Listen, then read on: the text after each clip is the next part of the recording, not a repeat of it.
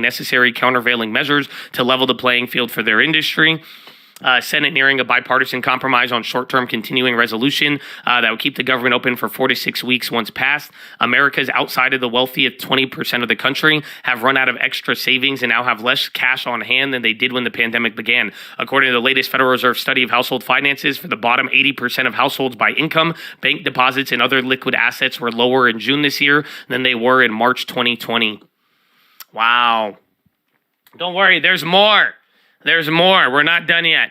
There's more. There's more. Long-dated Treasury ETF experiences record drawdown trading at the lowest since 2011. Analysts see hedge funds increasing bearish wagers at a rapid pace. High interest rates finally starting to bite. Fed study shows 80% of earners have exhausted savings. July saw global trade volumes post their biggest loss. China GDP to rise 5.2 in Q3, says China-based economist. South Korean consumer sentiment hits 4-month low. Fed Kashkari expects central bank to hike one more time. Bank of England reforms might result in the process similar to Fed forecast following Bernanke's review. ECB Lagarde reiterated higher for longer for rates as long as needed. Evergrande misses payment on 547 bonds shortly after canceling creditor meetings. Evergrande's woes are thwarting Xi's attempt to end China's property crisis. Former PBOC member proposed to Beijing it further encourages bank lending to developers to halt spread of defaults. Survey shows prices in China are recovering easier and easing fears of Japan-style deflation for now. Sources say Senate GOP and Democrat negotiators are nearing deal on short-term spending. McCarthy inability to unite House GOP behind the short-term path makes shutdown more likely. Moody's warns U.S. government shutdown would negatively impact sovereign credit rating. Biden heads to Michigan to join the UAW picket line, and so does Trump. FCC chair to begin effort to reinstate net neutrality rules. And then tensions rise between Kremlin and Russian oil companies over fuel shortages.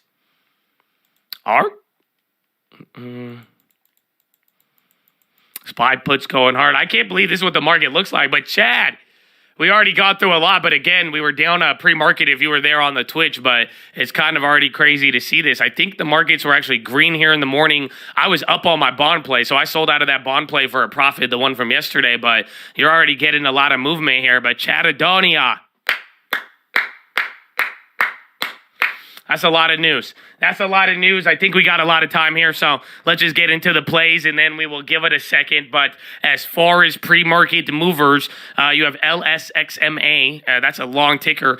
They're up 10%. Sirius XM holder Liberty proposes combination to form new public company. DraftKings, they're up 3.3. JP Morgan upgrade. BCS, Barclays 2.6. Morgan Stanley upgrade. IMVT, they're up 63%. Initial IMVT 1402 phase 1 SAD and 300 milligrams subcutaneous MAD results. They're up 63%. ROIV, they're up 16%. Immunovant announces initial IMV 1402 phase 1 SAD and 300 trials. The same thing as the other one. I think there's sympathy there, but they're up 16. FSR, they're up 4. Bank of America reinstates buy and manufacturing and delivery update. EVO up 3.6. Novo Nordisk and Evotech collaborate to launch Lab ENP. VKTX is up 3.4 off at nothing. They've had a bad streak though, so that's our first green day in a while. FLS 3.1 off of Jeffrey's upgrade. Manu up 2.2. Jim Ratcliffe reportedly restructuring their offer. SLNO up 165%. I think it's up 390 now. Study of randomized withdrawal period of study in C602 meets primary endpoint. PLRX, they're up 16.8%. Safety and exploratory efficacy data from phase 2 Integris PSC clinical trial of Bexotegrast. ADPT, they're up 14.2 off of nothing, probably a sympathy. Lyra 4.3 off of nothing. MEI 4.2 off of nothing. Redfin up 1.6 off of Gordon Haskett upgrade. As far as trading lower, Sirius Radio, they're down 6.5. Holder Liberty Media proposes combination to form new company. Becky BEKE down 5.7. KE Holdings, Lianja in Beijing cuts real estate brokerage fee to 2% from 2.7. Cody 33 million share offering for their Paris listing down 4.2. UMC down 3.1 off of nothing. JD 3.0 off of nothing. Snap down 1.2. HSBC initiates reduce.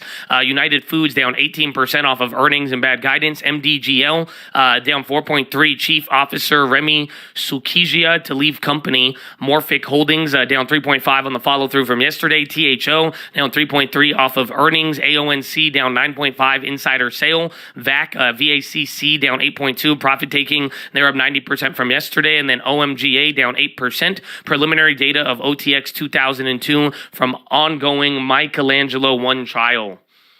Wow. Look at that. Wow, now they got Biden on the picket line. Oh, there's no video?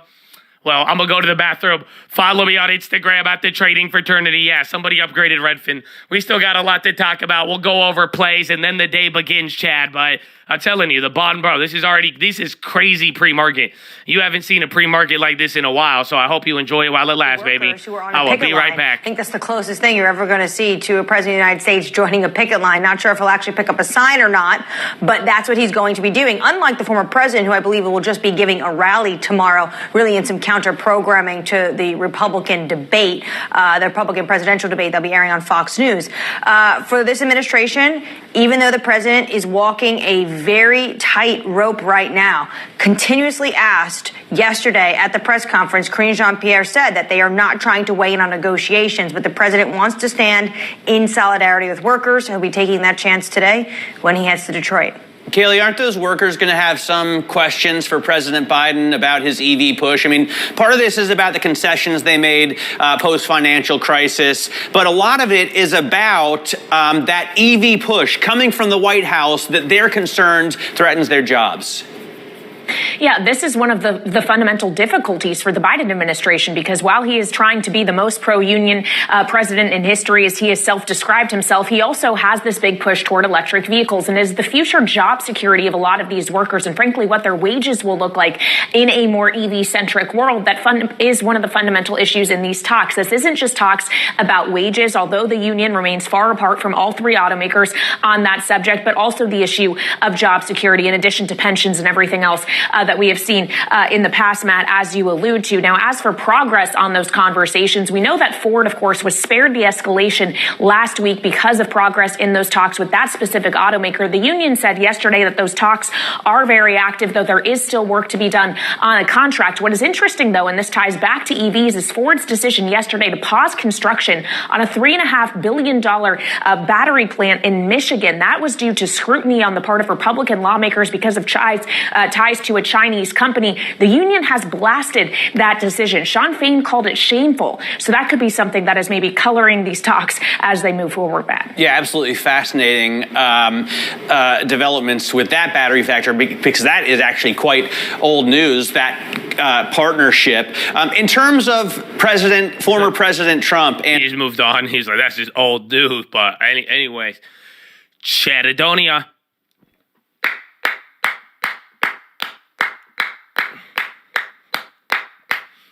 Chatadonia. Good morning. Let's see. You're getting to hear UAW stuff, Biden and Trump on the picket lines. That's going to be funny. I feel like you're going to watch a little bit. Maybe that's your first look at a debate, if you'll ever get one. But Chatadonia, we got about 9 minutes till the bell. This is one of your bigger pre-market drops. Again, bonds were even up almost 1%, and they have already sold off. I'm pretty sure we were looking green there on the futures, and then it just flip, man. Yeah, again, or no, a little bit. You were still down, but my goodness, you had a lot of reactions on the futures. You're here now, but Chatadonia, what is your first play of the day? Post it in the chat. I'm going to wait a little bit. I just wanted to hit the drum roll. You know what I'm saying? Let's go. I need that first play of the day. Wait for it. Hold on. Oh, wait, they're rolling in a little bit. Wait for it.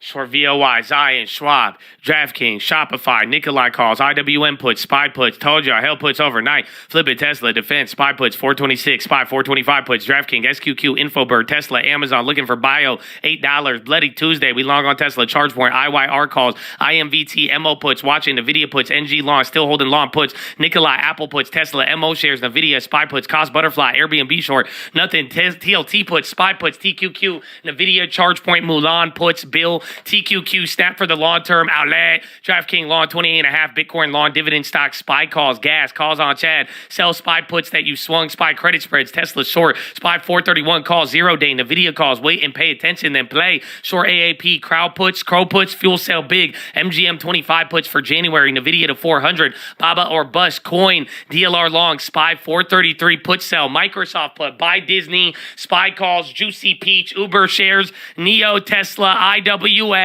and the final plays, baby.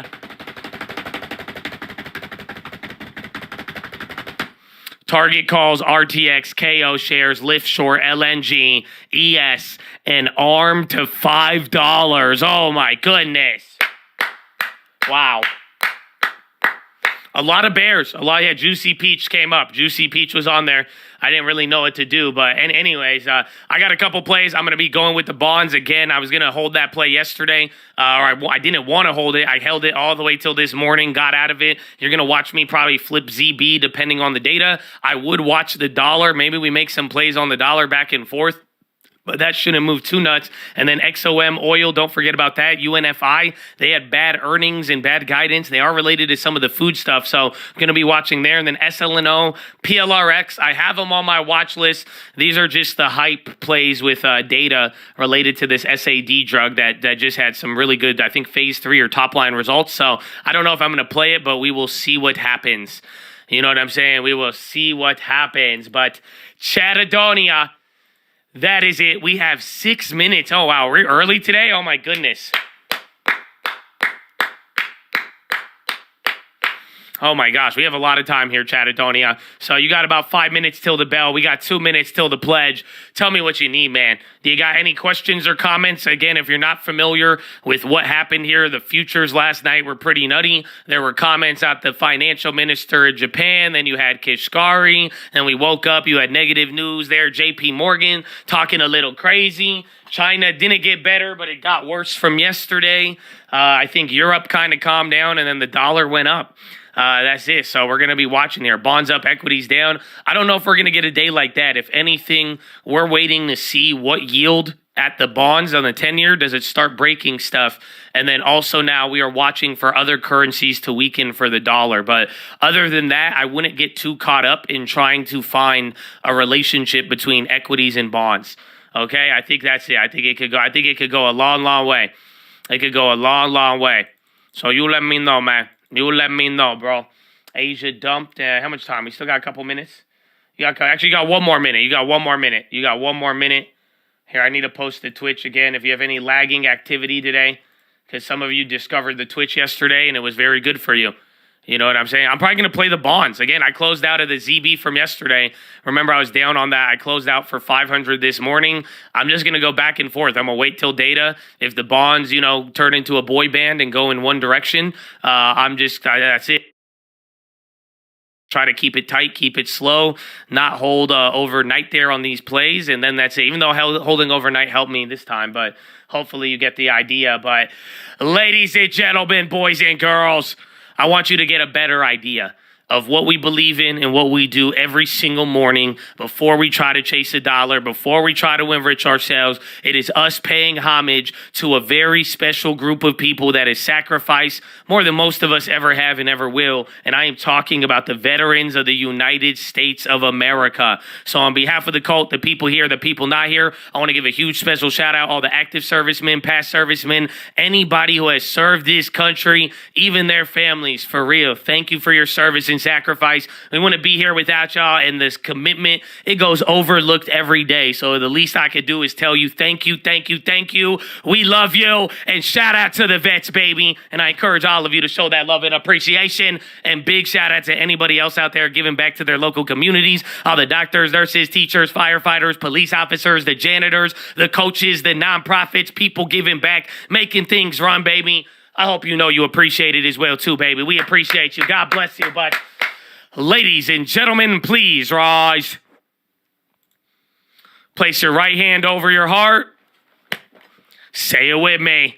I pledge allegiance to the flag of the United States of America and to the republic for which it stands, one nation, under God, indivisible, with liberty and justice for all, baby.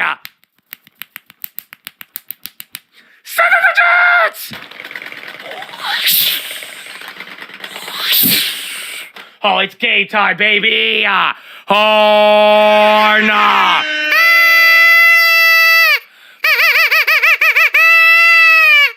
Oh, let's go, baby. Good morning. Happy Tuesday. Get your ass up. You better have put it in drive already, bro. That's it. That's it. You got to put it in drive. It's a long day, but listen, yesterday flew by, and like I am telling you, the final 10 days of September are the worst days for the stock market, and now we have 4 of them left. So whatever happens, you got the rebalancing. We got a lot of things on the way, but yesterday flew by, and there was a lot of things. China's business environment is deteriorating, U.S. companies say. And then top Chinese diplomat meeting with former U.S. Secretary to take practical measures to lengthen positive list and shorten negative list. You got Wall Street Journal trying to shit on China, and then you got a bunch of Chinese comments right now. Oh, my goodness. All right, man, so let's get it. We got about 1 minute till the bell. Like the video. Drop your thumbs up. Let me know if you need anything. Again, like I'm saying, I think focusing on some of the bond plays, that could be pretty legit. We do have new home sales and all of that, so I think it will be easy in the sense that if we get any surprisers today, house price index, I mean, it's all prices, so I think building permits, that was already came out. No, all of it already came out. Consumer Board of Confidence, 7 a.m., and then new home sales, that's the one. But anything related to price, that's not going to move us on real estate. And then Richmond Fed at 7. So pretty much 30 minutes after the bell, you're going to get a shit ton of stuff. And then there's $52 billion of 2-year bonds that are being offered up. The news, there's not really news. I mean, again, coming in from overnight, it was, you had statements out of Japan, you had statements out of Kashkari, Jamie Dimon, but realistically, it seems like a follow-through with what we've been dealing with, but it's not. I don't think any of the news headlines were enough to bring you down like this, just because this is one of the worst pre-markets we've had in at least 3 months, I would say. We'll see. We will see. All right, you got 10 seconds, ladies and gentlemen. Like the video, call out some plays, and good luck, man. Let's have a good one here. Let's have a good one. 3, 2, 1. Round 1. Fight.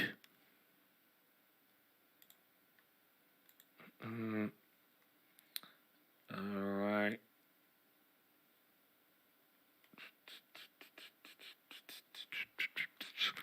All right, there's the biotech. I don't want to play them. I want to wait till we get. I think, honestly, first 30 minutes, maybe watch energy and then see what other plays you could get out of here. But I'm going to wait 30 minutes till the data.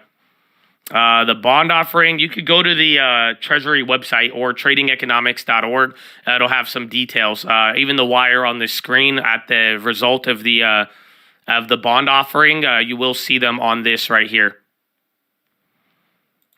Isn't that alert on the sell? No, I forgot to even put it out when I did it. I'm going to make sure, though. Any flips today, I'm going to get them out there. Because, again, that was my third flip on the ZB yesterday. But I didn't get that one out there. But I did close it out at like 5 a.m. I think here. Vic's going to dump. There's a lot of data. It's like small data. Again, you're going to have new home sales, Richmond Fed manufacturing services, and then Dallas Fed, all between 7 and 7:30. So pretty much next 30 minutes to next hour, you'll get data. Tesla's on the low. Again, Tesla's getting investigated by the EU related to the China stuff. A lot of China plays are even getting clobbered here too. I think JD's even down. And then where's the other one? There's a PLRX. I don't want to play these because they're up so much. But these are all related to the data. Consumer confidence, JP Morgan. Yeah, they upgraded them. They upgraded DraftKings, or somebody did. DraftKings is up 4 off of that. Amazon dump, DraftKings, huge pop. SPY a little lower. Where are we levels-wise, though? We got to watch out here. 4306. So remember, 4302 is the low. I think that's all that matters here. Then bonds are still holding up. Broadcom on the low. Don't forget, they did bad on their earnings not too long ago. Let's see.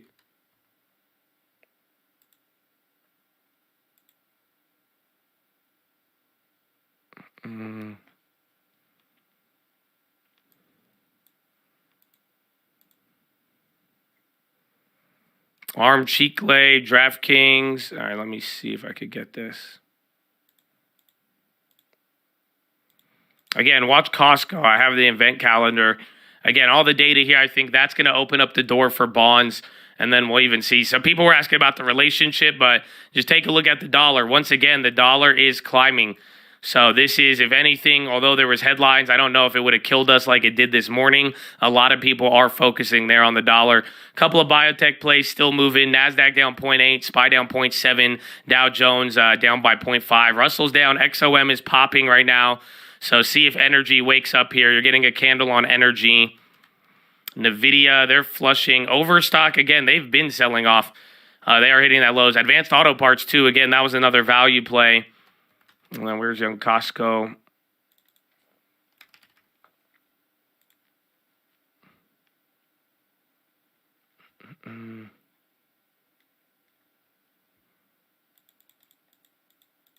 CF looking nice. Yeah, honestly, keep an eye on materials. Good call out on that. Again, they've been getting some stuff there, but it looks like, honestly, materials aren't that bad comparatively. We'll give it a little bit and we'll see where everything's at, but still very, very bad open. Again, you're kind of getting that cash open move if we could rip from here. Bonds are selling off, but, you know, you are almost down 1% there on the NASDAQ. Russell pump in, Lululemon on the high, NVIDIA on the low. Materials and CF are still going. BP is on the high. That one's about to go green right now, too. Even Oxy, ARM is at 53. What's the other one? CART? And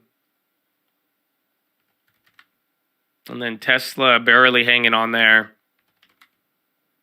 Netflix, NVIDIA, Verizon on the low.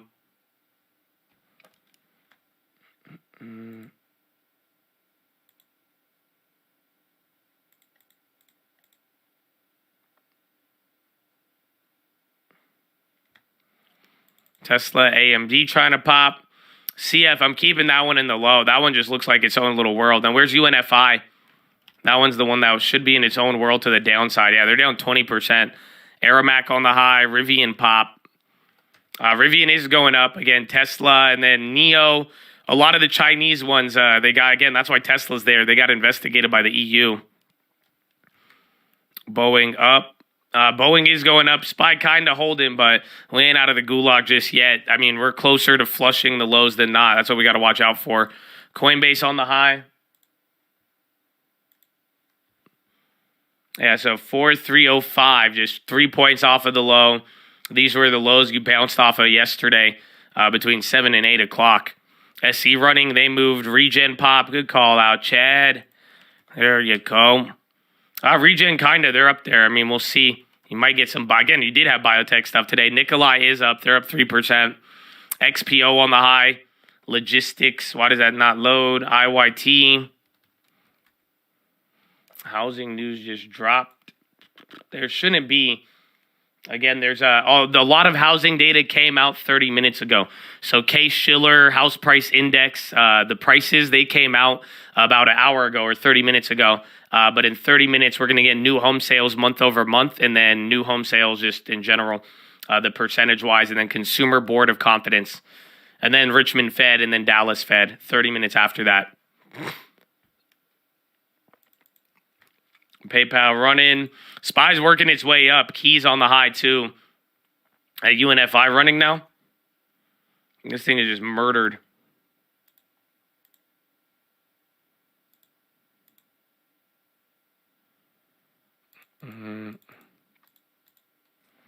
Roblo green. Yeah, by 0.4. Coinbase up there. Microsoft still red. Where's Amazon yesterday? That AI stuff help them. Where's even AI? I feel like I haven't heard that name in a while. VSCO on the high. Victoria's Secret. NVO on the low.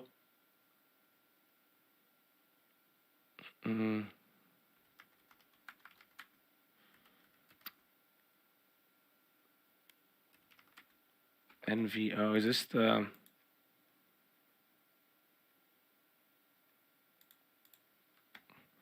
CYBN 44 in the last week. I feel like we've seen that. AI getting panicked.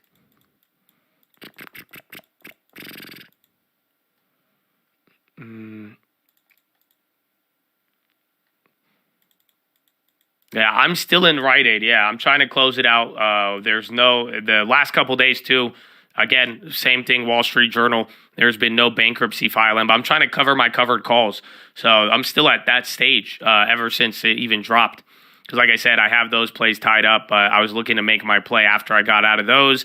Then we see where it's at. I mean, it's kind of working in the sense that we're going to get closer there, but there's no real government or no like company announcement yet has came out on that. But I am still in it. Good morning. Oh, Mikey. Good morning, baby. GG yesterday. GG, baby.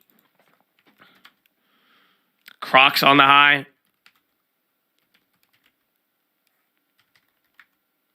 Apple, Micron on the high too. Then Redfin. Remember, Redfin got some upgrade today. They're already up 2.4.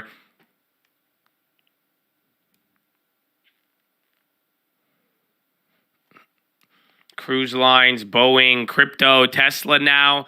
I even think China EV, I think I saw XPEV. Tesla is up. Tesla's already recovered like 1.52% right there. OMA, SPY is going up here. So we have recovered maybe a quarter of the losses so far.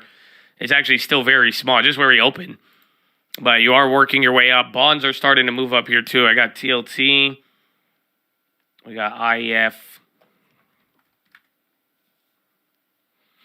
Lyft 3.1. Netflix flipping green. Tesla. Let's see, Lyft. Lyft is doing great, actually. And then even Uber's up. Interesting. Uber, Lyft, a lot of travel is moving. Expedia doing better than Airbnb, but Lyft and Uber are both up 3 and 1. Microsoft, MU, Lyft gave guidance. I think they were down after hours yesterday. Rivian's on the high.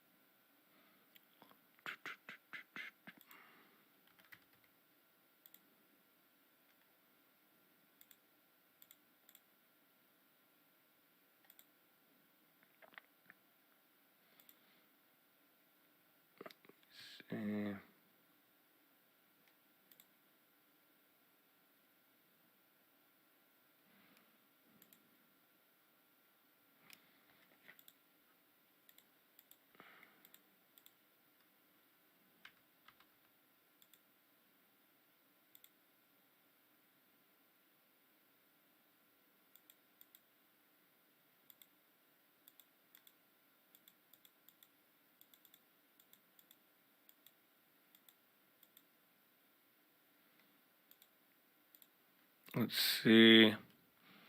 I'm checking something. I'm going through an option chain, but no, I don't think it's going to hit. We got to, I think, 30 minutes. I'm getting tempted, or 20 minutes now.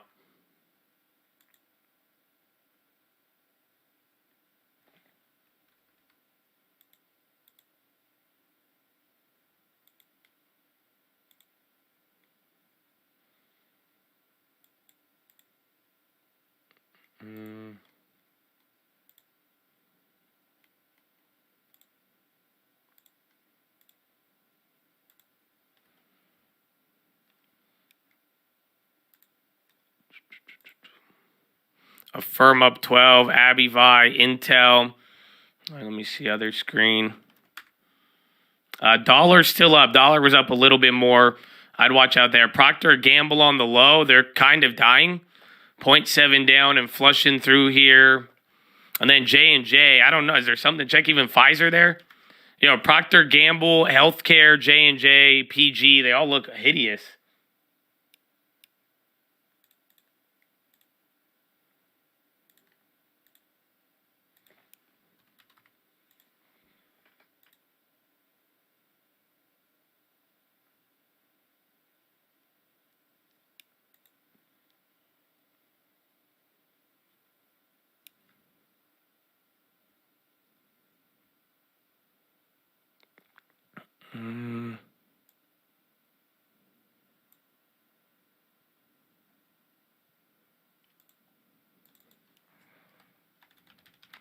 MGM still climbing. Let's see.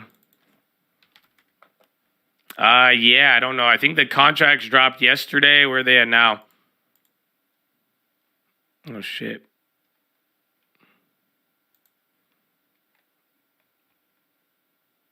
They came back down. Honestly, now you got like 10, 20% on them. You had almost 100 yesterday. So you need that one to either come down, but you have a little bit of value left.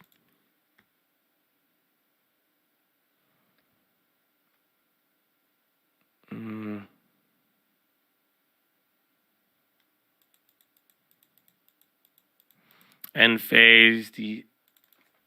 Let's see where energy is at. Yeah, I'm looking at a couple of things, but we got to wait. We got 17 more minutes. Then I think we'll get a little bit more activity. There's NVIDIA. Everything big tech is still like, I feel like it's in its own little world. A couple like Qualcomm, Micron, they're making a little bit bigger of moves, but the big dogs are in their own little world. Mara, Riot, is that going up? Coinbase was moving, but again, Apple's like pinned down 1%. Microsoft barely moving from the open, same candle, down 0.85. Intel new high. Amazon's flushing Micron through the low. Intel's up 1.2. They're holding very good. Again, Amazon's popping up on the low ticker now.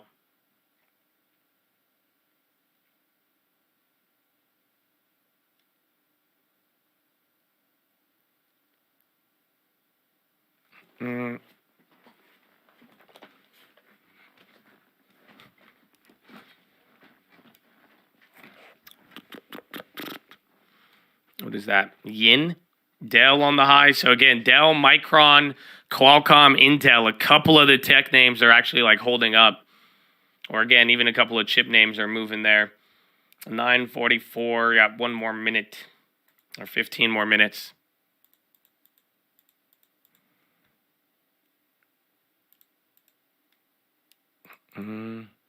Where is it? 4312. You haven't broken out of this range. Let's get the dollar up here. Dollar's actually coming down a little bit, so that's good. Again, bonds are kind of moving, but they had way bigger moves pre-market. That's the nuttiest part about this. Let me see where the ZB is at.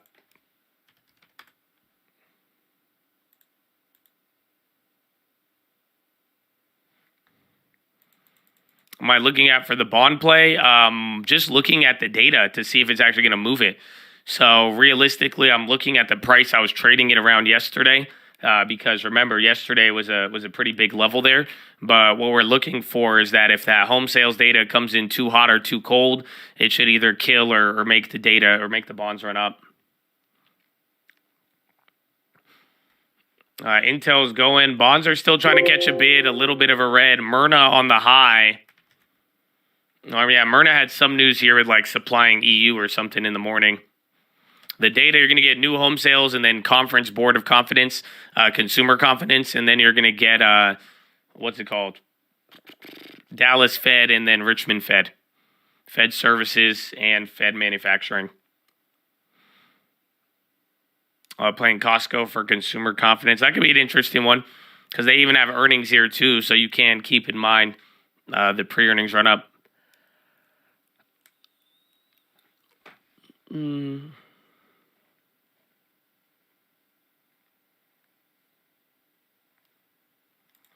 Is bad news good news still? That's what we're going to find out. I'd say tentatively yes, but you never know. It just really depends on what it is. But in this case, strong consumer confidence, strong new home sales, strong manufacturing, or services. I don't think people are going to like that. So in this case, I think bad news is good. But then again, you never know. So just keep your head on a swivel. But, we'll find out very, very soon here.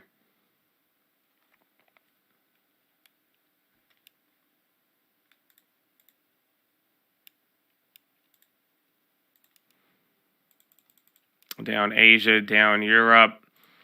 Europe. Europe is down about 1% right now, 0.6. Asia, they did pretty bad too, about like 0.5 to like even 1.3. Yeah, everywhere is pretty bad around the world. Apple flush. VWAP, you're like right. It's the same candle as where we opened, but a little bit higher. But yeah, now your big dogs are selling. Netflix, Amazon, all the big tech, even the chip ones. AMD's kind of holding, but NVIDIA is about to be down 1% as well too.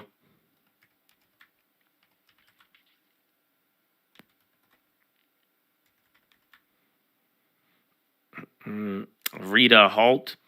We had a down Monday, yeah. Or no. We had an up Monday, excuse me. No, yesterday was not a down Friday, down Monday. Once again, the Mondays kept us alive. Is that Disney on the high or is that Fizz? SPY going down here, getting a decent-sized candle. Again, 12 minutes till data. It's like the bonds aren't even moving yet. SPY's doing a lot, but we're going to have to see. Tesla. What's that other one? The biotech. There's SLNO and PLRX. That one came down. PLRX is actually just melting up. That melted up another 6% from open. Man. Let's see. Boeing. XOM. Energy did find a way to come up here, it looks like. So where is oil, too? That's another part for the data to keep in mind.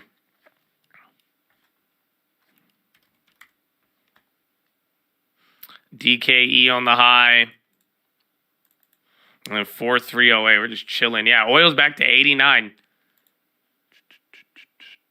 So oil, you either rip or you die, my friend.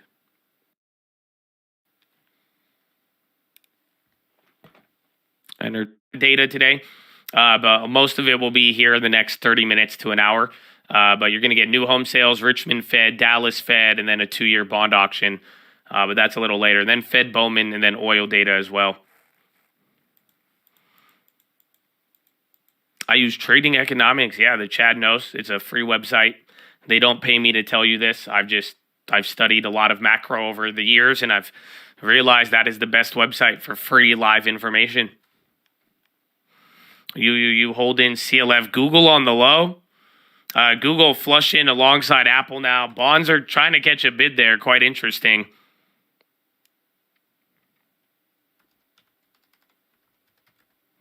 You grab SPY short, front-running data, taking the rest of the world in consideration. I feel not bad. The only problem is we're like lower, but I could get behind that.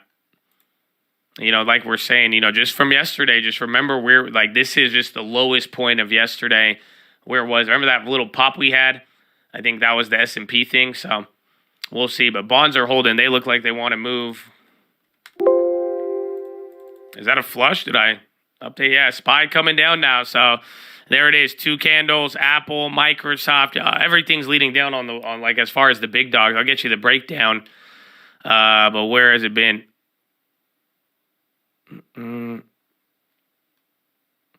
So you got 403 names down on the S&P, 97 up. Dow Jones, you have 25 names red and 5 names into the green. And then S&P, we have 412 red, 86 green. I think I already gave you that. NASDAQ 100, 83 red, 18 in the green. So everything's clapped. Butter before data. You got 9 more minutes till the data. So again, the 30-year and the 10-year, they're like kind of staying pinned here until this moves, honestly, as well. Like, watch the dollar. But the 2 things that matter, the 2 things that set up this scenario, they're not moving. So literally, we're watching, you're watching a lot of equity moves, but I don't think it's, yeah, weed is killing it. Bro, that's day number 2 of weed. Remember, there's a bill for, there's a weed bill tomorrow.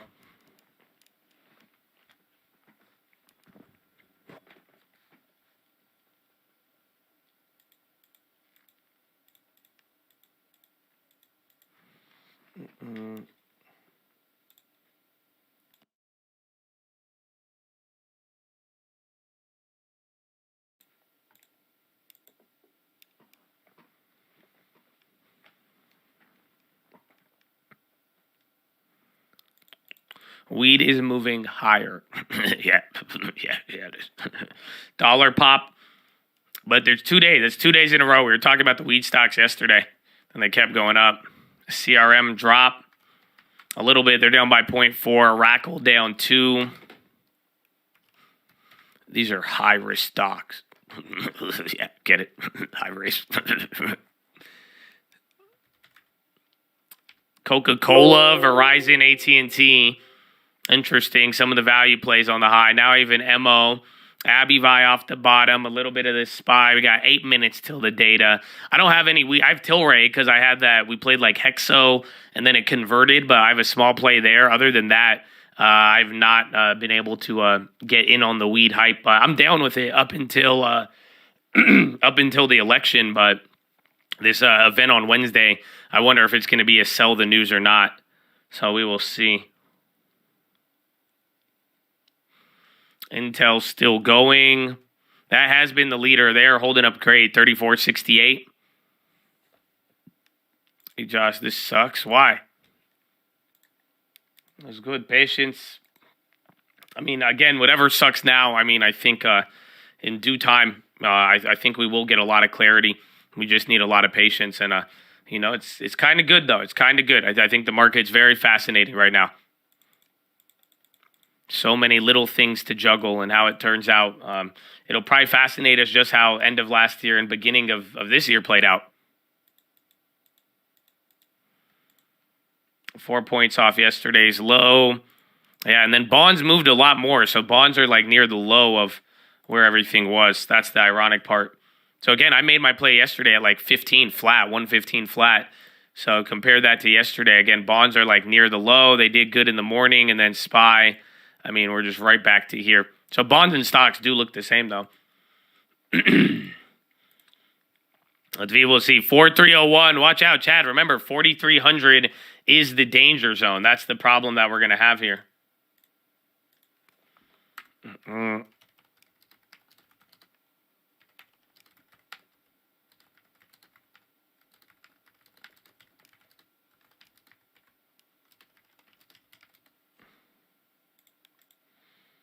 So hopefully it ends up holding, but we were going to have to see.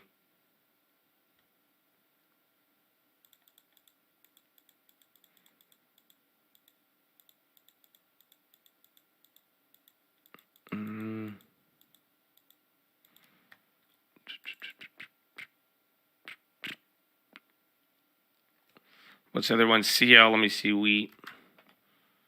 Oh, wheat came down, but that's still higher than yesterday, assholes. Yeah, it's weird, man. Again, take into context everything in like 2 days. It's one thing about where it's at now, but also keep in mind where you're at.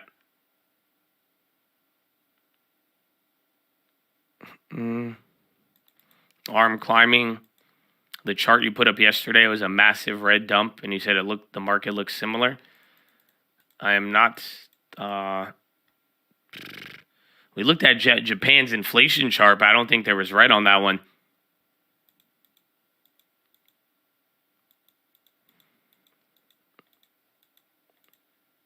Okay. 5 more minutes till the data. If that could move again, bonds, dollar, still relatively stable. They have their bias towards whatever was going on in the morning here, but equities are still going. And 4,300, this is still no man's land. If we break this, it might go below it, but like if it can't catch a footing, bro, we're going to start dropping 50 to 100 points at a time. I don't know. Maybe it goes slower, but, you know, our fear here is that the range, again, the last time you had any support here was about 3-4 months ago. And, you know, it was about 100 to 200 points lower, depending on how you want to look at it. So 4301, I mean, hopefully demand shows up if you want to see that support. If not, yeah, it's just out going down in an early round. Yeah. No, okay.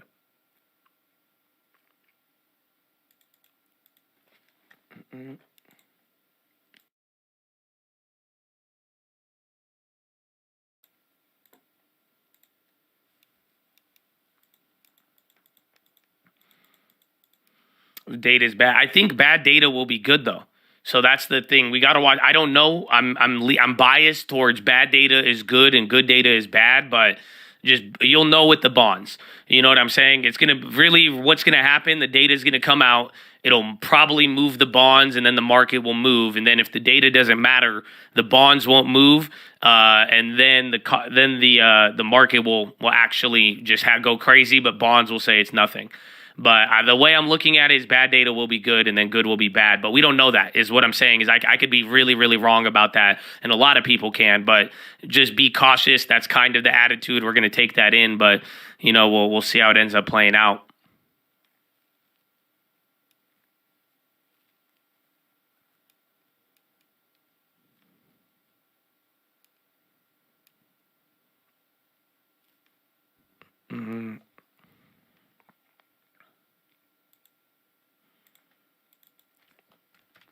SQQ on the high now, so watch out. 3,100, SPY down 0.8, NASDAQ down over 1% now. Dow Jones down by 0.5, 4,300, 0.84 is your low of the day. It's still kind of trying to get the air brakes, but it's either going to really flush from here or not. Another new low, 4,365. Bump, bump, bump, bump, bump, bump. Oh, where's the damn data? 2 minutes. So right at 4,300 with 2 minutes till the data, bro. Wow. Oh, what a situation. I don't even if you go below it or not, bro, that's it. You got a minute 30, and then we're going to get 3 sets of data. So you got new home sales. I think it's expected to be negative 1.7. Previous was 4.4. New home sales, again, 0.71 was the previous. That should be in line. And then Richmond Fed, there's no index there, but services, positive 3. Manufacturing, negative 6. So bad services is good. Good services is bad. And then Dallas Fed, too. I just watch the services indexes, and then manufacturing might help out, but good luck. Yeah, everyone's waiting. I'm telling you. It's crazy we're at this level, though, coming into the data. So you got about 1 minute now. 1 minute and you're 1 point away from the danger zone. Dollar bonds have not moved since the opening bell. They've gotten activity, but they are still in the same range. So let's see. Oh, there it is. Richmond, it's already coming out. Richmond Fed manufacturing 7. Services was better than expected, positive 3. Richmond manufacturing came in positive 5 instead of negative 6. Ooh. I don't think this one's good. I think that one kind of says short, but so I see good data on Richmond Fed for now. Richmond Fed services beat. That's positive now. I think that's the best Richmond Fed services now, even off of last month. And then where's new home sales? New home sales haven't came out yet. And then the other one, but the Richmond Fed oh, wait. Did they just refresh that on me? No, I have it. Yeah, Richmond manufacturing 7 versus previous of 5. And then consumer confidence dropped 103 versus 105. New home sales plummeted. So there you go. New home sales came down to 8.7. Whoa, month over month. How many homes is that? 0.6. It's only like 500,000 less, but they like it. All right. So services was bad. And then services was good, and then real estate was bad. And then obviously vice versa it up.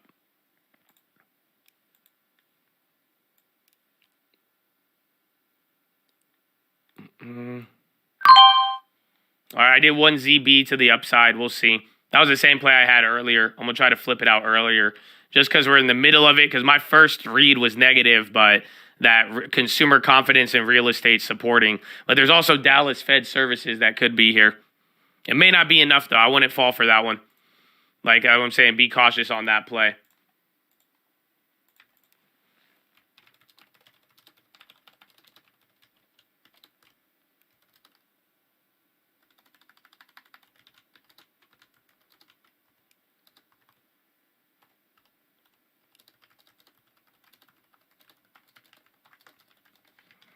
Took 2 MES to the upside. And let's see. Here, I don't know if the market will bounce, but I'm hoping the bad real estate data lifts up the bonds and gets them back to where they were pre-market. But I don't know how the market's going to take it, though. That's the thing. The data was, it was services was good, and then real estate and consumer confidence were bad enough, but there's still like one more set coming up here, and I don't know if that's enough juice to make everything go crazy there.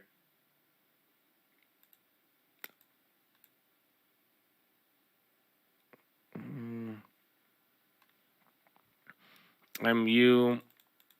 Man, Josh, well, watch out, though, because that's the thing. SPY's already breaking down. Bonds. I went up on the play for a little. I just came down. I was up $100 on it, then it flipped. So watch out here, though. That means the bonds are, if anything, you're making that move, but a lot of things look like they're getting the pop and then sell. SPY's hitting another low off of that. What does it mean, bond up? If anything, as long as the data doesn't get, if the data's too hot, bond yields are going to rocket up. Why? Because that means Powell is going to go Volcker. So if the data could cool down and gets worse, that's why I went long on the bonds there, the real estate and the other one. But the negative part was the Dallas Fed Services, or excuse me, the Richmond one. But I think the market might eat up bad real estate a little better. So we'll see. But I honestly even just watch the 4,300 here on the market. This is going to be a big level. So 4,348 SLNO, that was the biotech with data. That one's doing a little bit better here now.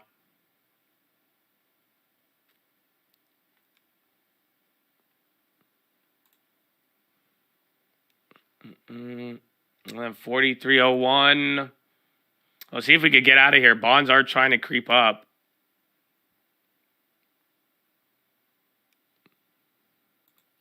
I don't think the market, it wasn't that good. You know, it's not like the data was an easy read, but that's why I was hoping everybody just eats up bad real estate and calls it a day. Because I think that's easy for the market.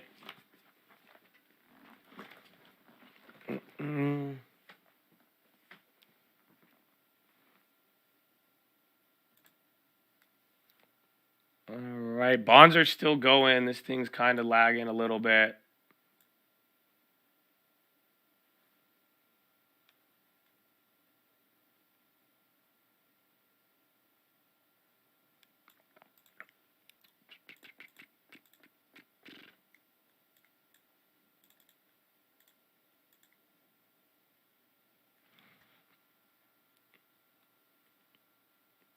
Nope.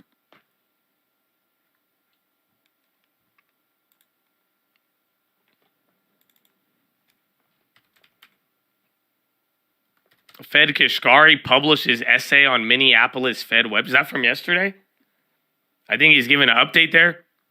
Amazon new low. Everything's coming down here. So bad data right now. So far, you've had a bad reaction. We haven't had the upside. So let's see how this plays out here. He's writing essays. Apparently, bro. Apparently. Again, now you're getting the flush here. 4,300, ladies and gentlemen. That's it. I'm still in the bond play. I put in a higher order. I want to see if it'll get filled on there, but I'm chill with it for now. 42.97, though. You're 3 points lower than the level. So, again, 42 like 80. It's like it goes like 42.80, then like 42.50, but that's it, bro. We are in fully no man's land now after all of this. That is crazy. Yeah, so the other times, I mean, you may go, yeah, it's like 42.80-ish and then 42.60. But realistic, I think 42.80, then 42.50, then 42.25. Every range is now 25 points at a time. I thought bad news is good news. Well, that's what I'm thinking. Again, I told you I could be wrong on it. If anything, right now, I don't think we don't really have a reaction. I mean, this is where the data came out. The bonds did react. Bad news is good news, but they were already green. Markets were already red, but you might have to give it a little bit of time. We have made a lot of progress towards 2% inflation, says your boy Kashkari.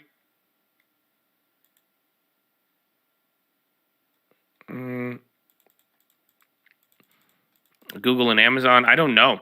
I think all the big tech, it could be because of the interest rate fiasco, but there's a couple of things there. Neo's clapped by the EU news investigating all the EVs, or the EV subsidies in China. Yeah, Fed Kashkari, if we know or no theoretical framework could tell us how much we will need to tighten long as real rates get inflation back to 2% in a reasonable time frame. So Kashkari kind of getting bearish here again. See how that plays out. Fed Kashkari, I put a 60% probability on a soft landing. That's kind of bullish from your boy. Let's see. But see if anything again, Kashkari was post-market yesterday. We were dropping on him talking about, what's it called? He was saying one more rate hike. Now he's saying 60% chance of a soft landing.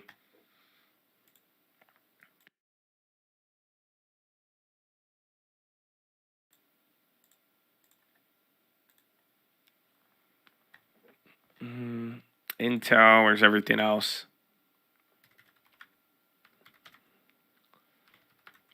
Tesla, Microsoft, EL on the low. Estee Lauder down 1.6. You saying rate hike? Well, he's always dove it. He used to be very bearish, but as of lately, my man has been a very big bear.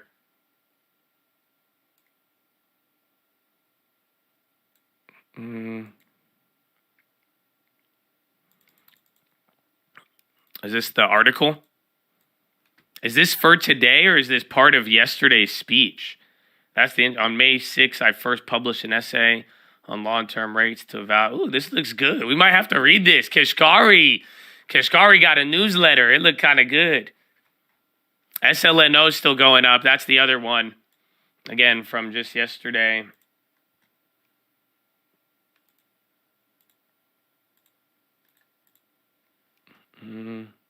SLNO, that one's still running. Again, data. He's going to pivot to Substack. NVIDIA's going up there. Amazon on the low. AMD trying to work it. Again, Intel, they were leading earlier. Same thing with Micron. What price? Jeppy? I don't know. Let me take a look. That's not bullish if he's putting actual numbers to it. That could also be said as 40% chance we drill into a secular recession. That's a good take. Touche, my brother. That's a good take, honestly. I like it. Jeppy, honestly, it's getting low. I'd be down like at $50. Give me another 10%, 6%. I don't know what the yield is on Jeppy, but that is something we have been waiting for. So that could be a little nicer. I wouldn't mind. And I closed my bond. I'm still in it, but I had an order. I closed the order, the open order. I'll just wait now. Again, I thought it was going to break out there, and if not, I'm not going to leave that. I think I might be able to squeeze more now if it hasn't died.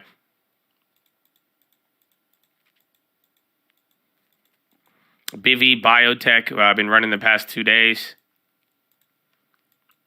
Conference Board, 12-month inflation expectations for September, 5.7 versus August is 5.7.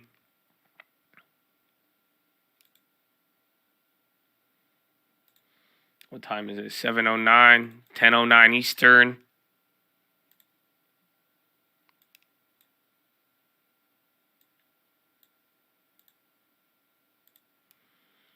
SPY is dropping slowly. Unfortunately, this is the level, and we're not really getting that support. Again, you didn't flush 20 points, which you could have, but it's still very early, so we'll see. I mean, you're either going to hold this up or not. Again, a lot of the bonds are already up here too, but you know, they could easily give up all of this.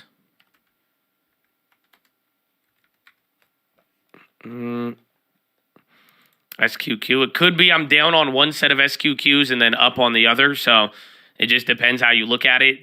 You know, from a couple months ago, a month ago, the SQQs have a premium, but from like May, they don't. So that's what makes it a little bit more interesting there. The Dallas Fed, I mean, I see it on the calendar, but those numbers didn't even come out yet. Oh, no, Dallas Fed's at 7:30. So, again, we got Richmond Fed numbers. Those were, again, good. Everything was good on that side I didn't like, and then the real estate data was all bad. So, Dallas Fed, but honestly, I mean, you got a 2-year note auction at 10 a.m. And there's a big supply. That might be the answer. And then 4298.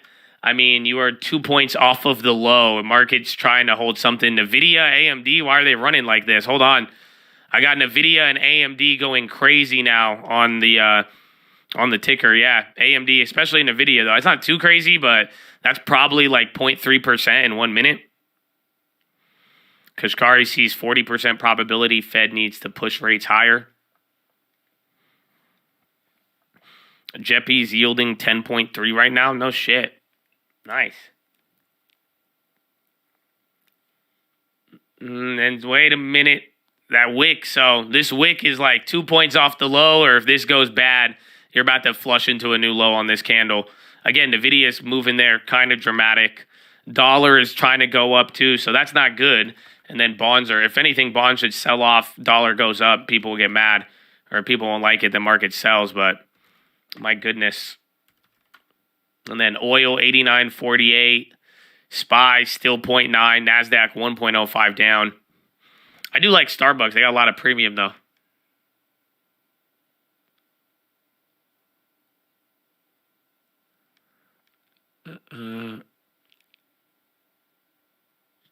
Yeah, if chips revert. I mean, most of the market is down right now, though. It's not like this is today it's like decisively red, just like yesterday. Yesterday you had a little bit more fighting, but this morning, I mean, it's 90% red. You're hitting a new low right now.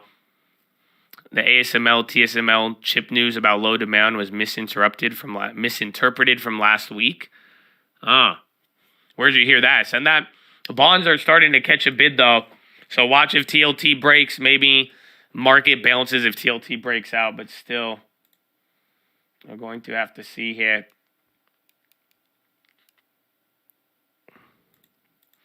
Espresso, black coffee, or something else. Well, when I was drinking caffeine, bro, I be getting hella fruity drinks from Starbucks, bro. Like, I'll get the refresher. I'll get me a double chocolate chip frappuccino with 4 shots of espresso. You know what I'm saying? Like, I don't do just black coffee like that. I only do like just straight black coffee at church, or you know what I'm saying? Those like coffee machines where you got to like pour it yourself and then you mix it. Like, there, I got you. And then SPY going down though. That's not holding. Oh my goodness. So 4293, you're now almost 10 points from that level. It's kind of wicked if you think about it, man. Kind of wicked if you think about it. That means it's like doing it slow, but if this doesn't catch any relief before you know it, it'll feel like a nothing, but then you're 10, 15 points below the level. No, I'm not on caffeine. No, I have not had caffeine in almost 2 months. It's wild. 429149. You're going 429120. 18. My goodness. There it is.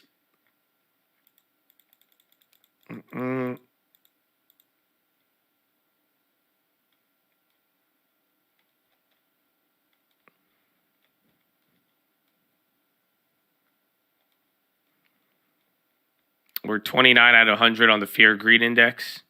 Thank you, SPY puts. Then now bonds coming down more. I mean, I don't know if it's fighting here. We'll see. Because it's either market's going to just drag everything down, or if market goes down, does dollar, bonds, anything go up? At least the dollar is. You're saying dollar high there. A couple of names on the low. Low ticker, very active. Again, it's more than 90% of every index is trading lower than higher. So factor that into it all. SPY eventually is going to try to bounce here, but you haven't seen it in like 15 minutes or even since the data. You have more data coming out in 15 minutes from now. So this is already 15 minutes from the release. You dropped 10 points below the level. Bonds didn't move. So bonds had a little calendar, but bonds, I'm like barely up on them right now. And then dollar has climbed higher from the data. Equities lower. Oil dropping.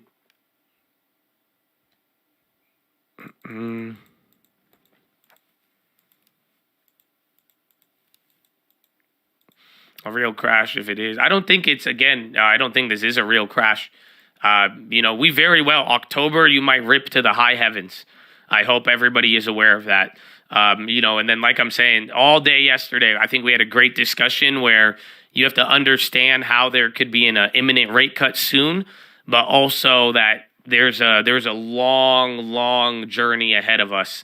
And if there isn't an imminent cut soon or a problem in the short term, we're going to be staring at the end of a barrel of even JP Morgan today said 7%. I think even higher.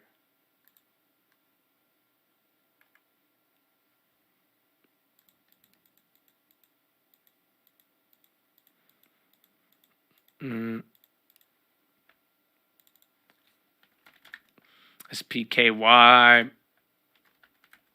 Amazon on the low. Microsoft. Oh, now bonds getting killed.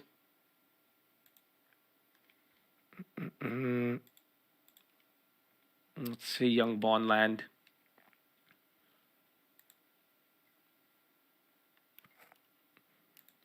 We'll see Japan intervention. No, they're going to wait till 150 or higher. They've been talking about it. I think that's why they're waiting till it gets there. Bonds are starting to give up now. I'm only down $60 on that play, surprisingly, but you're getting a decent amount of movement here. SPY at the low. And then dollar still up, and a lot of your tech stocks are going into the lows.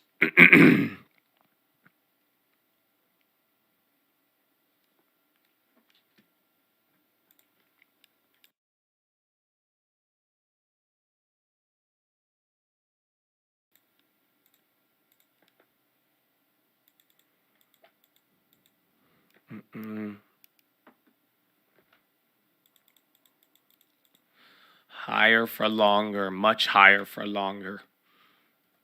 Powell is insane. Good guy. Microsoft's down almost 2%. That's wild. Then even Apple, they're down 1.97 right now. The real estate data, existing home sales just went down by a bigger margin there. It wasn't that good. And then the Dallas or Richmond Fed was good. We have Dallas Fed in 12 minutes, but we'll see if it produces the same outcome.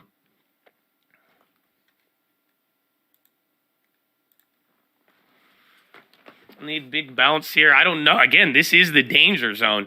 If anything, I mean, dollar and bonds are still maybe by euro close, but right now, you're not in cash open, get a run up right here. I mean, the market, this is what I'm saying, 4280 is like pretty much, we're going to magnet down because this is a very weird range that we're in. This was my worry, but we'll see. I hope it catches a bounce to give us a better idea, but I'm under the impression now, we are in the gulag.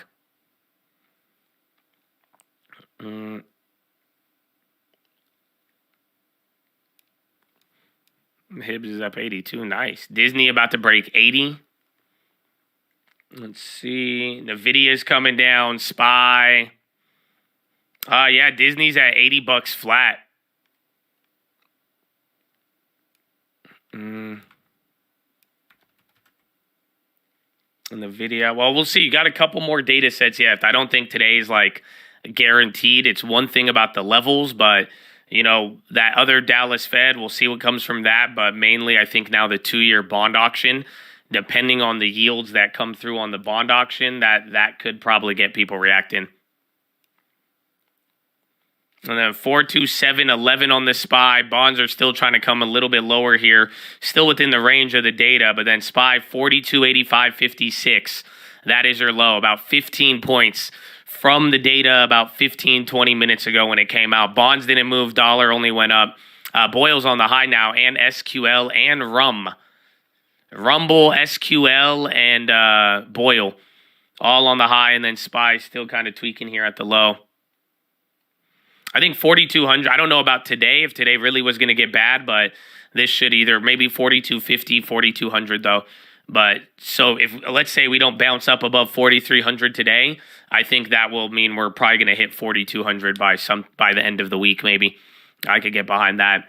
Just because last time we ripped above 4,200, we nonstop went up to 4,400 or something like that. That's the whole idea with this logic. 4-2. It's still, again, every little bounce though has not materialized into something good. That's what you're waiting for. Again, Rumble's still on the high there. And we'll see if the market could go up. You have $10 on that spread. Let's go, baby. Let's go. MO for the flip shares, I may not buy them back for a flip, maybe around their dividend, but for the long term, we got to wait till we get a deposit.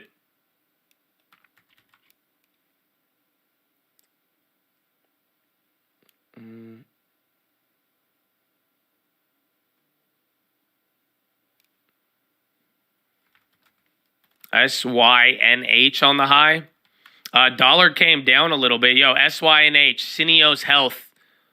SYNH. That one looks interesting. Costco edges lower near earnings. Where is it?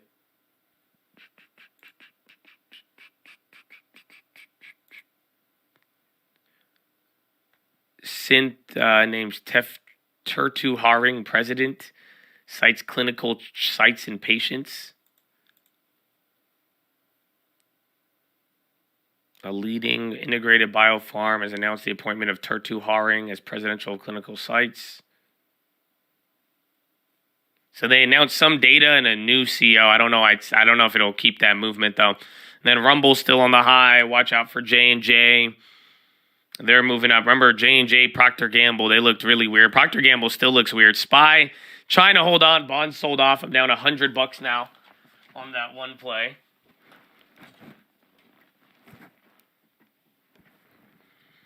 Let's see. Your son-in-law works for them for Syneos? No way. Looks Barcade buyout type B off of Choice HL. It could be. Class A merger information released by NASDAQ. Keep watch on it because they have a new president. They announced clinical data as part of the announcement. But if you're saying merger now, very interesting.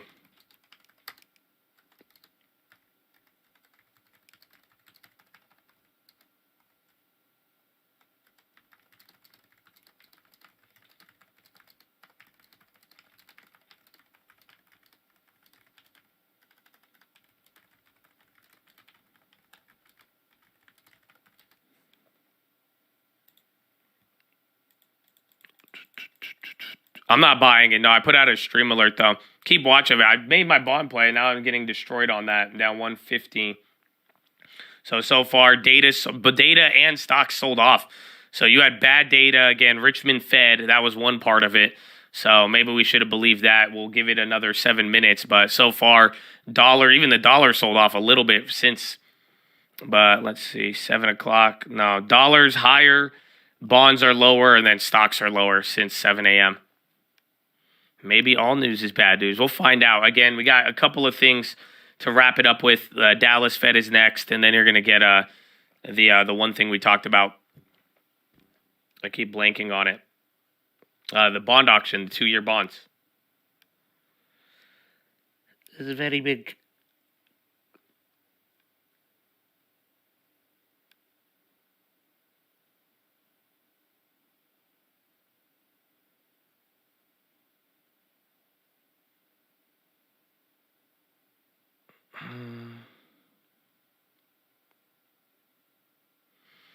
Doctor says you need to cut back on the caffeine. Did you do it cold turkey? Oh, I did it cold turkey, baby.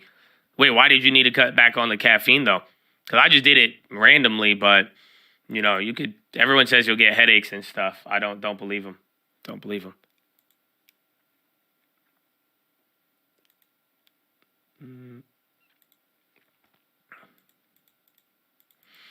Michelle Bowman is at 10 a.m.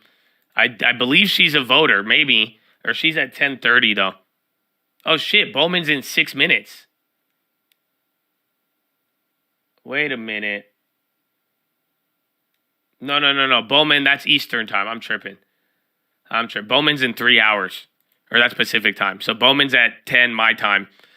She might be able to move it. She is a voter. Again, it depends what they say about this year and next year. Because interestingly enough, we got to learn a little bit more after... We've got to learn a little bit more after Kashkari, but he's talking about what he's going to do this year. So we could know where he is on the dots, but that's something we got to think about. So, but she can move some stuff. I wouldn't put that past her.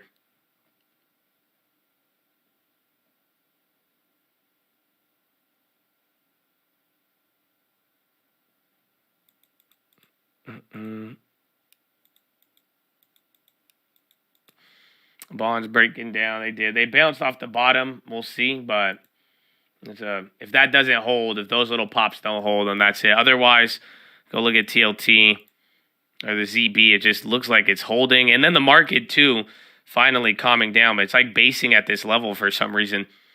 Those were near the lows of yesterday. I didn't get into Amazon, no. I've been watching it, though.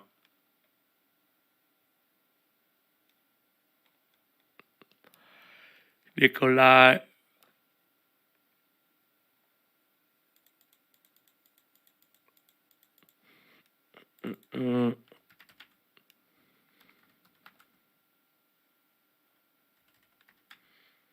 My financial writers, commentators, Jerome Powell. That's the only one that matters. And even then, they're all shady. Maybe Nick Timmerhouse, but again, it's the same thing as Jerome Powell. But that's all I'm on, man.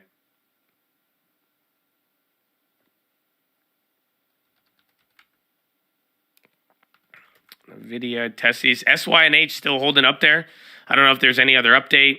SPY near the low still. Kind of got off for 5 minutes. And then bonds, too. They hit a new low or went towards the low of the day, then bounced.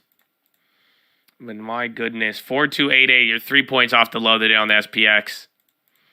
Nike is sold off a lot, and I mean, I think they could be good, but I also think Nike earnings is all about China. And then, I mean, maybe what happens with Costco, consumer, any good signs of the consumer can really help right now. What is that? AMC on the high. Junko Solar. Wheat is even climbing. I knew I saw that thing up there. Is this what death and destruction looks like? Not really. We've seen a lot worse, but this is definitely one of, today feels really intense because just like, last week, this is even bigger drop pre-market. So we dropped pre-market. You're making this move. You did it normally. If we didn't gap down by 0.6, you would have felt it a little bit different. You know what I'm saying? So that's kind of the way I'm looking at it here, but that is what I would attribute it to. But I don't think it's death and destruction.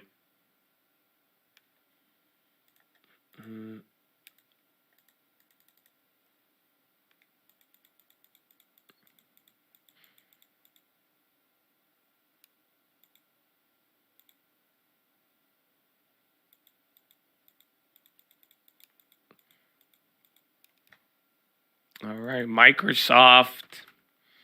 If that could go up, JKS again and Roblo. JKS is up a lot. Roblo's up too. Wang, Fubo on the high. Now Nvidia is back up. And then Bonds and SPY getting a bid. What time is it? Shot clock. It's only been 1 hour. My goodness. So right now we're just under 1 hour. You got 17 million. It's good volume, but you got data coming out from where is it? It might have already leaked. Usually those Dallas Fed services come out. Rumble, I had that called out a little bit ago when they were up like 2 or 3. They were running up at the high. So I don't know the news.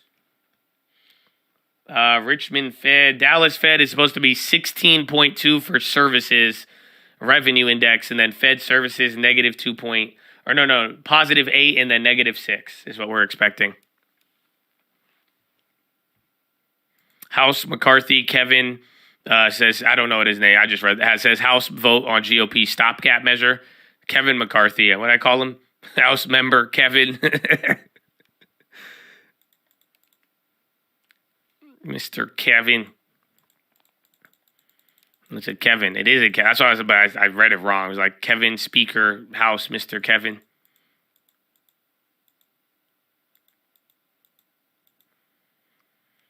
Coin. I'm waiting. The data is not out. Is it out? Anybody see it?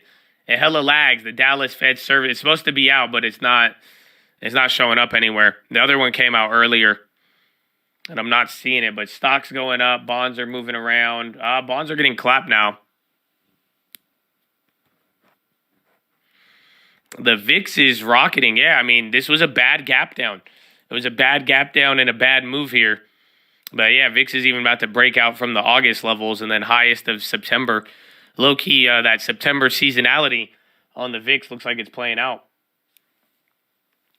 Bond's clapping a little bit, but I don't think it's still kind of within the range. I'm still in the play, but, you're just here from the morning. So I sold out on my play earlier in the morning at like 5 a.m. I think I was like right here. And then we bought in here, and then I bought in at like here yesterday. So I'm still in that play. We'll give it a little bit of time, but not going to try to hold that one overnight. We'll see.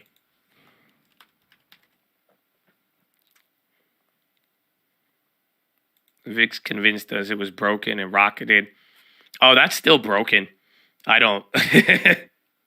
I think the SQQ might have looked a little better, but this is a crazy, crazy level. To give you an idea, the VIX right now is at the high level here is the low level of the beginning of the year after Powell was bullish as hell. So the VIX is at the same level as when Powell told you he was bullish in January. That's insanity.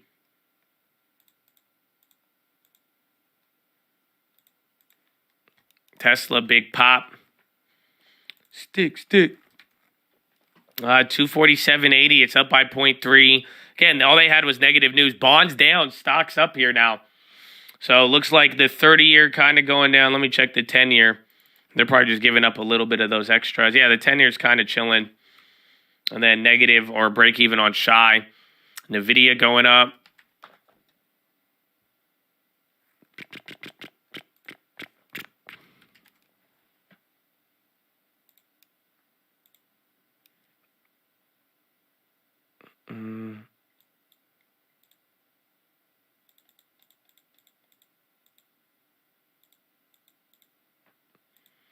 The Dallas data, I don't know. Oh, there it is. Negative 8.6 on Fed services. That's worse than expected. And then Fed services revenue came in 8.7 versus 8, slightly higher. So I think revenue slightly up and then Fed services slightly lower. Kind of neutral or bad data, but again, maybe market went up. Bonds didn't take it as good and bad. Honestly, data kind of a dud today. You didn't really get any of that reaction. But since 7 a.m., I mean, you have made some moves here on the market. So next data set up Fed Bowman and then a 2-year auction. Or 2-year auction and then 30 minutes after Fed Bowman.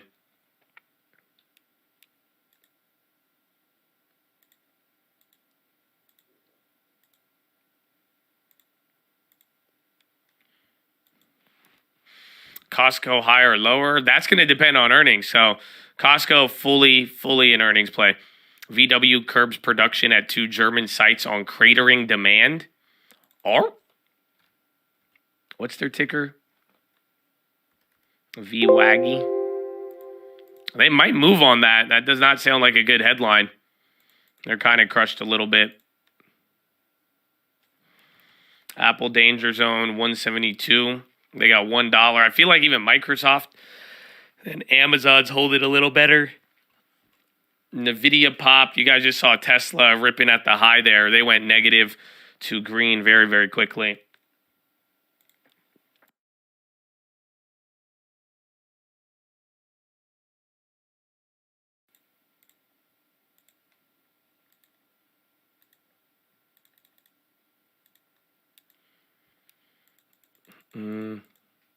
Huawei's supposed to have a presentation. I'm not too sure. But the latest thing related to Huawei and Apple was everybody saying that Huawei, like Apple was so popular in the China release, like they're not even worried about the Apple ban. I thought that was funny. Akba up 7.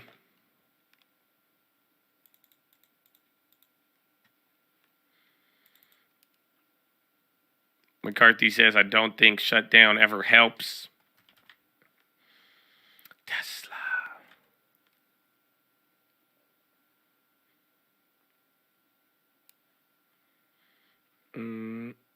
Where's gold? Gold's still down. Dollar kind of trying to get towards the high. I'm surprised the market's holding, but if this don't get us up to VWAP and then the dollar keeps breaking out, again, it's good that as long as the bonds don't go red, maybe we hold depending on the dollar. But if dollar goes green, bonds red, I want to see how we're going to take this. But we're about 6.7 points off of the low of the day. And now you're 7 points off of the support level that you really need to reclaim at 4,300. Nothing really caused the sell-off. There was data, but even from last night, you know, again, it wasn't like we got here. We were playing 2K last night. If you were on stream after our first game, we pulled up the futures and we were down by like 0.4, 0.5. And then this morning, and there was comments from Kashkari. This was all last night. Kashkari, Japan, and then this morning you heard from Jamie Dimon, and then nothing overseas really happened except more just negative whispers out of China, but it's just like it's all kind of compiled into this. So, and then we had the data come out today, which although was like some good, some bad, and mainly bad, which I thought would have had a good reaction.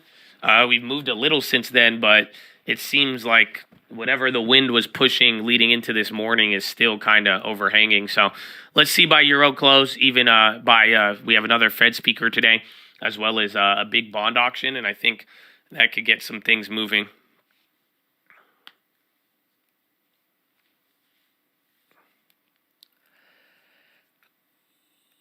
How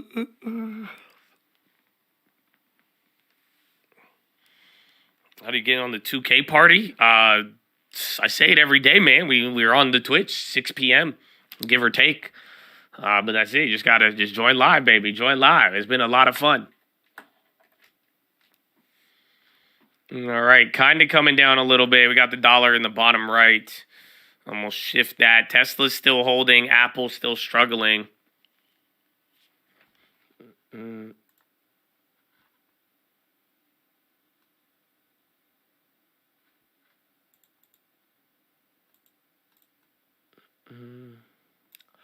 Then what was that thing you emailed me, Edgar? On September 24th, they reported Qualcomm's maybe manufacturer at TSMC. Something about news from last. Was that related to the Broadcom stuff? But last week there was the negative TSM stuff, but I thought the company gave a negative warning on it. I didn't know if it was like a rumor. Spend the night in Shrek Swamp, now on Airbnb. Wow.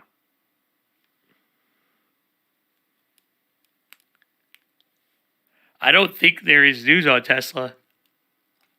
I think it's moving, and then again, a lot of the bigger tech names just really got clobbered here today. Apple, Microsoft, I mean, they are not doing good.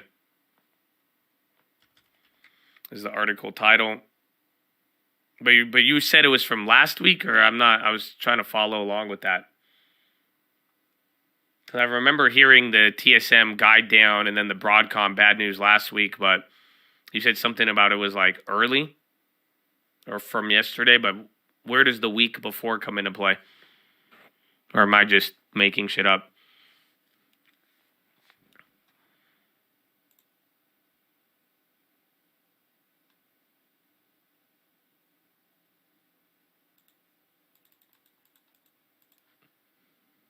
Tesla again? Oh my goodness. And then DB on the high. What's that other one who got upgraded today? Was it Barclays? And then banks are still clapped. JP Morgan down almost 1%. My goodness. XLV, XLP, XLK. I think materials and utilities, even materials went down. Yeah, and utilities are even clobbered here. And then bonds still struggling a little bit from the data. SPY went lower and is staying lower. If anything, it looks like they're kind of matching up. Maybe we'll see if the bonds go negative, but maybe they are matched up great on the day, but that's not going to be the main focus.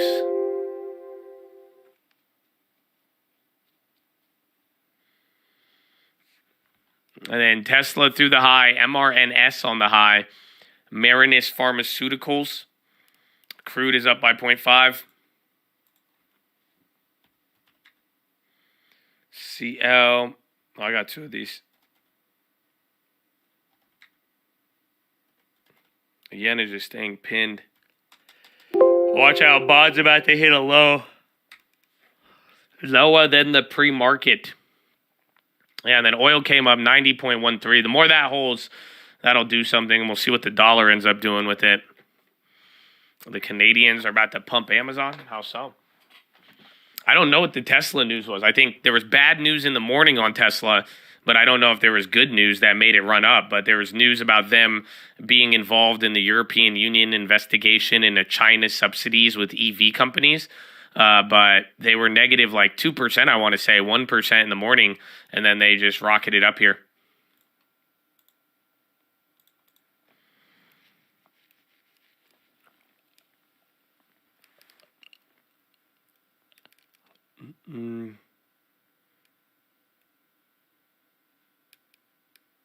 The Optimus video. I don't even know what the Optimus is. Is that the Tesla bot? I'm just picking up context clues from the chat. Dollar up a little bit. APP on the high. Tesla is still killing it. And then SPY right below VWAP. And I believe this is where the data came out. No, we still got you got like 4,300 was when the data came out. My goodness. So 42.95, you're closer to that support than not. From Canada or California? Either way, we love you. Those are two great places.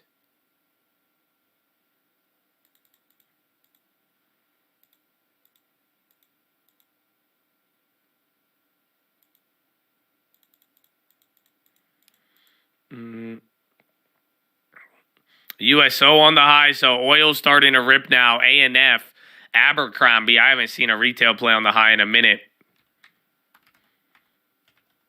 Weird. They're all kind of... Abercrombie's up there, 1.9 for some reason.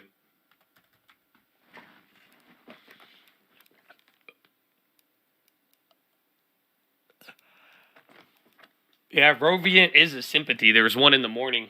But yeah.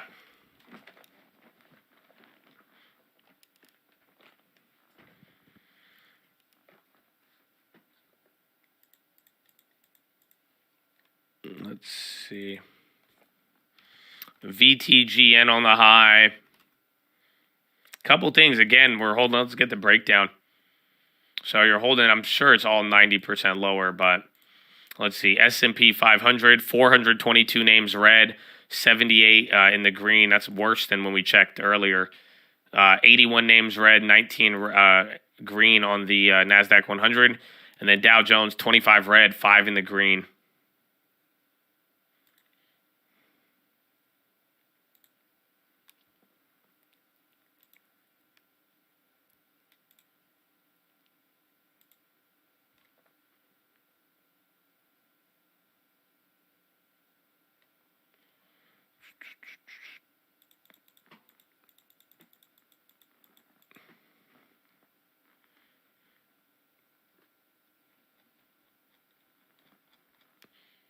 Tesla again. Is it? Yeah. And then Netflix now moving up. I didn't see that one. That's still in the red, though. But Tesla's up by 0.5. And now SPY's at VWAP. Let's see where things go from here. 0.93. You're under 1%. I don't think the NASDAQ or the SPY hit 1%, so that one's good, too. And then see if the dollar's still elevated. 42.98. So we're back to the data candles. We get above 4,300 and hold. I do think that'll be good. But if it does the dancing queen or comes back by end of the day, that will not be pretty.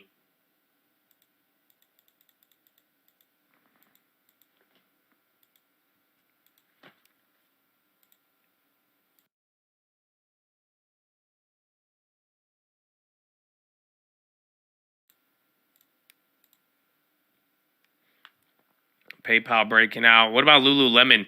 I saw them on the low ticker, now on the high. Yeah, PayPal is going. Lulu's on the high.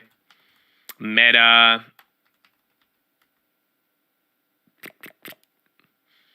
Google's still at the low. Meta is doing nice, though. Meta kind of looks like Tesla, just not green. And then Tesla's killing it. And then PayPal, $58.99. SMCI now, that's another chip maker. Let's see if Broadcom and the rest. Broadcom even off the bottom. I feel like chip makers are catching a bid here. Some more than others. Intel's going down.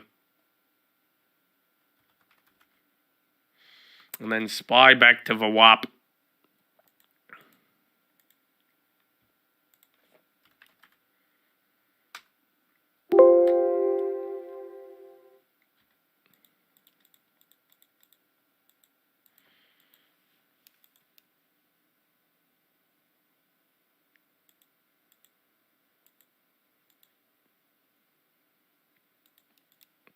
Amazon not playing along because Amazon got 2% yesterday.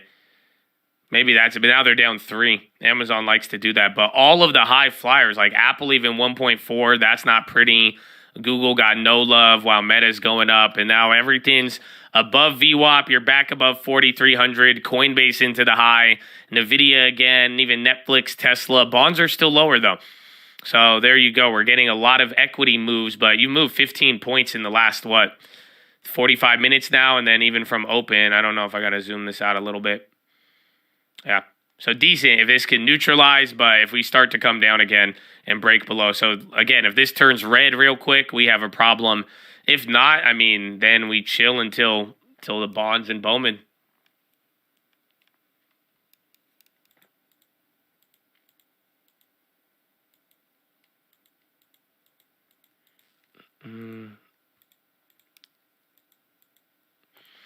The market bouncing.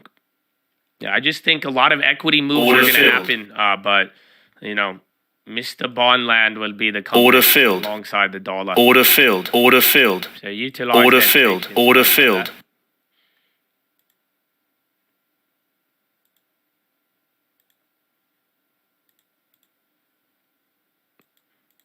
JP Morgan price target cut by Oppenheimer. Let's see, getting a red on the market. Order filled. Meta's still green, but low ticker kind of woke up.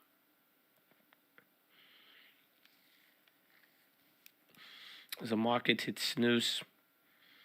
It's been this just since pre-market. I mean, very interesting day, but you guys, I hope you know what my reason. I've been blaming the bonds for a very long time now, but we've been talking about everything else there. Just how the interest rates, the 4.75 now, what's on the table, even the movement short end to the long end, The market has to get used to this.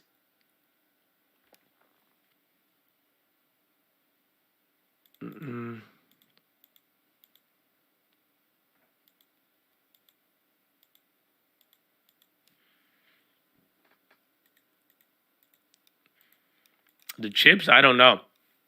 Some of them are good, some of them are bad. But then lately they've gotten a little bit of a run here. And that's what, again, Edgar sent me something on. There was like TSM article from yesterday, and then it could have been old, but I'm still following through on that. And then bonds now another low on the 30-year. So I don't know if TLT or IEF is. Yeah, all of them out. They're giving that back up.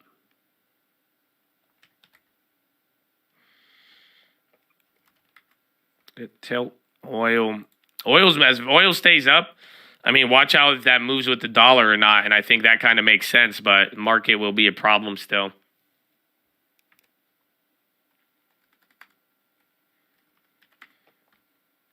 TBT on the high now. Yeah, 30 years getting blown out.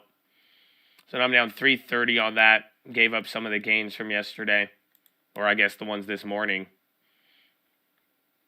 I was down by 0.3.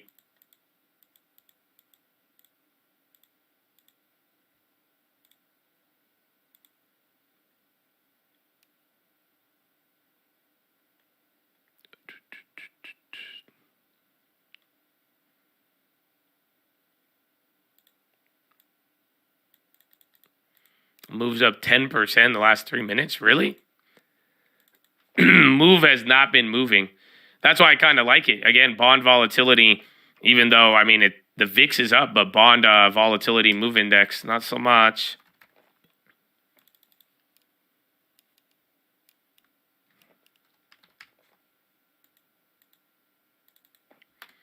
Why don't they load for me?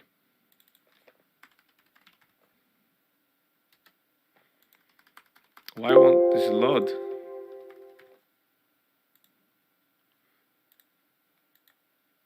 Oh, shit. You know, maybe. It's your first little pop, I want to say, in all of September on bond volatility. So, again, after yesterday and all that, very interesting. So, we'll see. But if bond volatility is chiller, I'm hoping Order that filled. keeps things calm. Yeah, you got to add the little thing to the end.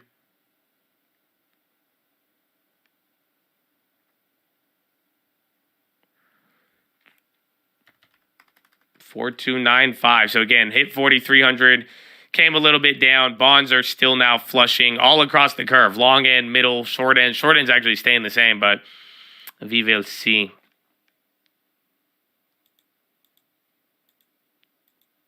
MGM workers. Yeah, there's I think it's like it's one part of the MGM. What is it, like their hospital or like chef workers or something?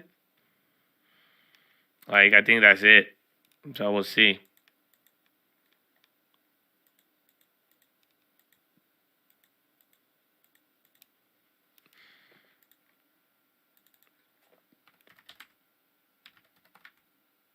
JDST. Let's see. And then Costco. Is it the kitchen? It's something. I don't know. No, hospitality? No. Like, I think it's their medical people or it's the kitchen workers. I heard about this one yesterday. You know what I'm saying? That's what it came to know. But we'll see.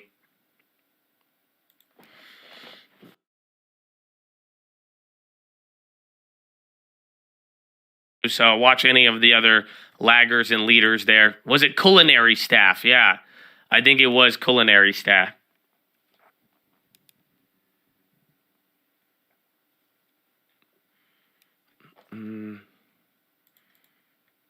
So it's good. And then Twitch, I'll teach you something. I saw all the messages. All I have to say to the man is okay.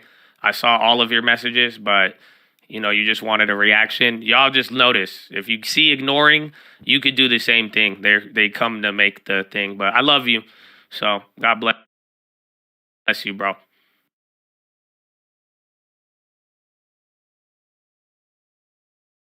I don't want to ban you, but you know, if you're making a lot of money, I don't know why you're coming here to shit talk people.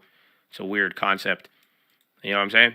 But just serious, like, okay, if you haven't noticed, Chad, Twitch Chad, same message 6 times in a row. They want my attention. You know what I'm saying? So you don't have to answer it because clear. It's not like if it's a real comment, it's really there. So I get it. Like, again, what you say, I'm not here to argue. You don't think good of me. You think this. All I can say is okay, and then go back to what I was doing. So you're either with it or not, but God bless. I love you. I love you too. I'm just saying, I'm trying to teach the Twitch a little bit, how to move it. Mm-hmm.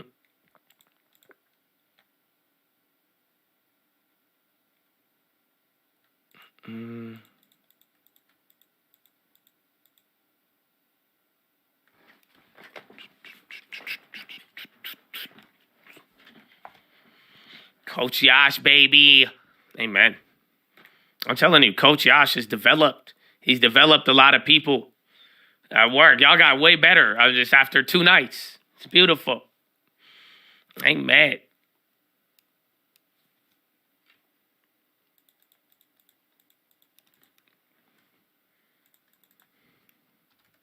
No, but it's the same thing, though. It's like what I told you guys yesterday. You know, there's a lot of things that I could improve on. I don't like dealing with it. I have way more issues to focus on than, like, beef, you know? So that's why it's just, I really hope in the chat, man, like, it's, when you ignore it lately, it's like people want me to respond. And it's like, if you just want that response, it's like, you win, okay? So I'm not, all I'm going to say is just, you got to make sure, you know, I don't want to really waste time in any of that instance, but I'll agree with you. So you just got to focus on what matters to you, man.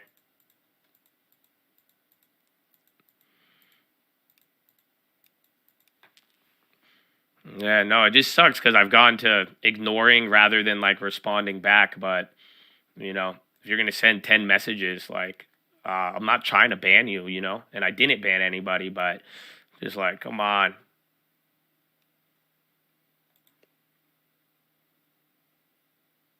And then, you know, then they'll disappear and they won't say anything else. So if you ever see that again, Twitch, just ignore it all and it'll be good.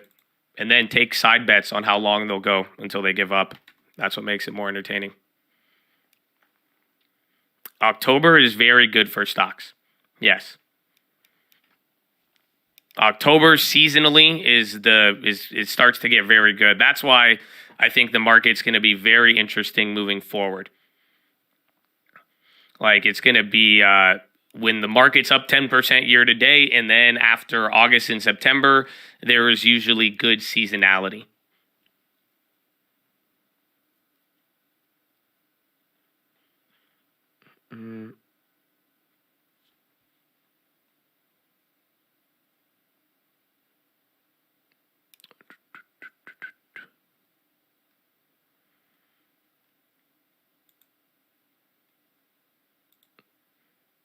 It's your birthday.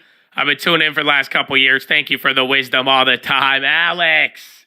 Happy birthday, baby. Another year for the long term. That's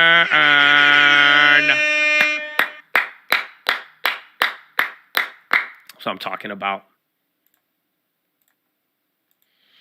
That's what I'm talking about.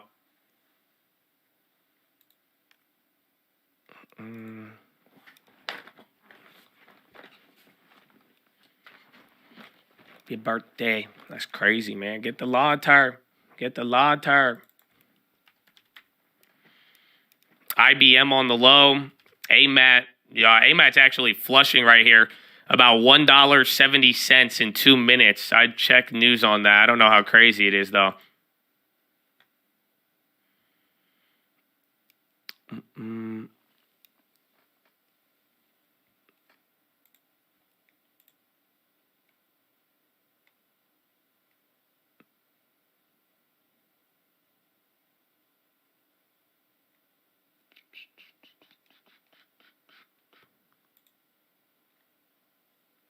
I see applied materials, something in the morning, but not seeing anything. They're getting clapped. They're sanctioned by China, basically.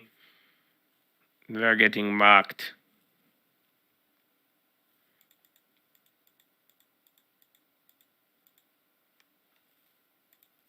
Cintas, first quarter, lifts yearly outlook. And then where is Young Bond? AMAT moving. SPY just chilling. If you flush here, dead. If it goes up here, it'll look like a nice little build above VWAP. But Now we got to wait. I don't think anything has driven us too much, though. That's it. I thought the data would move us a little bit more. It gave you some reaction, but not really. And now we must chill. Europe is not closed yet, so you got 30 more minutes, but they're still down. Yeah, Euros down points. Everything was just a gap and then go down. My goodness.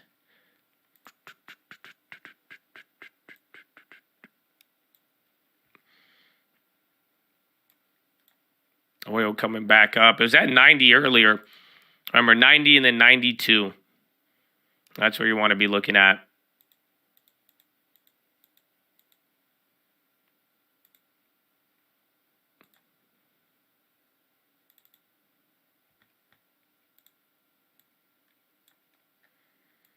So FTSE 100, it looks like it's up, but it still shows the gap. All of them pretty much clap. Not as bad, though. And then China, one index was a lot worse. But that's already over. CTAS will see downside. I just saw a headline on CTAS.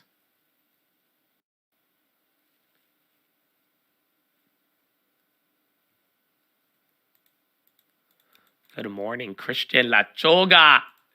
How you living, baby? Good morning. It's still the morning. Honestly, it's very, very early here. It's 8 o'clock. So again, even yesterday flew by. I feel like we got a couple of things going on, but good morning. It's still very early. There's a lot more reactions, it seems like, overseas. You had a little bit of stuff now, but remember, tomorrow, the next day, we're going to start rolling out in even more and more data. Mom, it's mad early, bro. Yeah, Powell is on Thursday, too. I forgot about that. You have Powell and a couple of other speakers, but we get to hear from Jerome himself. The scam candle. If anything, equities, it's like a loose shape to the market, but they're just doing their thing right now. At this point, I wouldn't get too caught up into it. We had a chance for the data. Honestly, it was very small, but I think now you got 2 more things left on the day. That could cause some moves. Otherwise, wherever the dollar and bonds end up, I think that could factor into some sentiment.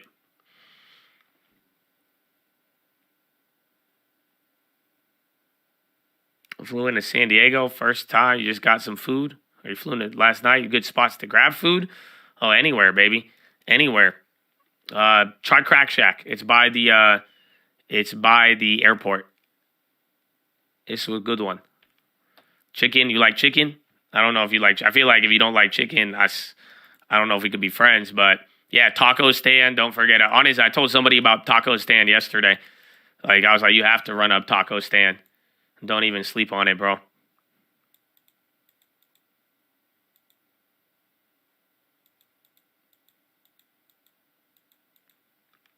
I've had a boiling crab face. You know what I'm saying? Where I used to just love those little crab spots. That's crazy. Volume's pretty high right now. Volume's not too bad, at least for the first hour.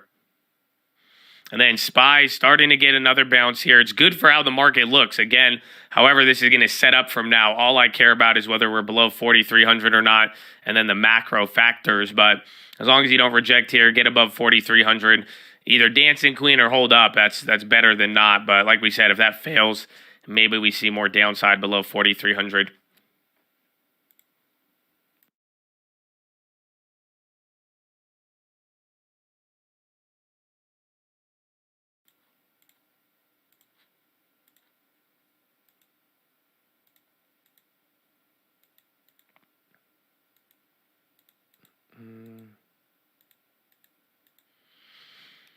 Meta, they're killing it.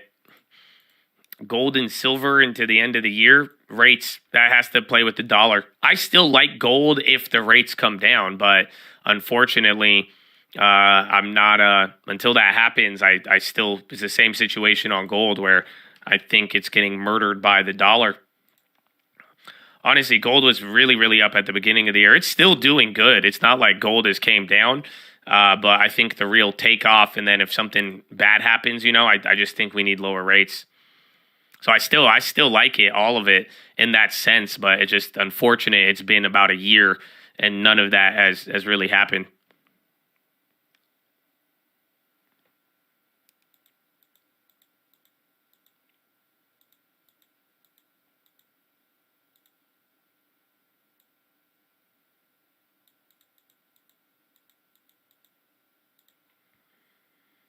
Tesla bonds dumping now on the 30-year. So I'm about to wipe out all my morning profit on the bonds now. Womp, womp, womp. Still, it's almost the same entry. But yeah, that's it. The bonds sold off. Negative data had a negative effect on the bonds. Again, the good data from Richmond may have factored into it, but for the most part, again, the theme, the uncertainty, higher yields, and now data. I mean, if the bonds go lower, it's not danger zone yet, but pretty much if you break below here and you go lower than yesterday, that means now the bonds are going lower than where they were yesterday after like a 2% move there, at least on TLT, or half a basis point.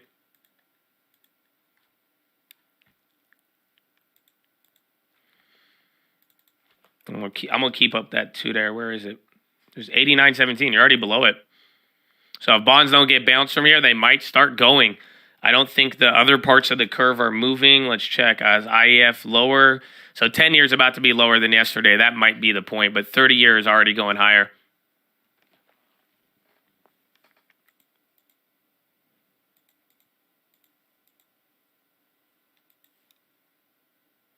Gold was March this year.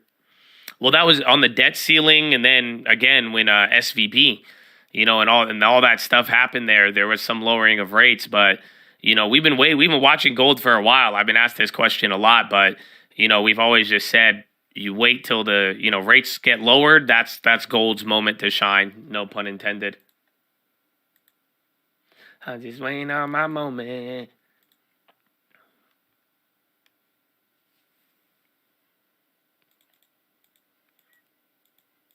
Rates play TLT.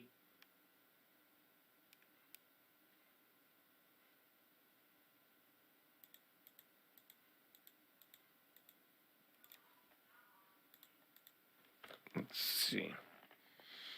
I think 10 here. If that breaks below, that'll give us a good idea. Is it time to rent Zeros? No, man. Bro, we've had this talk so much. It sucks. But the temptation to buy, like, again, I'm technically in TLT right now on a flip. I told you this yesterday. I flipped out of it twice. I even flipped out of it again here. I'm still in this one this morning, but I have a different plan with it. But it's a very pervasive attitude to start buying bonds right now. So do I know when exactly you should buy bonds? No, I do not. Have I been good on it? Yeah, no need to apologize. No need to apologize. I am genuinely, I am trying to make sure everybody understands duration risk. That's it. That is my job. I've showed a lot of you bond plays and I've brought it to your attention, but I have a responsibility to make sure you all are familiar with duration risk, because that is the problem right now. So in theory, a lot of you are correct for wanting to buy Zeros or TLT, that it makes sense why you want to buy it.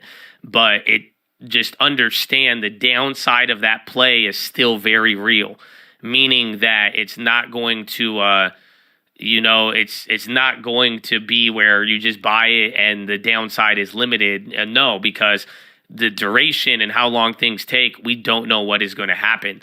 So that could really change the outlook and how it's going to play out. So that's what you got to watch out for. That's the Spark Notes version that we have been talking about, but you got to really keep that in mind, because a lot of people want to buy it, but it's not as if, and I like I'm saying, you can if you want to, but you have to know, what is your downside, and you have to be really prepared to ride that one through. The auction didn't happen yet. It's 10 a.m. my time. But I think this is probably a sign that the auction isn't too good, or maybe people are worried. But you are getting a reaction to that. Thanks for being there. Of course, Rhino, I hope you're doing good, baby. God bless you.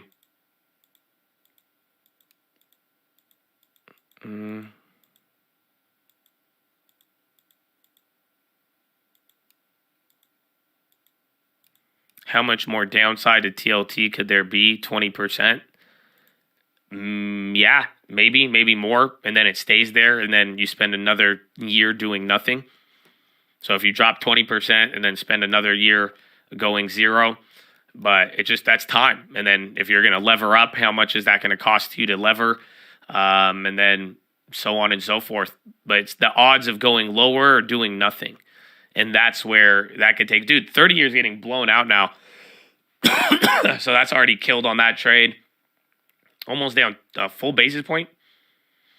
I guess it's 0.49 on that.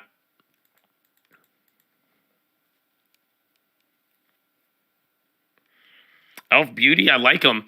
But remember, it's kind of like NVIDIA. They were running. They had a good quarter and everything. So ever since that last hype earnings, I don't know where. Dollar's ripping right now.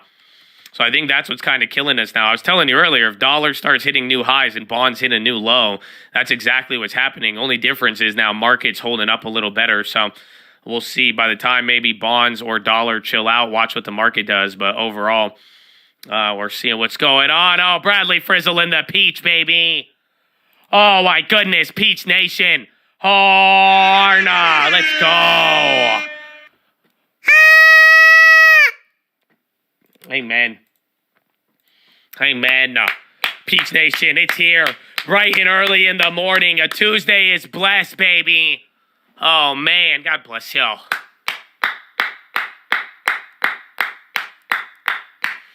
That's what I'm talking about. God bless you. Thank you, Bradley Frizzle. Peach Nation. That's some consistency. That's Jerome Powell consistency. It's better than Jerome Powell. Oh, yeah, you needed that. Amen. Amen. Right before, someone said, they said, do you ever feel like you wanted to give up on trading in the early stages? And of course, I mean, not even just trading, a lot of things, especially with business and making money. I feel like I've done a lot of things where I wanted to quit early. But at the same time, I encourage you to maybe go back to yesterday's philo. The good and bad will grow at the same time. And how you manage that and separate it will go a long way. But, one thing too, a long term, you will not quit with that. Like I could do a lot of different things, but I've always said it. The long term is I'm very, very grateful that I had it, because the days where, I have to deal with people, they literally, they know exactly how many hours a month I stream, and then they're going to tell, and they're like, you fucking suck, you got to work on this, I make more money than you. It's like, if I didn't have a long term, then, it would be, I'd want to give up at times, listening to a lot of negativity and certain things. But that's I'm giving you that example because you just saw it happen right now. But let me ask you this. Are you getting sad at trading, or are you feeling like that because somebody is attacking you, or you're attacking yourself? Because that's the only advantage I have, low key, is I'm not attacking myself. But I do get attacked by people, and you guys also will too. So I'm asking you, why, where's this doubt coming from? If it's just coming from yourself, you got to focus on things, get a long term, see what's doing good for you, what's doing bad, but ultimately a budget. But I'm telling you, bro, if you don't have anybody, again, you don't have to deal with the family, the pressure of other people, a significant other, random people. You know what I'm saying? Oh my gosh, it's a matter of how bad do you want it at that point. I don't know if you feel me.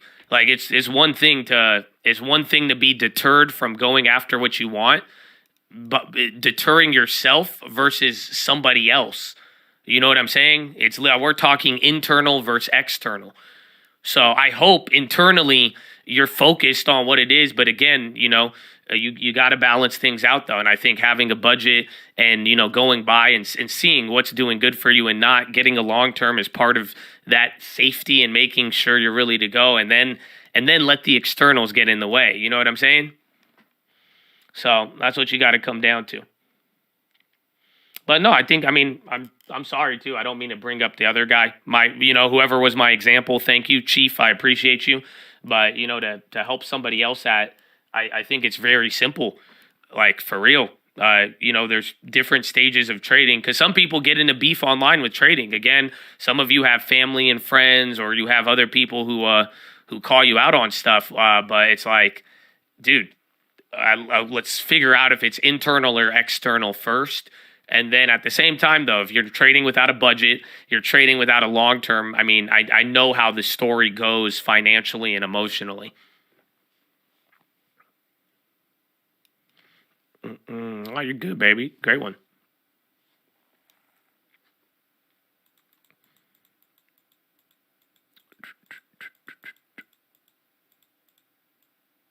But yesterday's philo, man, the good and bad will grow at the same time.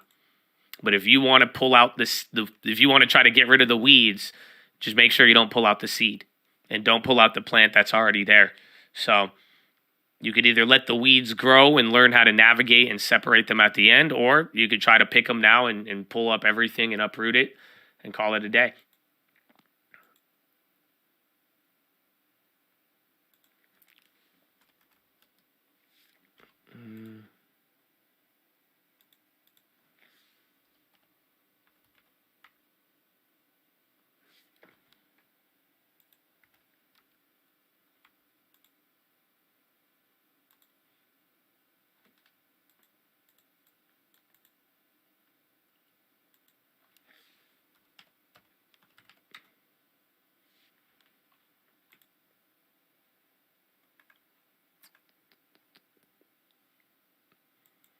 Well, first Costco and then the banks.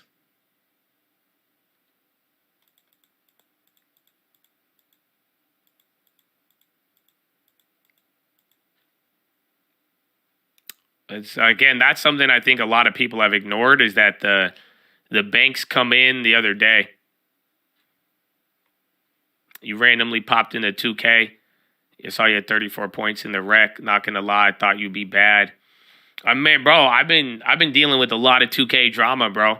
I have to deal with the people who think I suck, and then I just yam on them. And then I got people, they're like, "Oh, you playing too much video games, you broke." And then I got the futures up. Y'all don't realize I be trading at night, man. I be looking at certain things at night every day. And then I'm pulling up on them, bro. It's okay. I see. So I mean, they've been playing me lately, but it's, God is good, baby. God is good. Finger to the sky. Well, that's what we need. Money don't sleep. Nah, but that's it, bro. I'm a killer at it. It's been fun. You got clapped in my first pro-am. No way. You playing? I didn't know you got 2K, bro. You better be there tonight. You better be. I know we haven't played pro-am yet. We want to try it. The late night layup lines. I made him run suicides after we took a lot of losses. It's a long story. It's a long story.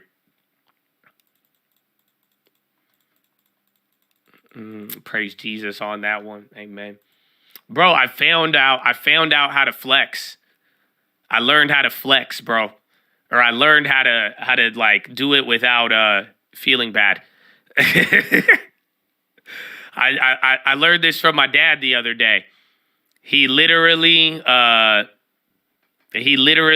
was like, we were talking about like moving cars, because I told him I let my girl move the car. Remember that? And he was like, "You don't let me move the car. Come on, yalla." And I was like, "Come on, man." He's like, "I never have crashed a car." And like, he was pretty much flexing on how he's never gotten a car accident. But I noticed this from him. When he finishes saying something, he says, "Because God is good." So he'll just be like, "I've never had an accident in the last 5 years because God is good. God is so good." And that's why I was like, wow, that's how you do it without jinxing yourself. Literally, no, he does it naturally. He didn't even realize, because I was like, "Oh, you better knock on wood." And then he was like, "God is good." I was like, all right. I feel it. Yeah, no, I was like, all right. That's how it is, man. That's how it is. Let me hang with him. Nah, some of y'all, I don't, I'd be down to hang out with you, but I can't be letting you hang out with my dad. Hell no, bro. Because the problem is, I need to go and make a list of everybody who like interacts with him, because he did it again the last time I saw him, bro. He be wearing weird ass t-shirts. Somebody is giving this man merch to whatever their cause is, and he is like he is an old Middle Eastern man, so he loves free merchandise. You know what I'm saying? Like, yeah, I saw him with a Bob Marley shirt the other day. Bro, I saw him with, I forgot what the shirt he was wearing. It had like an American Eagle. It had like Harley Davidson's, like guns on it with like some real American phrase. I'm like, what are you wearing? Oh my gosh. And I'm like, he's like, what? The guy they gave to me. Very good, America. I'm like, oh my gosh, bro.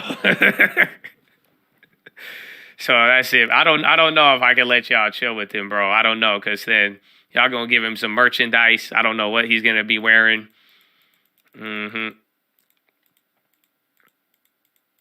Someone on TikTok live is playing you in the background.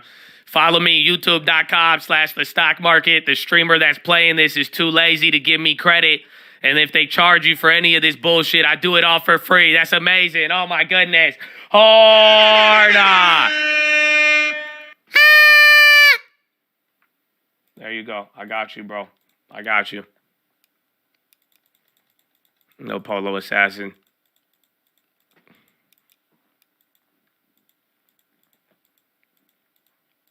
Oh, IV, that's the sympathy.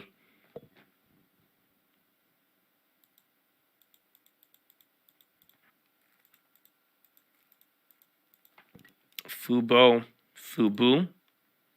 JP Morgan. Spies near the low, though. Hold on. All things aside, we might be dying. I was clapping the other pro-am team. Bro, you better get on. Well, I keep having like randoms join up still, like people on the stream that we haven't got to play with, but then every time, like, somebody, y'all are really good. That's what we need. That's what we need, man. I better see you there tonight. Ruined the guy's TikTok live. You think I ruined it? Or do you think he's just a thief? What do you mean? You're like, you ruined his live. This guy is out. What are you talking about? That's crazy. That's it. He could just put my link up there and do what he wants to do. What the hell? That's crazy. I stream 2K, bro. I'm ill at 2K. I'm competitive Fortnite. I could carry you on Fortnite. I like Fortnite. I just haven't played back in the day. Fortnite was the last game I had a 2K phase on, where I just picked it up and I randomly started playing. I streamed Fortnite back in the day for a little too. Yeah, Fortnite used to be really cool, man. We need a big, yeah. I mean, unless are you Khaleesi? Whoever was there yesterday, bro. It was we had good. I always need a big man. Always need a big man. That's it. It's hard to describe, bro. But we need somebody in the post, man. You must be young. I'm fairly young. I mean, I'm not. My hairline is suffering dramatically, but and I've had a lot of life experience to the point where I've been in markets and a lot of things for a long time. But I started very early. I've always had a passion for gaming, and I'm definitely I'm aging into my boomer years, hopefully soon.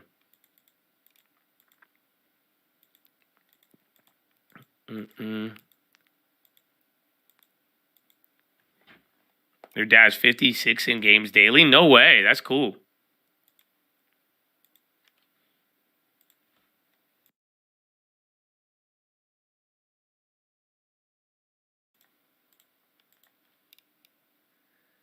Khaleesi's my daughter's name. Really? I like that name a lot. That's a beautiful name. I think we had someone there named Khaleesi yesterday. God willing, baby. God willing. Amen. God willing, we mature into those older years. That's crazy if you be playing 50, if your dad's 56 game. That's dope. Your dad would keep me up in high school playing zombies in the room yelling? No way. Oh, you guys are lucky. My dad still don't understand video games.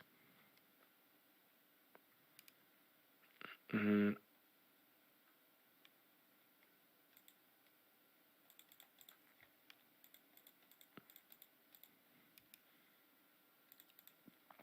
then Bonds at the low. That was unfortunate. Your dad got me in the World of Warcraft. Or your dad got you in the World of Warcraft, not my dad. That's crazy. I am not buying. I haven't looked at the MES today. I started with ZB. I mean, I made money by 5 a.m. I got out of the play from yesterday. Then I re-entered. Now I'm down pretty much most of the profits now. I got $62 left. But then I'm in that for now. I'm not going for MES. We either ride out the bonds or maybe I'll go for MES, but I'm not going to force it. I'm 15 game daily. I got that long term. That's awesome. That's crazy. I hope your guys do you play kids? Do you play like video games with your kids? Because they better end up good. Mm-hmm.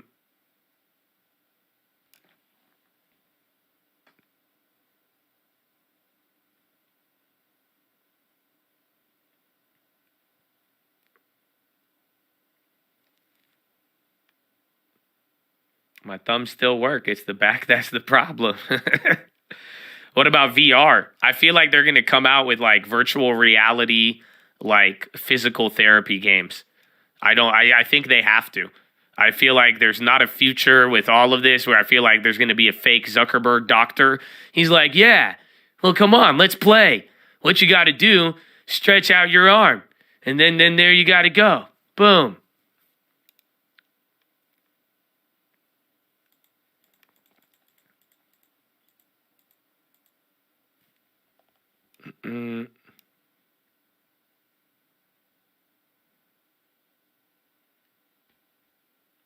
Yeah, VR doctor, I could see that makes sense.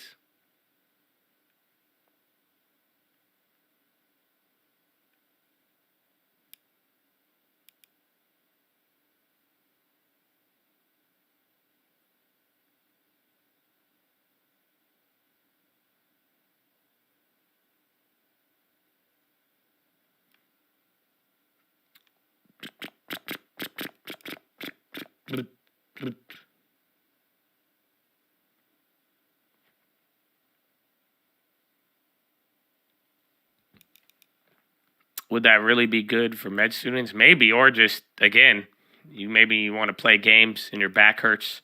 Maybe you play a game that makes you move around. Get back on. I haven't played Fortnite in a minute.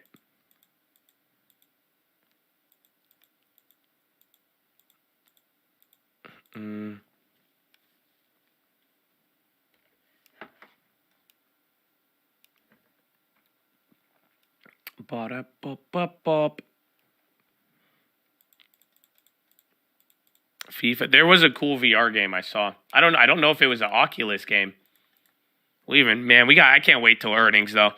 I was about to tell you about what is Oculus doing? I'm thinking about these VR games, but then I'm like, man, earnings season's right around the corner. Meta's taking even a red candle right there. I don't know if my E-Trade's tripping out, but that looks like a pretty big drop there. CIA builds artificial intelligence tool in rivalry with China? What? Wait. Art? Program will help U.S. spy agencies sift through vast data troves?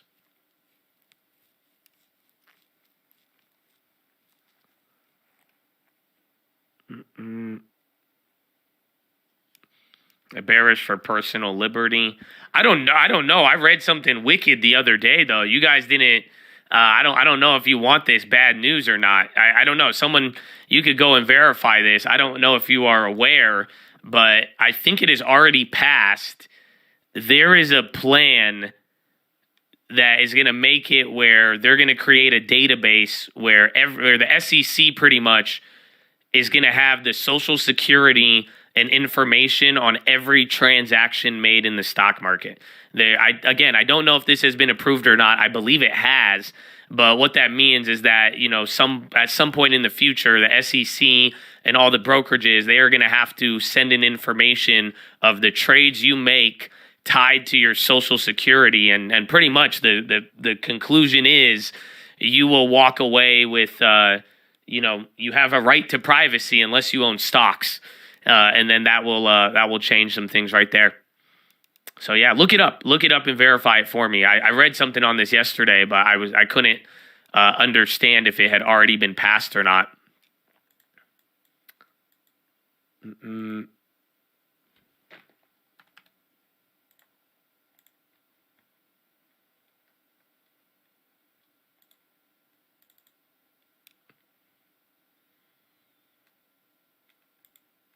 The IRS, you send them stuff, but it's saying that your broker they're going to tie every trade. So now every trade in the market will be tied to a Social Security. Does that make sense? So your broker is going to have that info and they're going to have to submit it. They'll have up to like 2 years, I believe, to submit it to the SEC. The problem people have with it is that this can, it's bad for hacking, because if they create a damn database with everybody's info, that's all. And then if contractors and other people get it, it's fucked. But yeah, we'll see.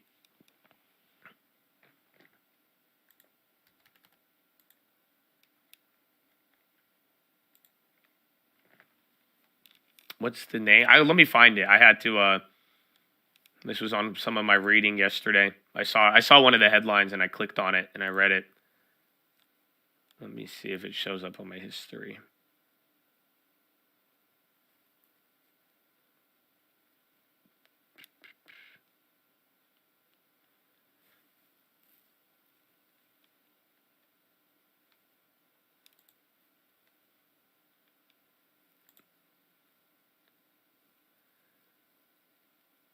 Where is it?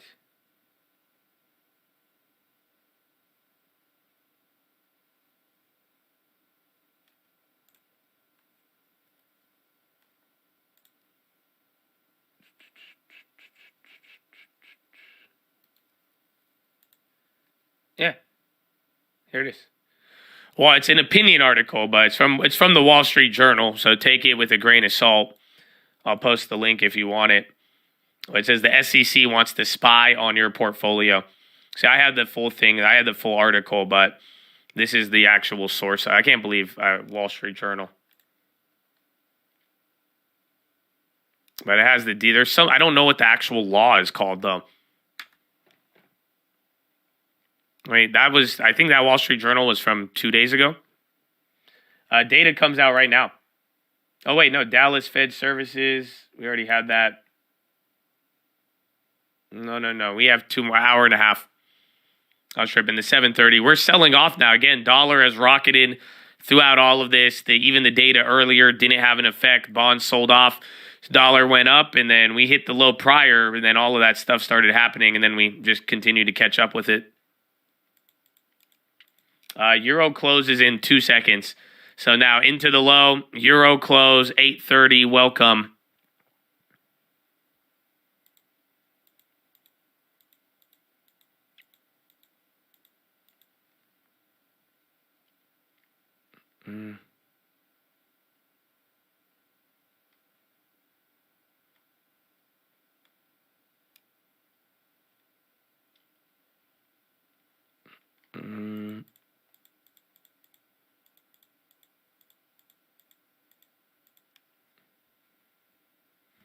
Oh, where is this?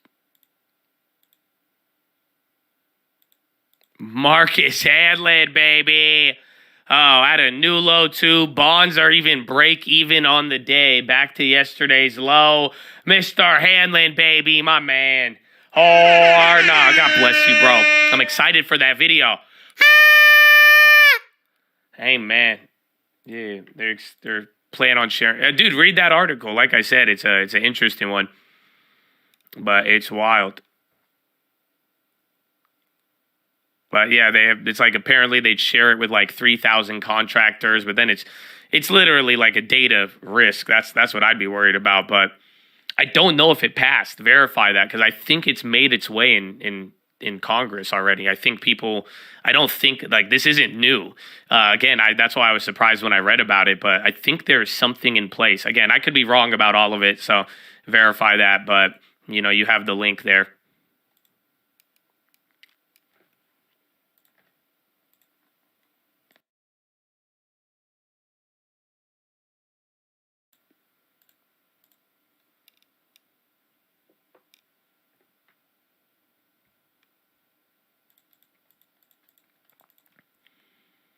All right, bonds moving up a little. SPY coming down now. We'll see if they inverse, but now you got new low. Chad, I don't know if you realized it, but 4,300 ain't shit.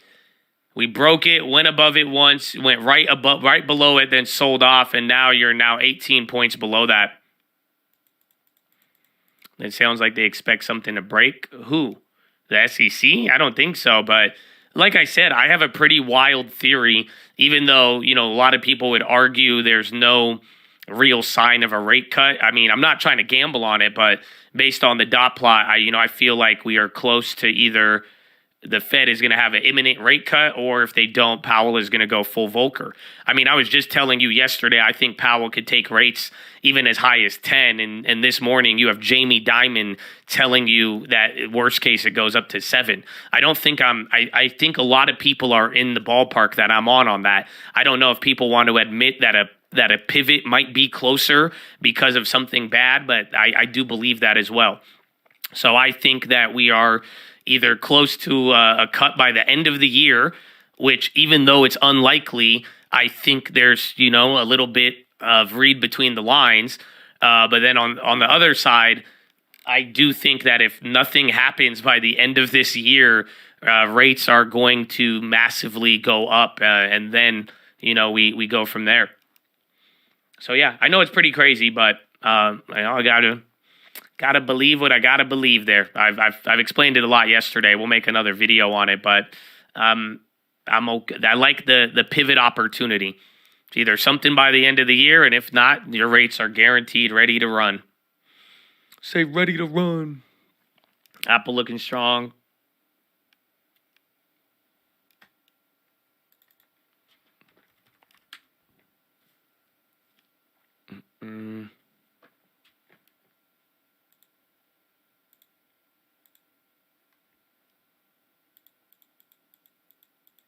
This kind of rate cut's not the same. Well, they're all the same. It's a blunt force object. That's what Jerome Powell will say. Rates do the same thing regardless, but usually they do it to spur demand. Do you think something will break before the cut? Well, something has to break for them to cut. That's why everybody in here is like, they're not gonna cut. And I agree with them. But like I'm saying is that there's a high possibility in my mind, maybe other people see it the other way, but something is going to break in this next 3 months, and then we cut, and that will all be unforecasted. But the dot plot is only one shift away from showing that. That's my point I was bringing up yesterday. So if it doesn't happen, though, if nothing breaks between now and January 2024. I think Jamie Dimon's a nice guy at 7, but I think rates are going to rocket up. I think the real Volcker, not, some of you keep bringing up Arthur Burns, but it's like the 18-15% craziness comes up. If they achieve 2%, they wouldn't cut. No, they can, but they won't, because then they're going to do what Japan does. If it hits 2%, they're going to say, well, we need to make sure it stays there. Don't you really think Powell, let's say Powell has 2% inflation tomorrow, you think that mother effer going to do anything? Come on, damn well he going to walk up there and be like, well, it's progress and we welcome it. We don't want to declare victory too early, but we need to make sure that it stays meaningfully below 2% for more than just, come on, he going to say that. So that's what Japan did. Again, Japan's inflation went up, and they did the same thing. As it started going up, they, even though they had inflation, order saying, filled. Well, we need to make Order sure filled. it's sustainable and sticky. Order filled. So Order filled. I don't think he Order would cut. filled. I think he cuts if somebody breaks, somebody goes bust. We have a big problem. He cuts. If not, and the economy could take it, he's gonna take us to the highest. He's gonna try to set a high score. I think he will. That's order filled. Order filled. Order filled. Order filled. Order filled. Order filled. Order filled. Order rejected.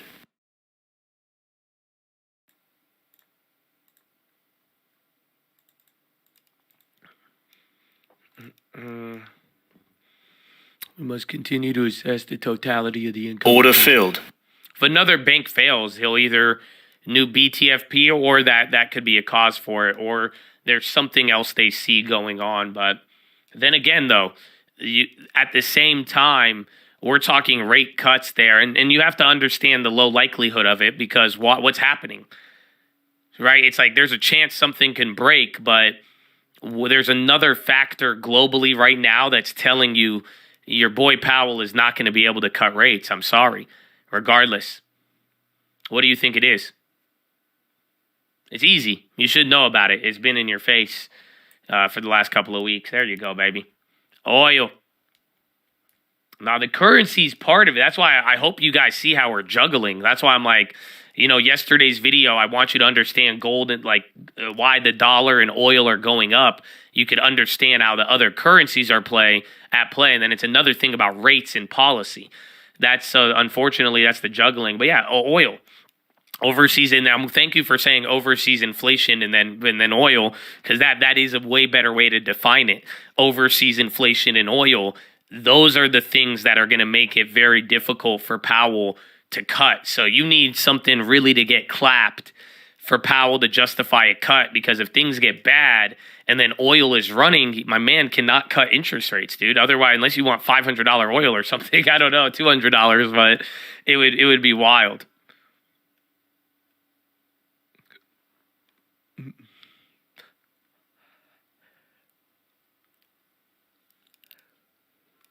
I don't buy that inflation is rising. Anecdotally, my grocery store prices have drastically fallen.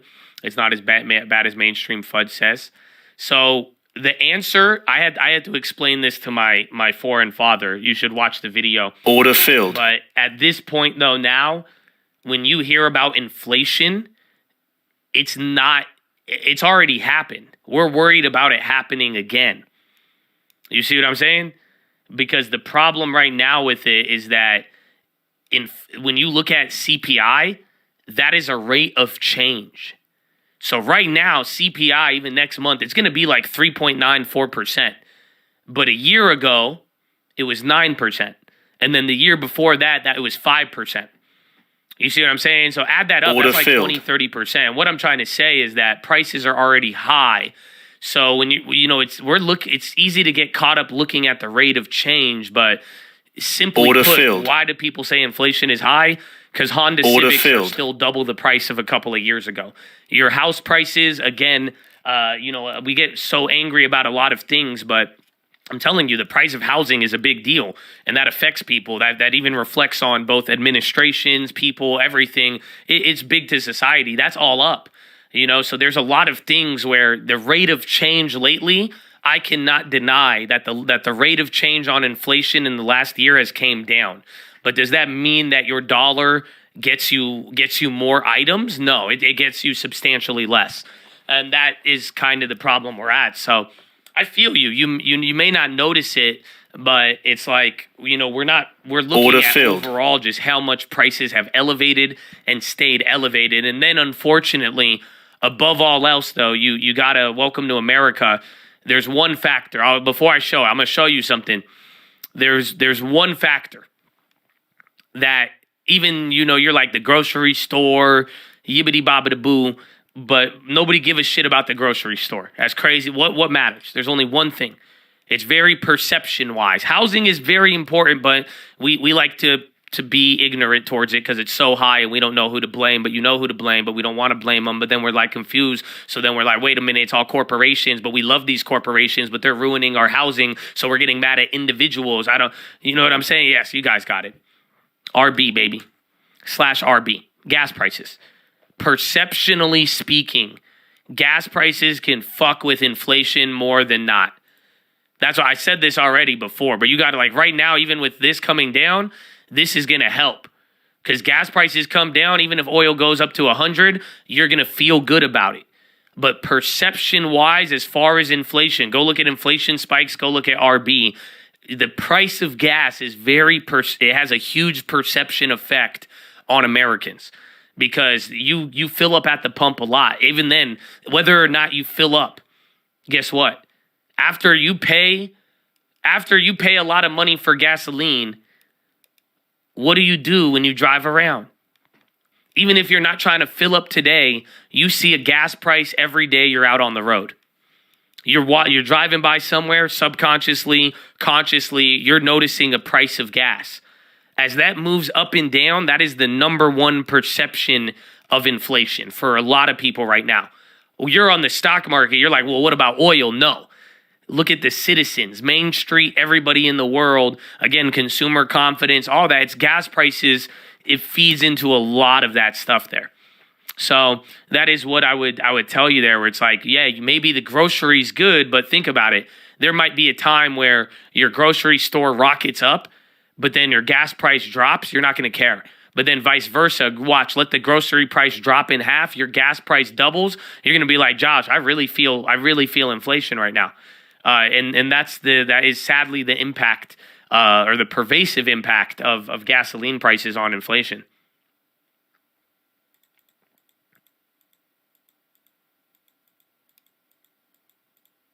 Honestly, I mean, I'm glad we had that talk, because I would look at Costco today. So Costco is a good example of what I'm telling you, and like you get to see a good mix, because think about it. Costco has cheap gas and cheap food. So like that was their whole play over the last 2 years, is that you have people now, like, again, how they perceive things at the gas station, and then now you got the free food and all of that. It's like that they had a better effect just because they offered cheap gas. People didn't feel certain ways when they were going to shop at Costco. So let's see if that exists. If they have better gas and better, prices or lower margins on gas and then higher margin on food, ta-da.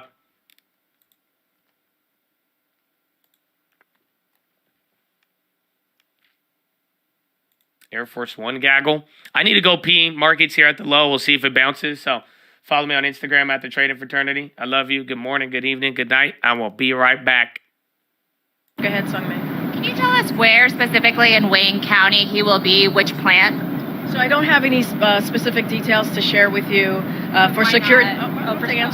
For security reasons, and given the unprecedented nature of this visit, as I just mentioned, it is a historic visit, and this is an active picket line, and so we're not able to provide location in advance, again, as I mentioned, for security purposes. And so, as you know, when the president makes public stops, we don't advertise the exact street, right, and corner. He's visiting this one, again, an active picket line, so we want to be incredibly mindful. But because of those precautions, we have expanded both the print and the local press pool to give additional media the opportunity to cover the president on the ground. But again, because this is an active picket line, we just have to be incredibly careful, and so there are security concerns. On another topic, as far as the U.S. is aware, is Russian Black Sea Fleet Commander Viktor Sokolov dead or alive? Has the U.S. made a determination?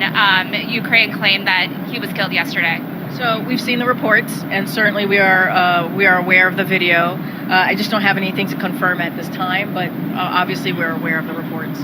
You said just now it's the first president in modern U.S. history. Are you aware of any other president who's ever been on? We're just being careful here. Yeah, as we like to do when we use the modern history. But no, I'm not aware of any. I mean, you guys, I think I've seen reporting that some of you have tried to figure out if there has been another sitting president that has done this. And so I don't think anybody has been able to find that. So this is, I mean, guys, this is really a historic event, historic day, what the president's going to be doing. And look, I've said this many times, over and over again, this is the most pro-union president in modern times. And so, he is continuing to show his support. This President Joe Biden's continued to show his support for union workers, in this case, auto workers.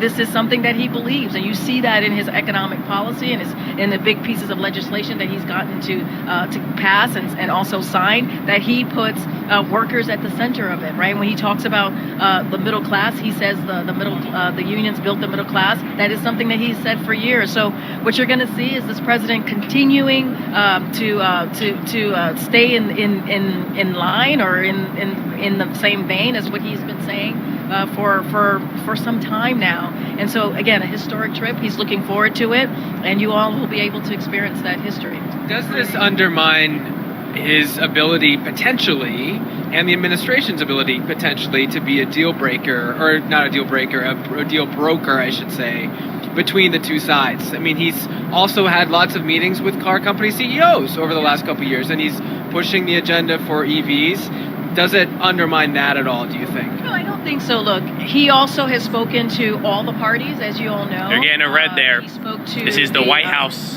in the air. Automakers. I think they're going to go to the UAW right now. Before he left for India. They have 4285. Low of the day is 4282. Look, and I said this at the top, he believes that the women and the men of UAW deserve a fair share of the value that they've been able to help create, right? And it is record profits should lead to a UAW record contract. That's what he believes. And look, you hear the president talk a lot about dignity, right? Making sure that American families, American households have the dignity, and this is part of it. Being able to sit around the kitchen table and be able to deliver for your family, be able to pay your bills, and do it in a way that's that has that dignity that should be presented to you. So look, this is an opportunity that he took. As you know, Sean Fain invited him today. He gladly accepted. This today is about the auto workers. That is what today is about. It's about standing in solidarity. Yeah, what about Mary Bauer? Union members. Hold on, I need to clean my glasses. They're about to be ready to hit a low. Senator Menendez should resign. I was asked this question yesterday. Look, this is a serious matter. We take this very seriously. As I said yesterday, we think the senator did the right thing by stepping down from his chairmanship. As it relates to resigning, that is something that's up to him and the leadership in the Senate. But look, we take this very seriously. It's just that there's more than there's a handful of senators who are now calling for him to resign. So does the president think that he can still be a good public servant in the face of these allegations? That is up to the Senate body. That is up to the Senate leadership, and that is up to Senator Menendez. But again, we see this indeed as a serious matter. Does the president have any concerns that public trust in the Senate as a body would be impacted if someone like Senator Menendez stayed in office? I can't speak to the public trust. What I can speak to is this president, at least as it relates to the Senate. That's for Senate leadership to speak to. That's for the Senator Menendez to speak to about how the public views the work that they're doing and how they're moving forward. What I can say is that we have been able to secure some incredibly important record pieces of legislation that is going to change the lives of Americans. When you think about the bipartisan infrastructure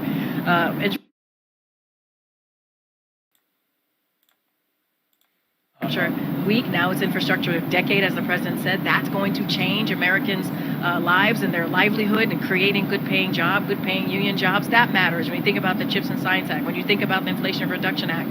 So we have worked with senators and House members to get this done, to get really important legislation through. And so that's what's going to be our focus. And so that's what we're going to be zeroed in on. And on the decision to come to the strike, I mean, this is really historic. It is unprecedented.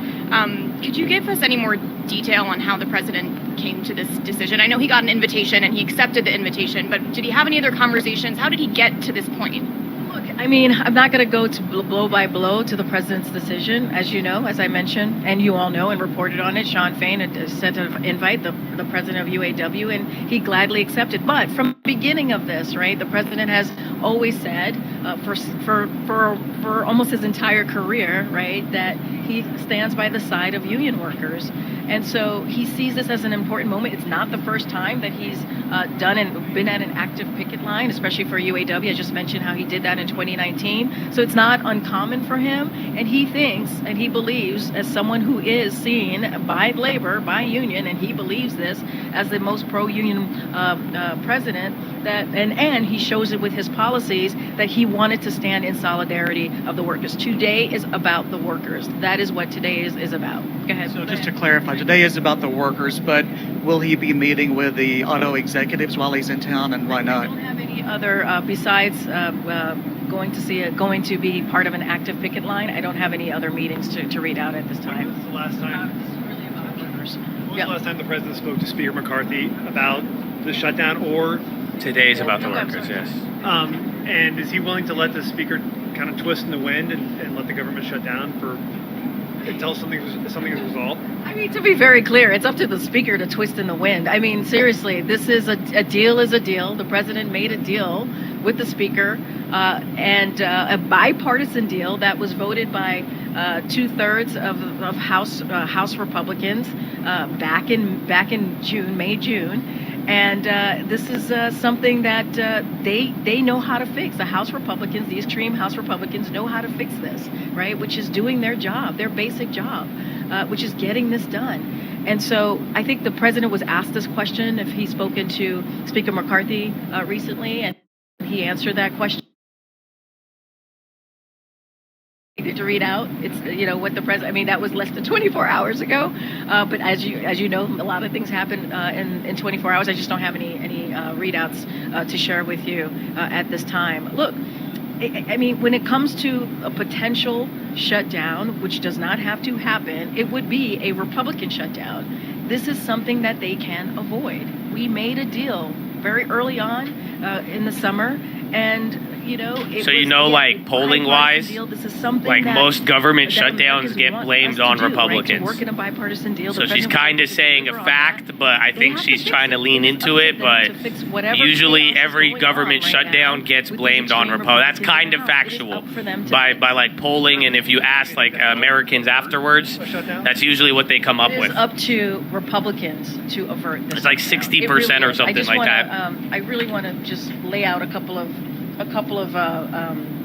quotes, right? Speaker McCarthy, some individuals just want to burn the whole place down. Representative Frank Lucas, there are folks who want to use this as an opportunity to blow up the place. Representative Garrett Graves, the arsonists here lit their house on fire. Representative Matt Gaetz, and I actually said this quote on Friday, and I'll say it again, we will have a government shutdown, and we cannot blame Joe Biden. It wasn't property, but I looked through my plays. I'm still on the bonds. I was trying to show you something here, though, but I was muted for a little bit, but it wasn't anything. The last two are actually it was just, I was saying bonds are about to hit new lows. Whole curve is getting blown out again. Representative George Santos and Anna Paulina Luna, who have tweeted, shut it down. Another representative Norman said, let's shut it down. So it is these extreme House Republicans and some other Republicans who are calling out these extreme House Republicans who are saying that they want to shut it down. And they're doing this, let's not forget, because they're providing a long laundry list of extreme provisions or extreme asks that's actually going to hurt the American people. That's what they're saying. IMVT, I think somebody else was calling this out earlier. That this has 95%. to be ran through in order to keep the government open. Tradingfraternity@gmail.com. Today is all about solidarity with workers. Would the president support a renewed push to get the PRO Act passed, and has he communicated that at all with Senate leadership? I don't have anything. I don't have any policy pieces or anything like that to announce. What the president's going to do is stand in solidarity with UAW, clearly auto workers today, as they are going through their process. It is their process as they're going through this negotiation. The president believes record profits should lead to contract. He's been very clear about that, and he believes that this is when it comes to automakers, when it comes to the UAW, they are this is the future, right? This is the future of cars. Cars need to be made in America. This is something that the president has been working on with his policies the last 2 years, and so I just don't have any policy announcement or agreement that the president's going to make today. He's going to stand in solidarity with the workers. Has the White House made a determination as to which of its staff are essential versus not essential? I know the OMB had conversations with cabinet agencies, but I'm wondering if the White House has had those internal discussions. Yeah, we're moving through. We're having those internal discussions. I don't have anything to lay out as to what that's going to look like. As I mentioned on Friday, OMB was starting to have those conversations with agencies. Certainly, we're having these internal conversations. IMVT, I don't remember that one. So those I know are there's happening. like 3 don't have biotechs in the share morning. At this time, but look. This doesn't have to happen. The shutdown does not have to happen. This Republican shutdown can be avoided if extreme House Republicans would just do their job and do the work that Americans expect them to do, which is keep the government open, which would fund, right, really important critical programs that the American people need. You heard directly from Secretary Vilsack yesterday when he laid out, for example, the WIC breakup affecting your job would hurt 7 million Americans across the country, right? We're talking about women and children. We're talking about nutrition. And so it is unfortunate if this happens, but this is the chaos. This is the chaos that we're seeing from House Republicans. Does the president support the UAW using this visit as a way to encourage others who are? Why do we keep saying that? Members to also because There was it was like 2 weeks ago. I mean, I can't. I the really end can't of the speak press to, conference, somebody to the asked her about actions her of what breakup. UAW is going to do. All Apparently, I can say she is, broke up with somebody. This is why the president is coming, to stand in solidarity with workers. This is what this visit is about.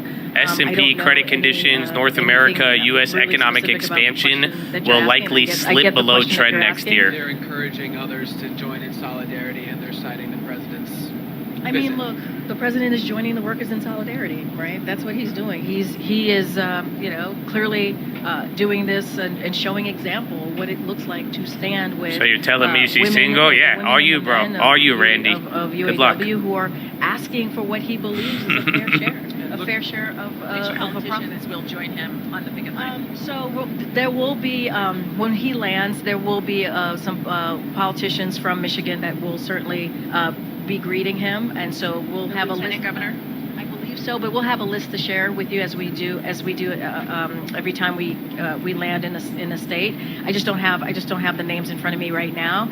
But again, this is not about anybody else but the union workers, the auto workers today. That is what it's about. An important political. Yeah, it's Mary Ibarra Day. The workers of Mary It Ibarra. hurt the economy in Michigan, and that could come back and hurt the president's chances of re-election. Does the White House have any plans for how to bolster the economy if this strike goes on for a long time? So look, going to be really careful. 2024 Hatch Act, so not going to speak to any political outcomes or how this plays into next year's election. What I can say is this. Obviously we always look at any potential impacts, right? These types of situations may lead to, especially this particular strike. Don't have anything specific to share at this time. Her job's tough. You do well. You're set for life. The negotiations. Remember what's her name did it for a little bit though? Nobody remembers her. And we're going the one guy's daughter did it for Trump for like a week, and then Trump was like, "Get out of here." Continue to have that conversation. We are certainly not part of that. What was her name? Part of the negotiations, but certainly we are. No, not before Kaylee. I just don't. Before Kaylee, there was one. One more on government funding, if I may. Huckabee Sanders, Is the White House preparing for the possibility that in the she wasn't that good, bro, and then they kicked her real quick. To Senate leadership about is the administration prepared for the possibility that there will be no or very little Ukraine supplemental money in that CR? So look, we're very, and we've said this many times. I guess she is the governor now. Of what we've been, but she did not end up on CNN like Jen Psaki to, or Fox like funding for Kaylee. It is important. She actually got into politics. Good for her. Good for her. So we believe a bipartisan majority in Congress are committed to supporting Ukraine. And as you mentioned, the Senate, you've heard that from Leader Schumer. You've heard that from McConnell multiple times. U.S. FTC says they sue Amazon for illegally maintaining monopoly power. I don't know if that's hitting now. Could be a little older, but watch if there's a reaction. But I'm seeing Amazon FTC. Troy has it now too. So that could be right here, right now. Recently saying how he's had conversations with hitting in red. I have that one then. Talking about the importance of so FTC, Amazon lawsuit, monopoly powers in play right now. And so that funding, let's not forget, will ensure the support for the Ukrainian people as they are bravely fighting for their freedom, fighting for democracy, which is important. That's why the president has shown this leadership. I have a lot of updates. Clearly more than a year and a half, with our allies and partners with NATO, so that we can shore up that support. It's getting a bid, low key. It's from our allies and our partners. There's a bunch of stuff. So where is it? Or they say FTC Con, Amazon has used a set of punitive and coercive actions to unlawfully maintain monopolies. Landmark antitrust suit. They're suing Amazon for illegally maintaining power. Federal Trade Commission, 17 U.S. attorneys generally suing Amazon for illegally maintaining monopoly power. They seek permanent injunction in federal court that would prohibit Amazon from engaging in unlawful conduct. It says punitive and coercive tactics, and I think that's it for now. Amazon.com biasing Amazon search results to preference owned products over ones that Amazon knows are better quality. FTC says Amazon's far-reaching impact of hundreds of billions of dollars in retail sales every year and affect over 100 million shoppers. They used anti-discounting measures that punish sellers and deter other online retailers from offering prices lower than Amazon. They accused them of charging costly fees in hundreds of thousands of sellers that rely on Amazon business to stay in business.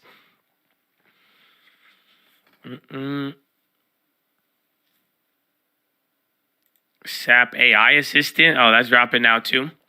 So see Amazon. There's a couple of updates on that. Is SAP actually moving? Of biasing Amazon search results. This guy's is crazy, man. Okay, back to Jen. I'll read any other updates, but there's a lot coming out. I'm sure you could find it now. But honestly, the stock's reacting a little bit. It was up yesterday. We already knew about this headline a couple of weeks ago.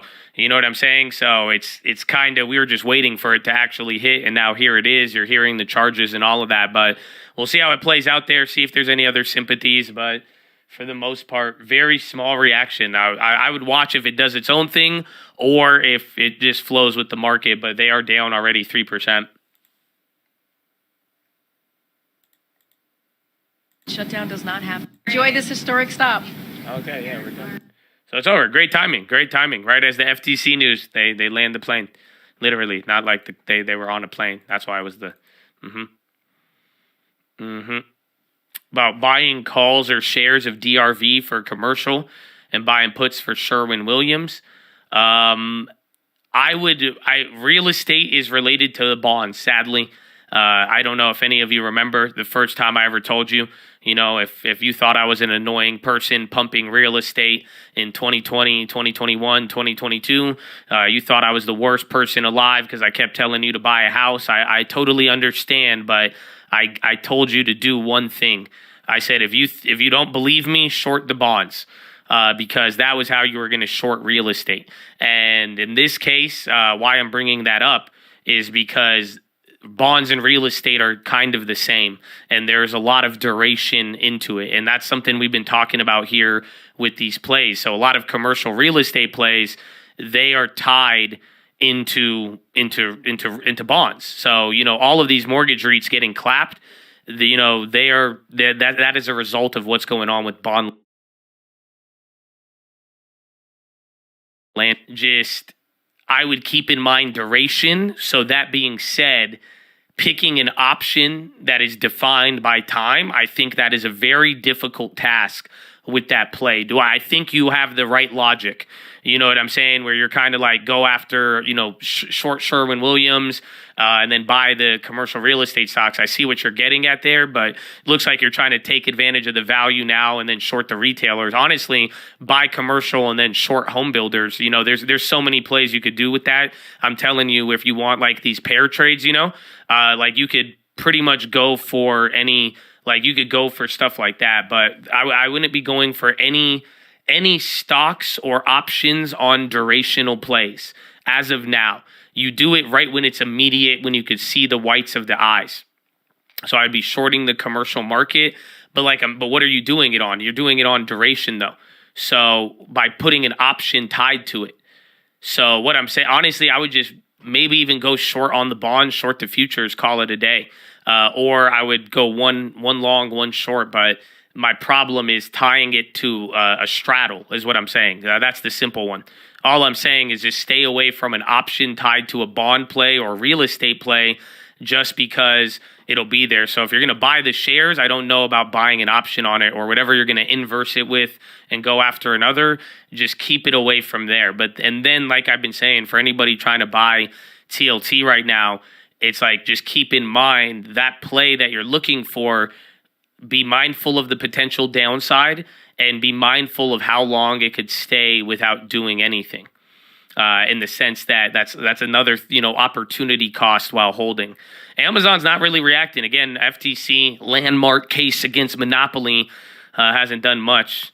Yes, they'll probably get $1 million fine from $1 billion in profit. Look at you, Chief. Amen, bro. Amen. It probably won't be too crazy, but back in the day, people used to trip out on this. It's kind of weird.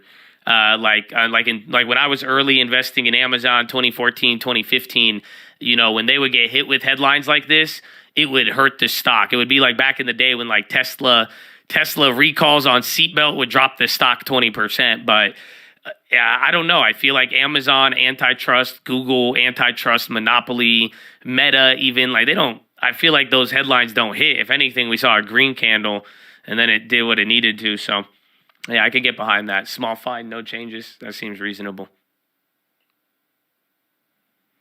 You were getting Chad houses for the last 4 years. Well, yeah, it's good. I mean, I told you, I've said, I put the flag up. I just said now get good deals.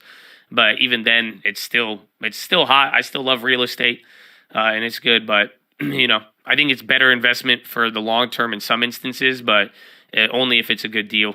But then again, I'm very excited, though, too, because whatever is going to happen in the future, I mean, there's going to be a lot of opportunities for stocks and real estate. And, you know, regardless of where you're at, you know, I think if you're there, you're in the moment and, you know, you prepare ahead of it. I think there's going to be a field of diamonds, they say. It's FTC in 17 states suing Amazon. It sounds big. It seems like this action was like, even when we got some of the headlines leading into it, this was supposed to be one of the bigger actions against Amazon. But like, I really don't think people care. I think the reality is that, you know, they may get punished, but I think the relationship some of these companies have already with the government is not enough to to get messy, I feel like. Oh, I don't know.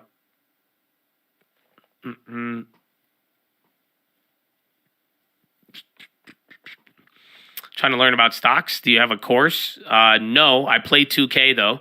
So 6 p.m. on this channel. I'll see you there, buddy. I hope you play. But I can't tell you, if you spend enough time here during the trading day, you'll learn about some stocks here. You'll learn about the long and get a long term. That's the thing I could tell you right now. If you take whatever amount you want to trade, split it in half, put half for trading and the other half for the long term, we're going to get you something so that you could say, day one, I commented in this chat, I found a way to buy a stock and I held it for the next 10 years. That's a great way to start learning. And I'm telling you, you'll learn a lot here if you give it some time. S&P on credit conditions, emerging markets has subdued external demand in Europe and China. That's old. North Korea UN envoy says, given circumstances, North Korea urgently required to further accelerate buildup of self-defense capabilities. The quick plug, 2K, I got to, bro.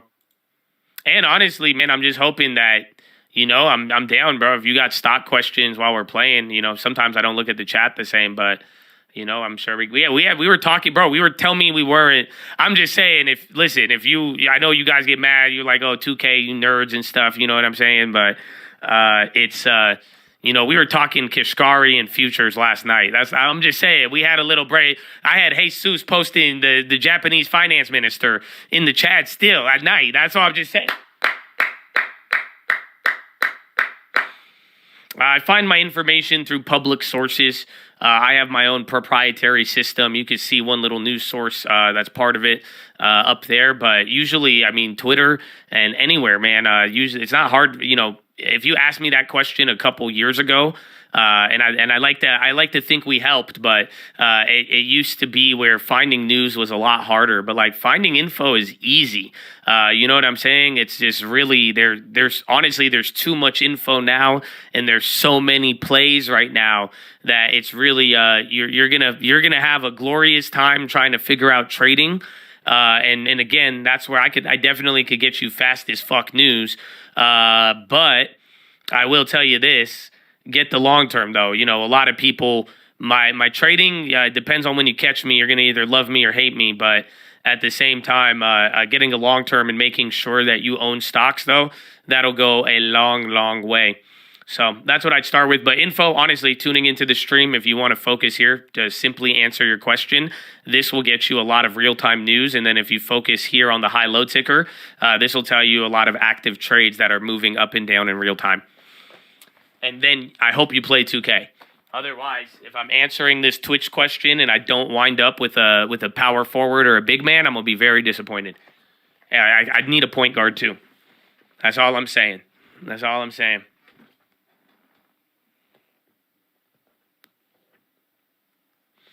I'm not trying to insult you to persuade you to change, but I don't do video games. Can you do something in addition to Twitch?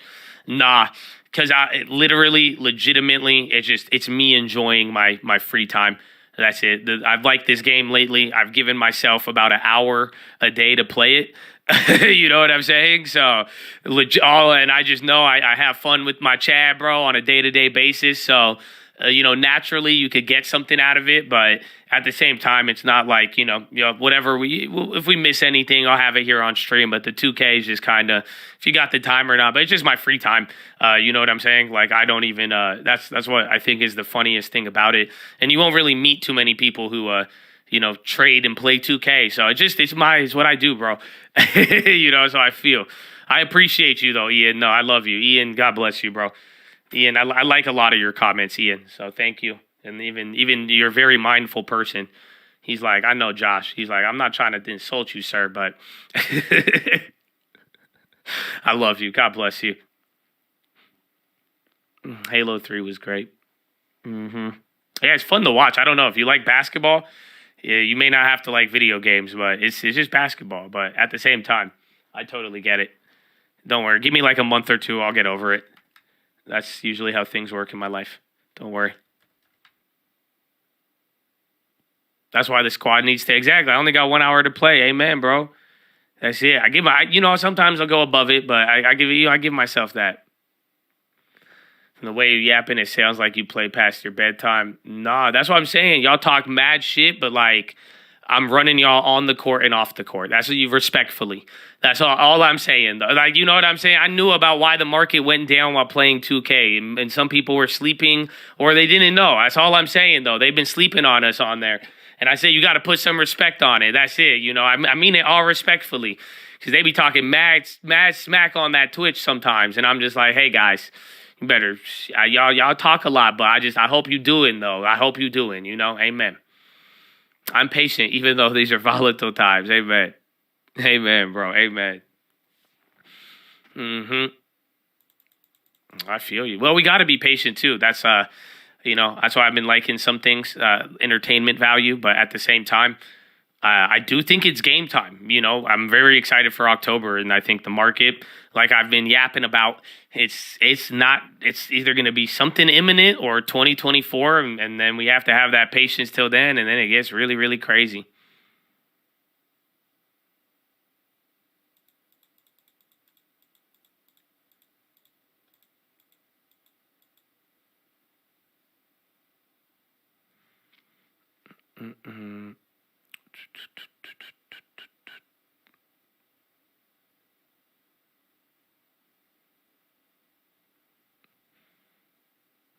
Yeah, no, it's a lot of fun. Don't worry.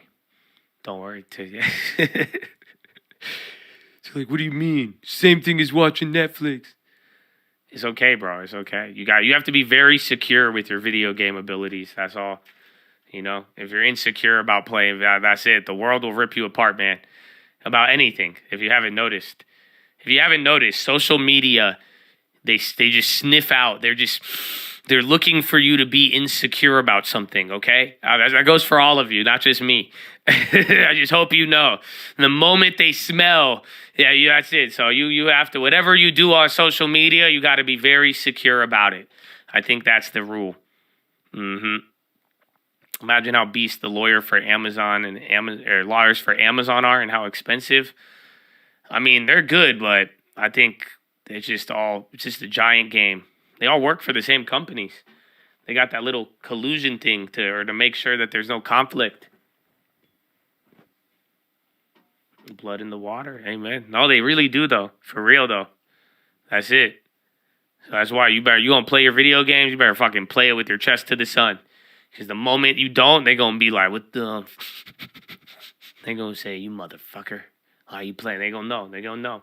Anything. You post that car, you post a brand new car, you post anything, you're like, I got my real estate license. Oh, you better, I'm just saying, that's it. The moment they know you insecure, any sense of insecurity, they gonna try to, that's what they live for. That's part of the algorithm. You know that, right? That's it. Some people, that's what their algorithm recommend them. That became their job without knowing it. I could taste your anxiety. Move in. On that note, Dream Team, I'll see you tonight. Dream Team.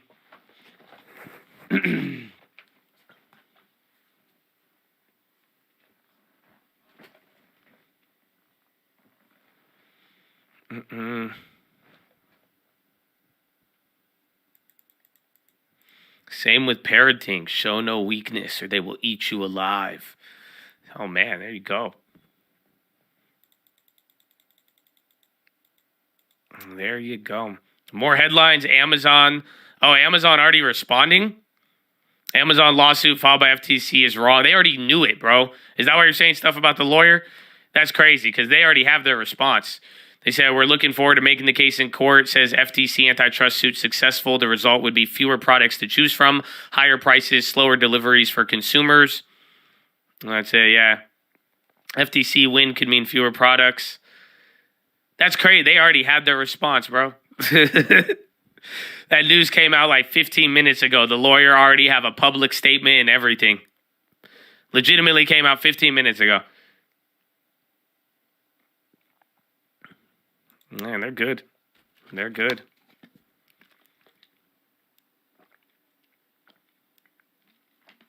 Thank you, AI. I was more along the lines that the company's so big, they know exactly what's going to get handed down to them from the government at exactly what time. So they're already prepared for it. But you can blame AI, I feel. You know, that's all I'm saying. I'm just saying that's a good-ass lawyer who is very well connected, and they are definitely, they knew exactly what was happening. I'm gonna go with that one.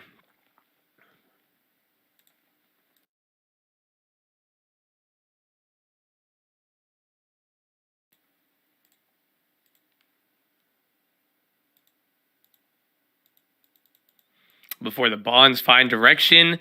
They didn't today. I mean, if anything, it was up and then we sold. I thought the data would have brought it up, but for now, if it's going to hold neutral. But I did think the direction was going to be higher today. But now if it kind of sold off, I don't think we have that insight yet. Maybe after the bond auction, though. If the 2-year bond auction isn't that bad, maybe we'll get an idea of what's going to happen there. But other than that, we might have to wait till tomorrow. Because right now, it's just neutral. It's just literally, this is the low from even yesterday. Microsoft developing cheaper AI that mimics OpenAI. I feel like Microsoft always runs on these headlines, so we'll see. It's not moving right now, and they are damn. At the 100-day, FE increasing dividend. Southwest price target cut. Couple of things. Cheap. I don't know. As much as I think it can move, though, I would rather play the bonds. As weird as that sounds, I don't know.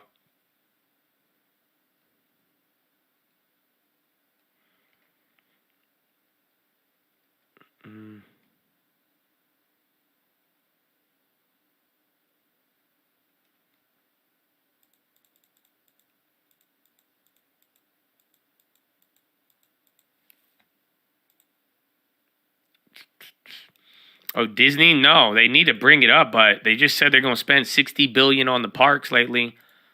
I don't know how that's going to fly, sir.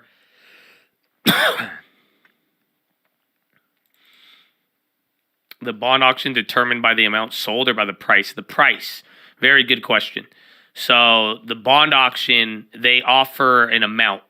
So the government comes up and they're like, hey, we have $50 billion. Today, I believe it's about $52 billion of 2-year bonds. So they say we're going to auction it off. Who wants to buy it?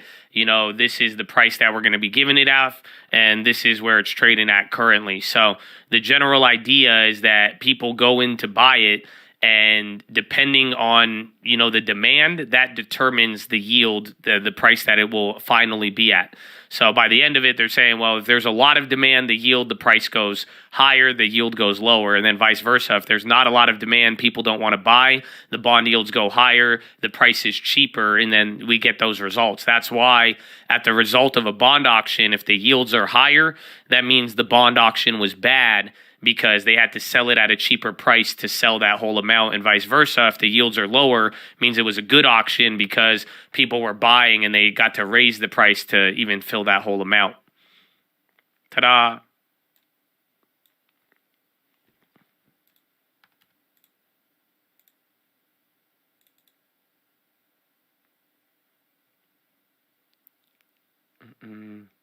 Am I getting sicky? No, I think I'm getting dehydrated. I've been drinking a lot more water, but like my throat just dries out hella fast. It's weird. I need more water.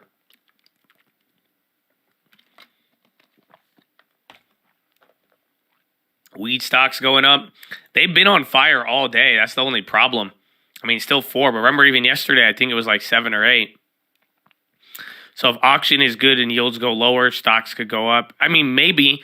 I don't think it would like guarantee that, you know, especially after some of the trickery and what we're seeing overseas, but it would definitely help the market.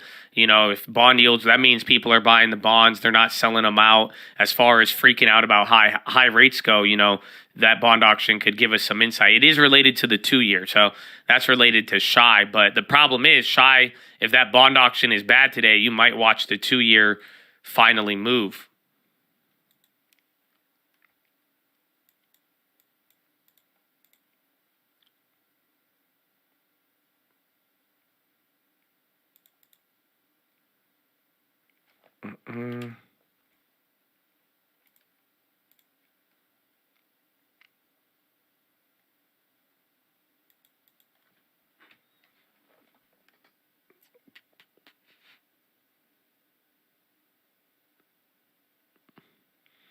Weed stocks, no. There's I think a Senate banking thing tomorrow.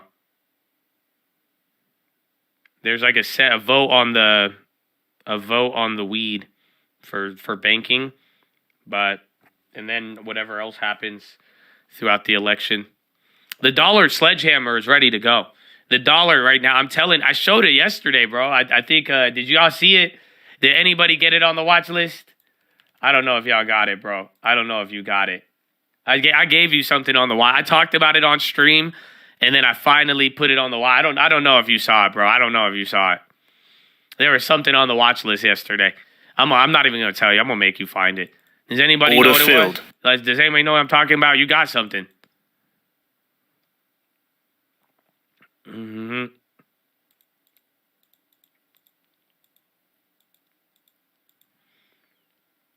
The Prius on BBS? No. I saw one decked out Prius, though. That looked beautiful.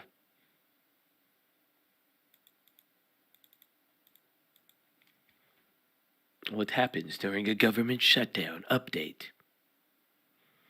Sent it to my IG. I'll take a look at it. And then Spy's coming up. The Zephyr Prius. There's a lot of them, bro. They're just ill. I was telling you, that car goes hard. Y'all didn't believe me. Polka dots is all I remember. Oh, man. Yeah, look at y'all missed it. I gave you a fat gem. I put a fat gem on the watch list, and I think y'all just...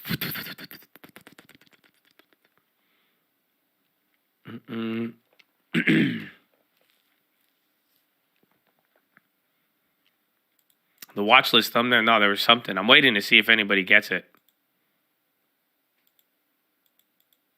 We said the dollar, other countries. I showed you something, though. There was something I told you about earlier, and I was trying to get it, but I told you I had to go look it up, and then I finally found it.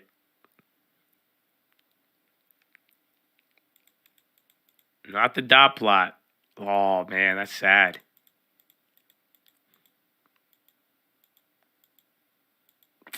That's it. I mean, I already know Forever Young, you gonna run it up. He already know, baby. He already know, baby. Yeah, bro. It was that Fred index. So this thing is crazy. I don't know if you guys saw this one already, but the thing that you got to see with it here, hold up. Let me get the dollar right next to it. But like, a lot of people don't know this. This is how it sucks, and we could use this for a lot of stuff, but Like, we could use this in the future, but unfortunately, they changed a lot of it. But this is how you could do a very deep dive on the dollar. But I just want you to notice, you go to UUP, go to the DXY, it's showing you 106, right? But a lot of people are not aware there are multiple dollar indexes. So these are all different indexes that are based off other. Oh, this one, they ended it in September. This one, the real dollar index, that one will tell you, look at it. This is already breaking out. And even then, this one's showing you 114. You got a dollar at 128. Again, you got one at 117 and then another one at 122. You ever go to the DXY, you're seeing 106. Yes, they all look different. And this is where I'm saying this is how you do these deep dives. They all have a similar pattern, but some of their peaks are going to be higher and lower. But the general idea, this is that lesson that I am not shutting up about, where I'm telling you the dollar has a lot of strength right now, but you don't see it all. And that's because other currencies, depending on the strength or weakness of somebody, whether we're looking at the dollar in real terms, if we're looking at it on a nominal price against emerging markets, against advanced foreign economies. And this is the part that's disappointing, because like I'm telling you, back in the day, like, throughout the years up until like 2020, I would use this. These other ones used to be very good. They used to tell you dollar index, goods owned, like they used to give you everything, but they discontinued a lot of them. So again, though, the other ones, when you go down, the ones that exist, I mean, it's good to compare them against foreign markets here. And you'll even see, though, like compared to some emerging markets, and find the ones that include Europe and not. But what I'm telling you, go through all of the trade-weighted indexes, the real-weighted indexes, you will find a lot of stuff, even state by state, if you actually are not aware of this. So like I'm telling you, this is how deep the dollar strength goes. So whatever we see on UUP is always going to be one thing, but there is a whole new world filled with currencies and rates. Yeah. Ta-da. Huh? You don't get it? So pretty much this DXY only shows you like a nominal average of all the currencies. There's no specifics. That's why right now the Chinese yuan and Chinese yen are very weak, but your dollar is not back up to October highs. However, if you go and compare the indexes, or if you look against other currencies, other main trade partners, people we don't trade with as much, you would get a different number. And what I'm trying to highlight here is that there is a couple of dollar indexes that aggregate, by the Fed or the Fed, St. Louis Fed, and what it's showing you is the value of the dollar compared to other indexes, nominally the real value, or comparing to emerging markets and non-emerging markets, but that helps you get a better idea of the real value of the dollar. So we could keep talking about it. I would love to answer questions on this. You let me know. But it's something where, just again, whatever dollar index you're watching, remember, it's only one of them, and the dynamics of the dollar is other things. So what's driving demand, that's not what, all I'm saying is that what's driving demand for the dollar is the weakness in the other currency. So that's where, because they need oil. So I think oil is driving the demand, but if these other countries have inflation and they need oil, it's weakening their domestic currency. And even though you would think our currency would get hurt by a strong dollar, their currencies are getting hurt more, and it's lifting up our currency while oil is going up with a lot of things. But that's where I'm saying, even though the DXY shows 106, I'm telling you the dollar is a lot higher than what it is. That's why we kind of feel this pain. But until the other currencies reflect that, or, those dynamics change, you're not really seeing the dollar pop off, even though it is extremely high right now. But there's more, unfortunately. But then again, if that doesn't happen, it'll all revert. And then you could say vice versa for that whole scenario.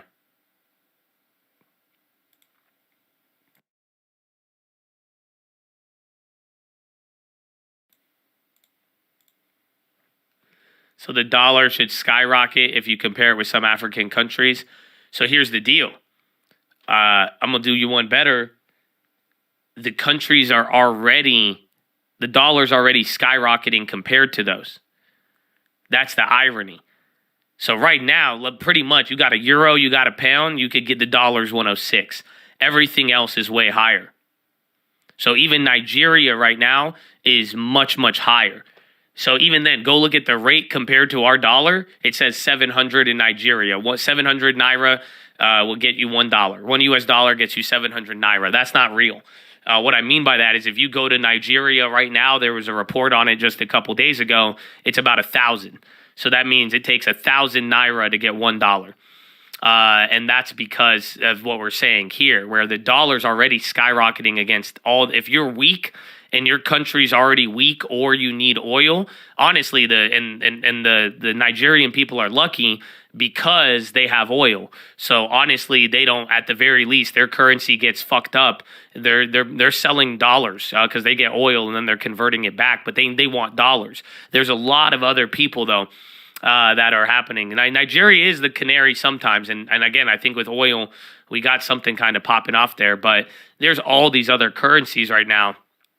And relatively speaking, they're up. Again, some of those indexes here are showing that if you do look against, even on the real value, real foreign economy dollars or real emerging markets, I mean, we're pretty elevated, but not as high as 2020. And then some of the nominal indexes, they're not back up to September. So even on my indexes, the dollar's not really there, but it used to be I would find them here. I would find them on these other ones, but unfortunately they discontinued them. So you got to dig a little deeper, but I think it sticks out like a sore thumb. It's the strength of the euro and pound. But it's a good thing to understand. And like I'm saying there, if you ever want to dive deeper into the dollar, there's really good resources there that you could use.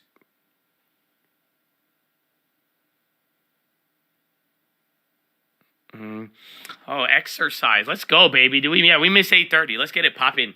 Ladies and gentlemen, boys and girls, we're live Monday through Friday, 30 minutes before open. Drop your thumbs up on the video. Make sure you're subscribed. You're on mobile. Press high chat. X out the chat. Hit the thumbs up button. Second link for the Nightly Wises and main channel. First link for the Scream Alerts boot camp and real estate costs.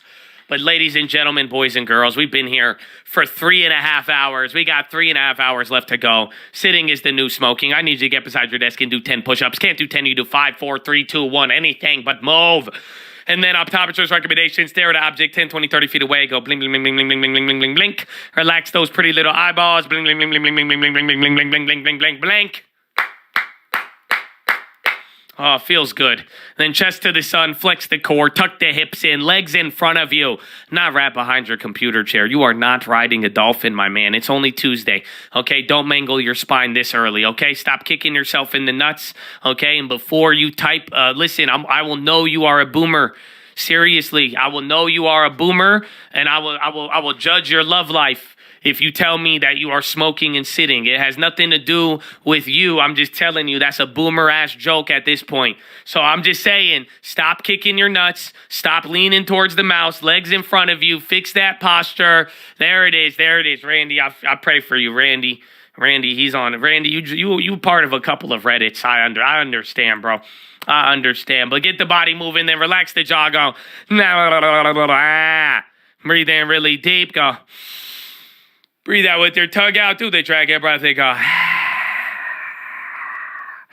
I know. Shout out to Randy. I love you, Randy. Randy was hard. He was like, yo, hook me up with Jen. Now he's like, I'm sitting and smoking. All right, man. Randy is just. I feel, bro. I feel. All right, move, man. Move.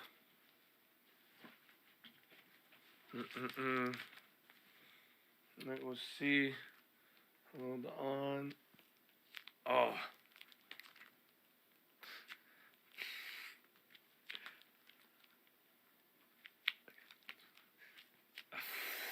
Gotta do 10 of these. Shit, man, just do 10 before you do anything.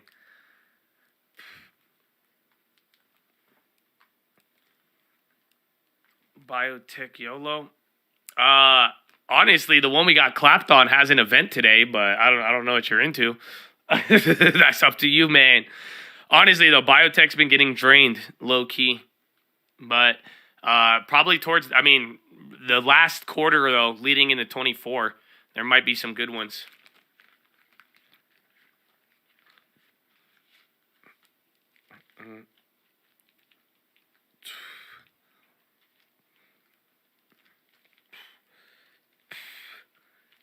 Do I have solar on my house? That's a weird question, sir. Remember last week you gave me a shit ton of attitude, and now you asking me if I have solar on my house? What the fuck is this? I'm going to go do my back stretch. Please hold. I'll be right back. I'm going to think about that. Okay, I got to do my back stretch. I did the resistances. I'm back here.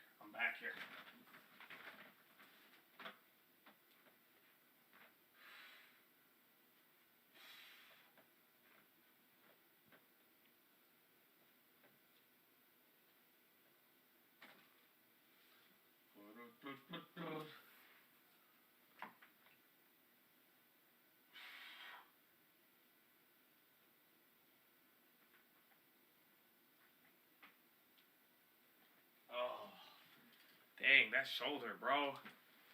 That's crazy.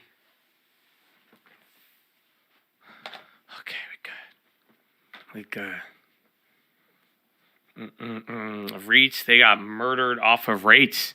Again, rates are the big story. Powell scared everybody. Everyone's considering it, and then in the process, bonds got clapped.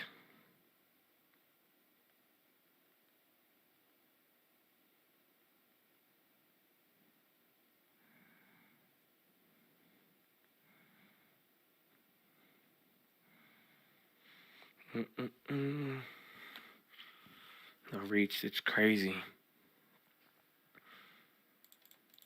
Lower back stress check. That's what we just had. I need to do the hanging from the bar. I need to get that set up. Dollar's up. Weed's going up too. Again, you've been talking about that. PayPal. I can't do dollar though. It's crazy because even then, like low key, bro, it's like 0.5%, then 0.3, but it is still chugging along, and it makes sense. This is a down 1% day. It will be interesting. I mean, maybe dollar gives up a little bit by end of the day, and we see what happens. But, I mean, the pressure is on. Shoulder's good. It hurts, though. It's like getting a little bit, but it's like there's a lot of progress. That one little door stretch, bro, like low-key a life changer. That's been helping out a lot. I'm not playing the weed stocks leading into it. I think a couple of Chads have been on this early. Remember, we hit that news early the day of when they were doing, what was it? The decriminalization news. And we were just talking about there's going to be a lot of back and forth leading into it. So just watch out for that. What door stretch? I do the chin tucks. Those help out a lot too, but it's just not as like the shoulders. I think it really got my thing. I don't know. You put a resistance band on the door, put it on your elbow, and just put one hand behind your back, and then you just like pull back, and that's it. I just do them every morning. I do them every night before 2K, and it's just like it's actually helped a lot less shoulder clicking. Aurora, the weed. I think all are just MSOS, the weed ETF. I think all of those, they're pretty fire. Reading the MSOS, I don't think it will pass with Republicans in control. It might not, but I think the reality, that's why I would have played it yesterday, but it was up, and now it's up today. But just the reality is usually they sell the news no matter what. Even if they got it and then people react, and then it goes from there. Yeah, Disney kind of going back and forth. Let me check. Walt Disney.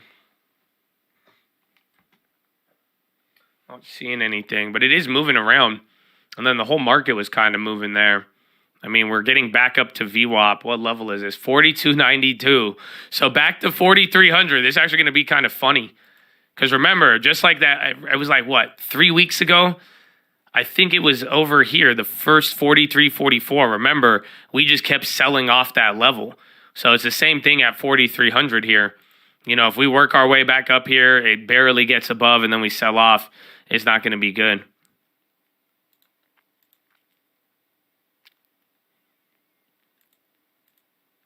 FTC has court to order any necessary structural, equitable monetary relief in Amazon lawsuit.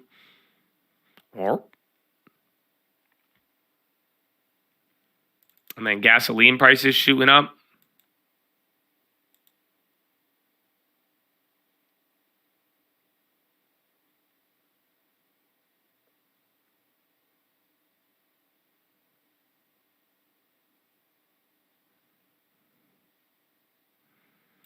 Oh, that's a weekly.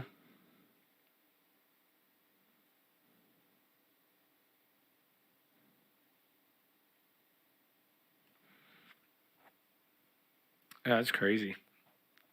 And where's wheat? SPY 4294.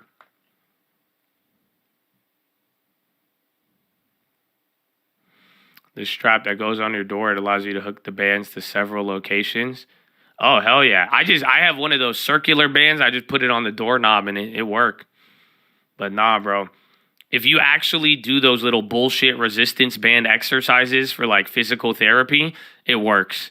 I've just been that little asshole. That's it. Once I finally found one and now I do it every day, it works, bro. It's insane. Scapula push-ups. I don't do them with good form. I've tried. I need to get the resistance band working a little better. Otherwise, I don't think they hit the same. Or maybe I'm just doing them wrong.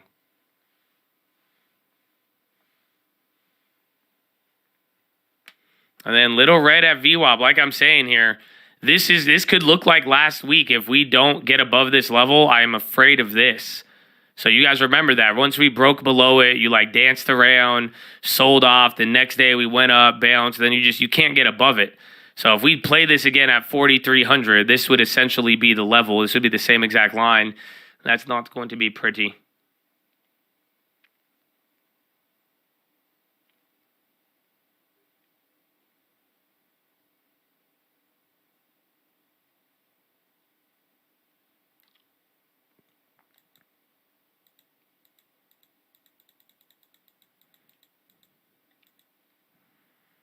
Four, 292. I'm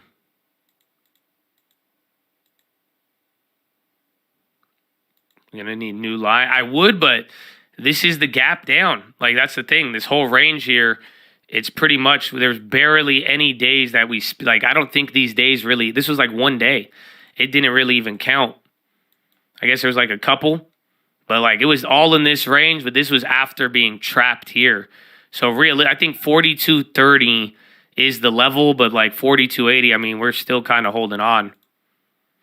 But I think there's just that little box and then it goes right back to our original levels.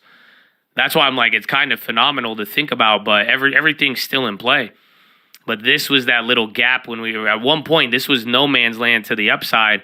That's why I'm saying even to the downside, it's no man's land in that same respect.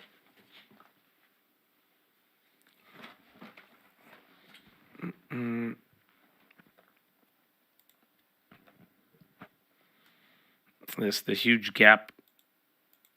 You're talking about back then, yeah? Because that's the point we've been looking at. ZW came down. That's still up. Womp, womp, womp. Weed stock still on the high. Apple.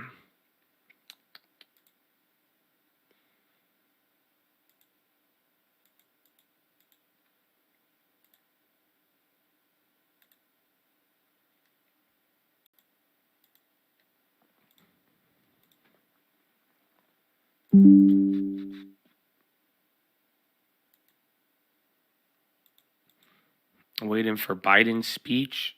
No. I didn't know I thought he was just gonna pick it. Is he gonna make a speech? I guess he has to, but I thought they're just going for the photo op and then maybe all I'm hoping for is that he bumps into Donald Trump there and then it kind of turns into like a scene from 8 Mile. You know, he's like, everybody in the UA does. Put your mother hands up and follow me. Everybody in the UA does. Put your mother hands up. Why? Listen, hey, why? Hey, look, you notice nobody's standing tough. Notice that Donald Trump is not the president.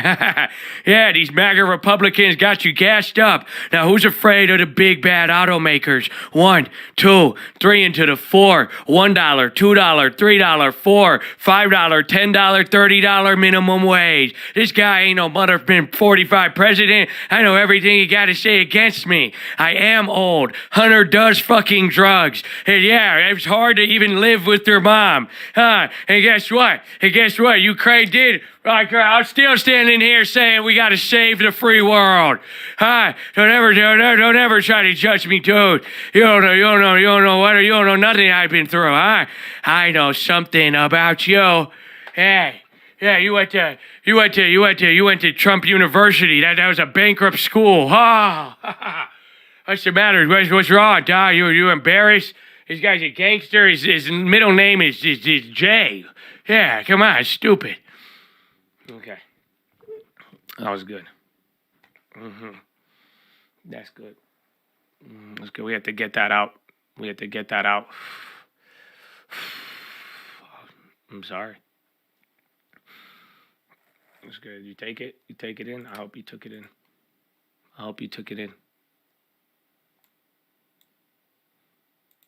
That's so good. I'm glad. I hope you enjoyed it.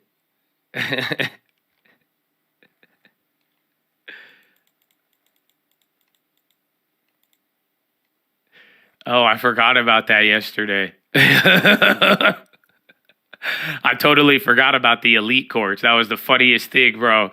Honestly, dude. Honestly, I see how y'all get mad annoyed, bro.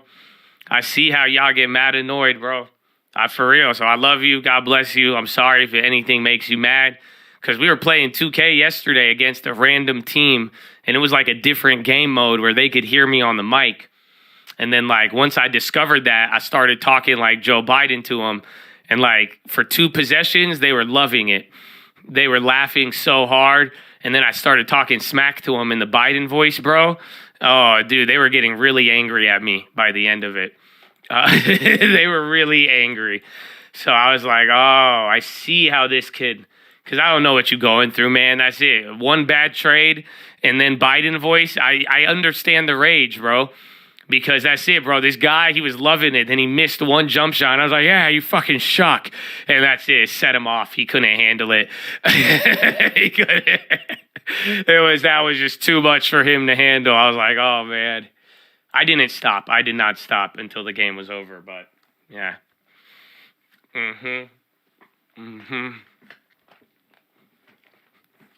So, I get it.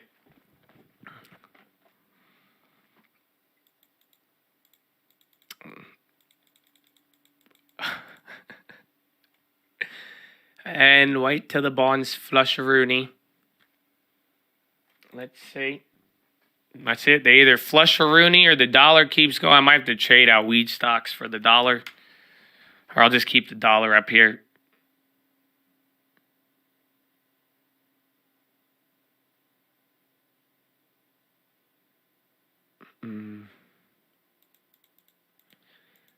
My Trump is getting a lot better. That's what they told me. I said, don't tell me I'm getting better when I'm the best. But either way, I'm working on it. Sometimes it's good, sometimes it's bad, it's big, it's large, it's not anything new, but I'll get there one day. Don't worry. Either way, I've noticed people don't like a lot of things, they still get angry. This is not here to piss you off, but for my enjoyment. Thank you. Yes.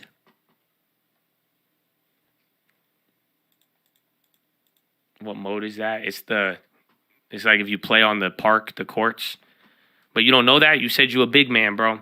You better be like 40 overall, bro.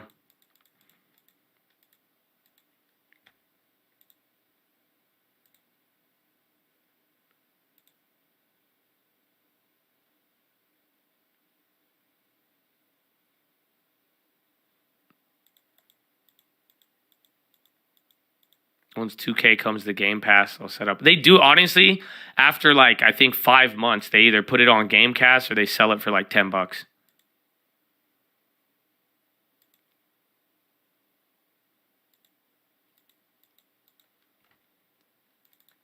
All right, watch out. 30 years about to flush. I'm still in that play. And then SPY right below VWAP, a couple of things up, and then the dollar still there. It's weird because whatever you're talking about going up, I mean, obviously for context, I hope you just look at the board. You know, this is a 1% down day. Even the Dow's almost there. And then the dollar's up. It's pretty wild.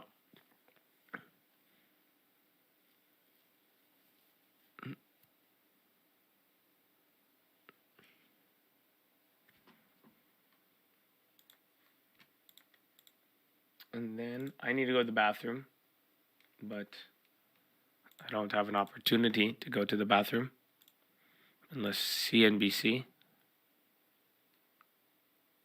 No. All right, I'll wait with you then. Do most auto financiers offer variable rates?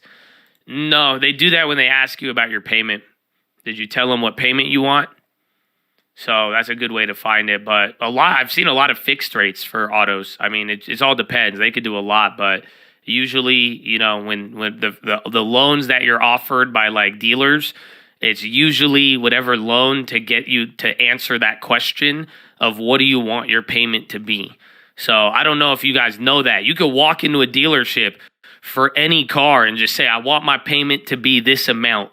And their job isn't to get you a deal on the car. Their job is to finesse the loan and the numbers to get you a loan that meets that payment, if that makes any sense. So that's why like they could come up with several ideas, but I don't know, but to my knowledge, I don't think it's standard to offer variable loans for autos. But usually you tell them the price, though they could find 50 things to make sure you could get it at the price. So then you have no reason not to say yes. Not the standard, exactly what I do. Yeah, it's not bad. It's just you have to know that. But in this case, though, so chances are you probably told him a price. But that's how he got there to a variable loan. You could say $1, they'll find it out. You say $1, it'll be like a 99-year loan, but I don't know if they could offer that. They'd find something, or they'd be like, listen, I could get you $1 a month, but you have to put 90% down, and then we're going to space the other 10% over a term of 600 months. What? Yeah, sorry.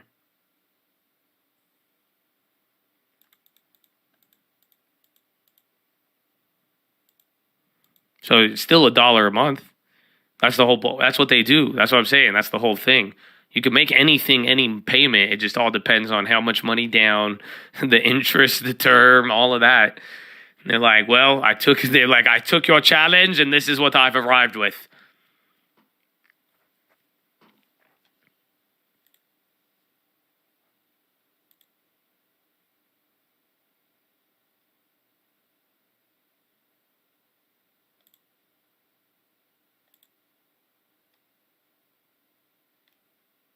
Oh, David. You crazy mother effer. David, they approved it. I'm using your logo for F350. They emailed me last night. We could use it, baby.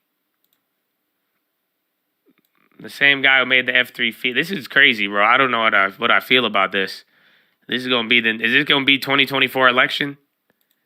That's wild. That's wild, bro. I like this one. Yeah. Everybody in the 313 or the UAW, put your hands up and follow me. Everybody get your hands up. Yes, nobody is standing tough. I know. I might have this as my background. I like Biden looked like Trump looked the same no matter where you put him. Biden looked like he actually like he practiced for this battle.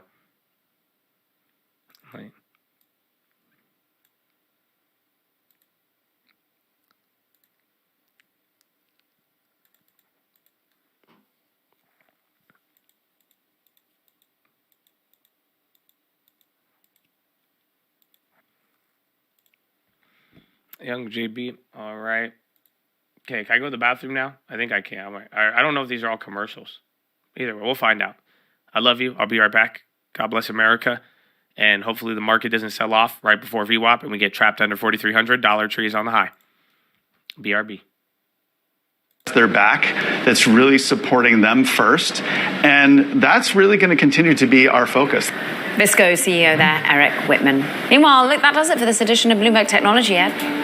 Yeah, recap on our podcast, wherever you get your podcasts, on the terminal, as well as online, Apple, Spotify, and iHeart. Big theme of the show has been regulation, oversight, what's happening on Capitol Hill, what's happening with the FTC, and a number of big tech names, and the world of crypto in the crosshairs.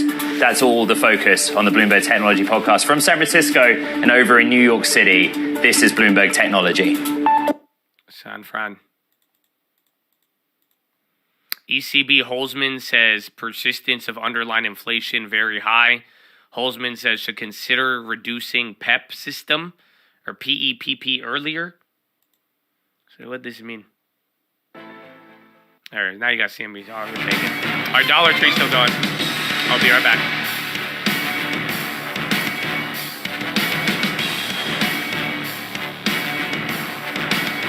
Watching shares of Amazon, of course, today under a bit of pressure, already were, really, before this news even came out, that the FTC was suing Amazon antitrust. And by the way, tomorrow, FTC Chair Lina Khan is going to join Squawk Box at 8:30 a.m. Eastern Time. Do not miss that.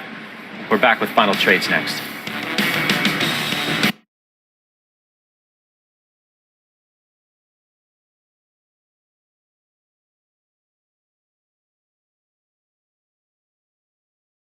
Man, they are I'm sorry. That's it. You guys are going to get now F350. Every time I get up, right when I get up, what is this? I don't know. Bad timing for the bathroom break, I guess. It's okay. You need F350. It's good for you.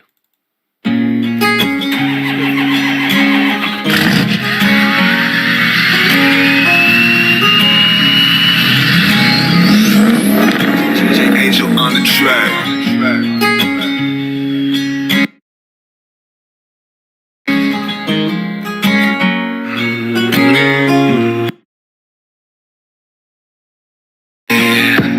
Loading on my F350. I don't drive a fucking EV. Gas tank still on empty, but I'm gonna keep on driving all week. Think I just missed my exit. A Prius wouldn't let me merge. My driving got my girlfriend stressing, screaming in my ear like a bird. Told her, why they driving in the slow lane if they ain't going slow, man? I used to say the same thing when they was slow up in the fast lane. Now with Kia tryna pass me, thinking Nissan almost crashed me. I'm just tryna make a lane change. Now I'm late and I got road rage. Loading on my F350. I don't drive a fucking EV. Gas tank still on empty, but I'm gonna keep on driving all week. I think I just missed my exit. A Prius wouldn't let me merge. My driving got my girlfriend stressing, screaming in my ear like a bird. Wherever said carpooling's faster, hasn't seen the 405. It took me 30 minutes just to go a mile. No. Sorry, no. Too early. I came back too early. I sit there messing with me on that. It's good, baby. We back. You were vibing. I'm sorry. I hope not too much. I hope I didn't ruin the experience. It comes out Wednesday night, tomorrow night at 9 p.m. I think. So you'll be good, bro. Yeah, vibe. Don't worry. It'll be out. That's not Uncle. That's me. That's Josh Answers, not Uncle Answers. It comes out tomorrow night, Wednesday, Thursday. You'll like it.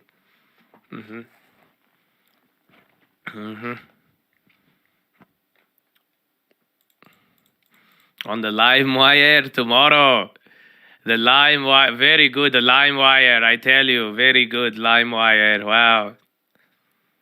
That's it, bro. That's it. We out here.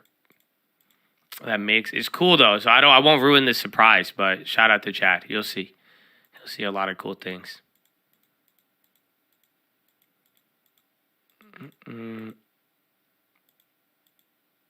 Order filled. Speaking right now? Who? I don't know when. What's his name's going to come on. I don't know if Biden is. I see something scheduled with Kamala. Order filled. But I don't know about Biden. 10:01. Excuse me. Market reacting. PGNY.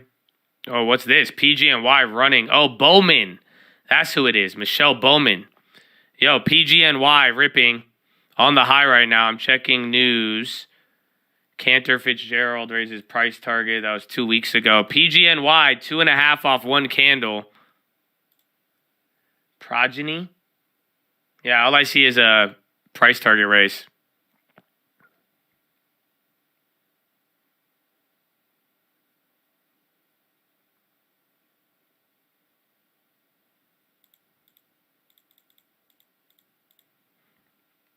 Crocs going up. Yeah, PGNY, I don't know.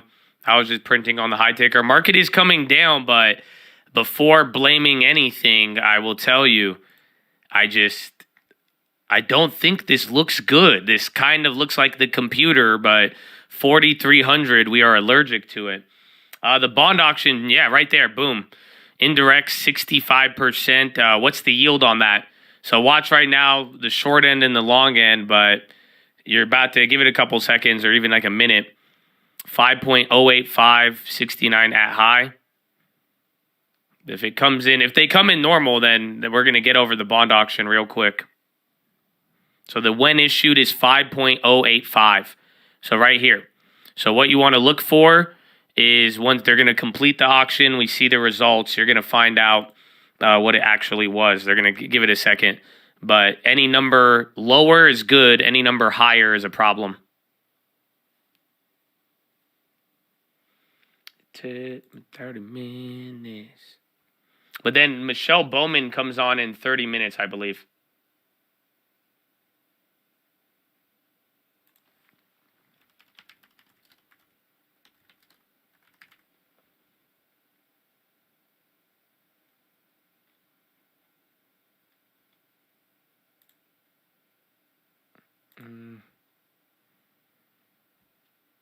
Two-year bid to cover, actual 2.7.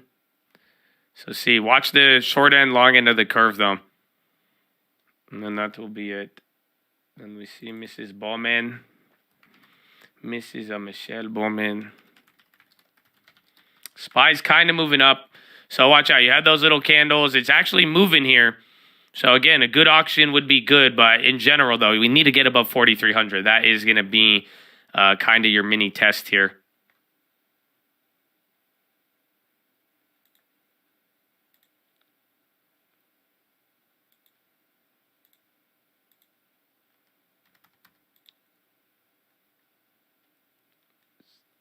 September. But I can't believe, you guys believe that? September's already over, man. Isn't that crazy? So Michelle Bowman is going to be talking about, what's it called?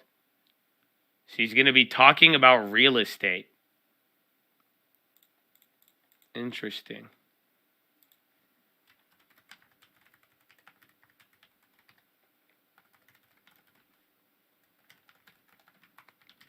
Biden remarks in Michigan live.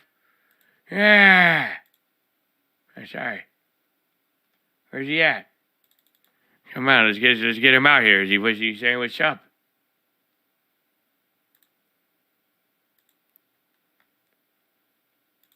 Their job and no, oh, it's just like it's him outside the plane. Oh yeah. all right, good afternoon, UAW family. I want to thank Local 174, home of Walker Ruther. The president, bro. Thank this local leadership and Director Laura Dickerson.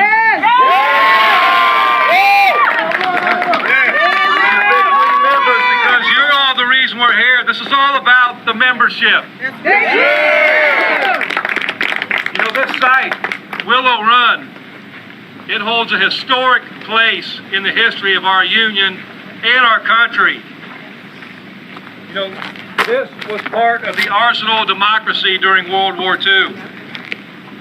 It's where they built the B-24 Liberator bomber.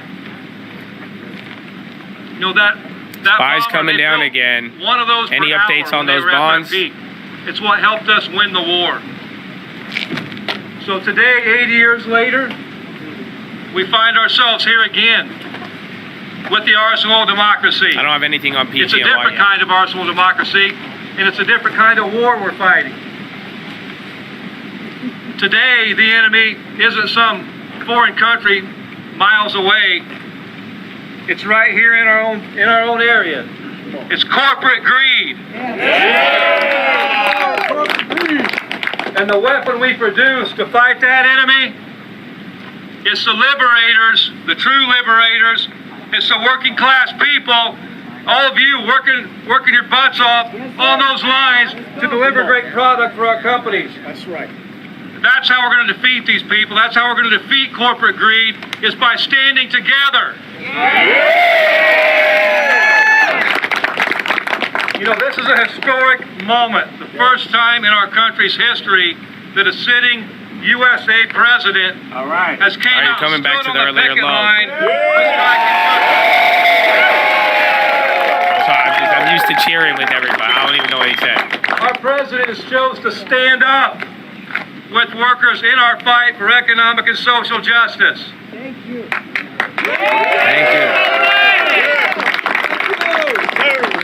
know, it's a historic day and a historic moment in time.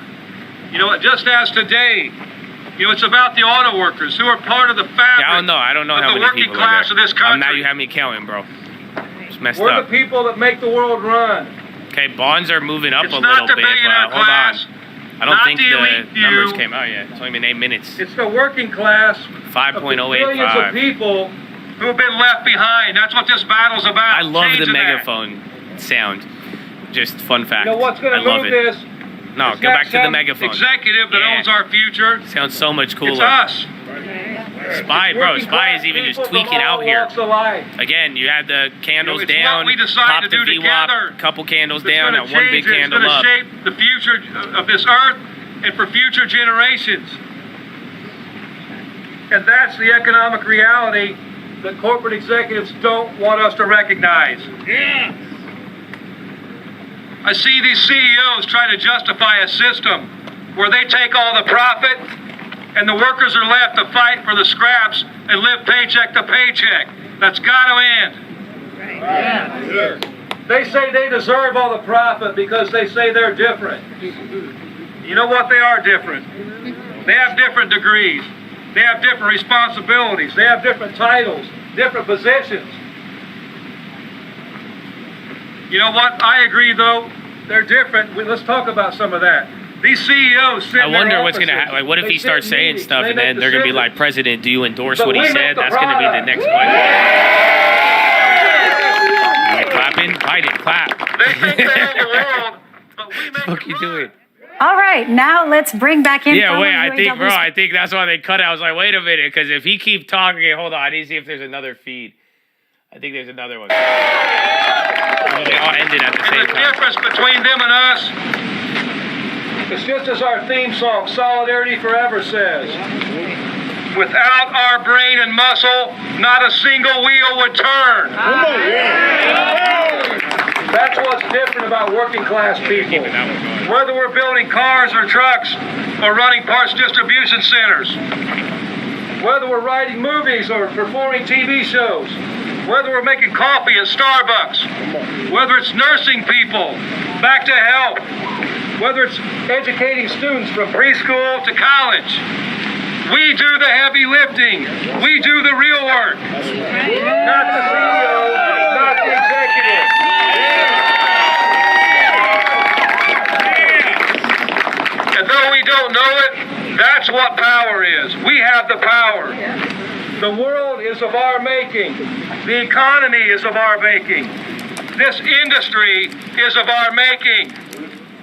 And as we've shown, when we withhold our labor. We've been listening, of course, to the UAW president, Sean Fain, speaking after President Biden joined him and the rest of the members of the union we see there at the picket line. President Biden, in his remarks, told UAW striking auto workers to, quote, stick with it. He also said the UAW saved the automobile in. I think Biden's going to talk. He's looking at it. There's a video. He just looked like he's in that position with his arms by his side, leaning, like, you know what I'm saying?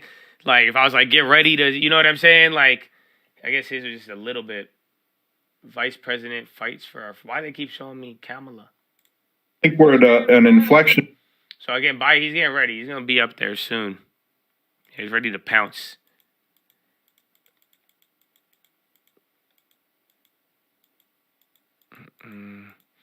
They don't want. No, I think he's going to talk. I think I'll get a video feed once it's on, once he's like up there.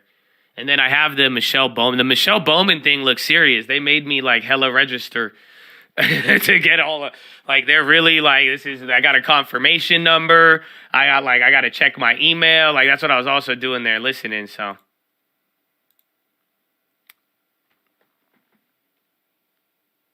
Join my event. Oh, can I get in?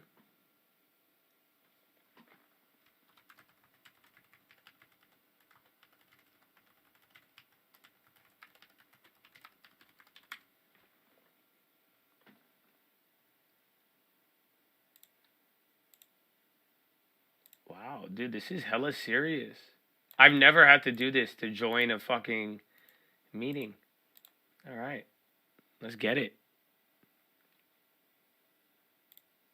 You'll be able to join 5 minutes before the start. Washington, D.C. are virtually for a community development research seminar exploring the challenges and opportunities in the affordable housing rental market. Panelists will discuss their research on rental housing dynamics during the first pandemic and how those lessons can inform strategies to expand the number of low-cost rental units in the future. This event is organized by the Federal Reserve Board of Governors and Federal Reserve Banks of Atlanta, Minneapolis, and Philadelphia. Good. Yeah, I'm just reading. That's the top. So that's Michelle Bowman. Again, she's a voter. We'll see.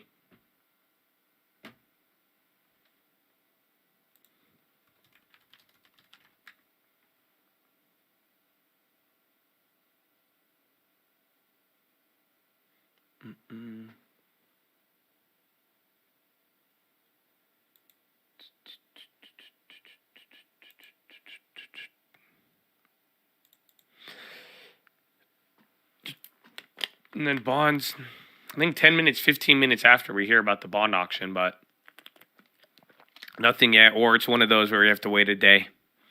But either way, no real crazy reaction there. But that's what I'd be watching for. And then your boy, well, even then, I don't know if I don't think Biden will move the markets. If we get a UAW update, that could. But realistically, we're waiting for Michelle Bowman. She'll be coming on in 15 minutes. The green, I have no idea. Again, we were bouncing up. My only problem right now, all I care about, it's up to you to decide what you want to focus on. But at the same time, right here, just 4,300 is the problem I have.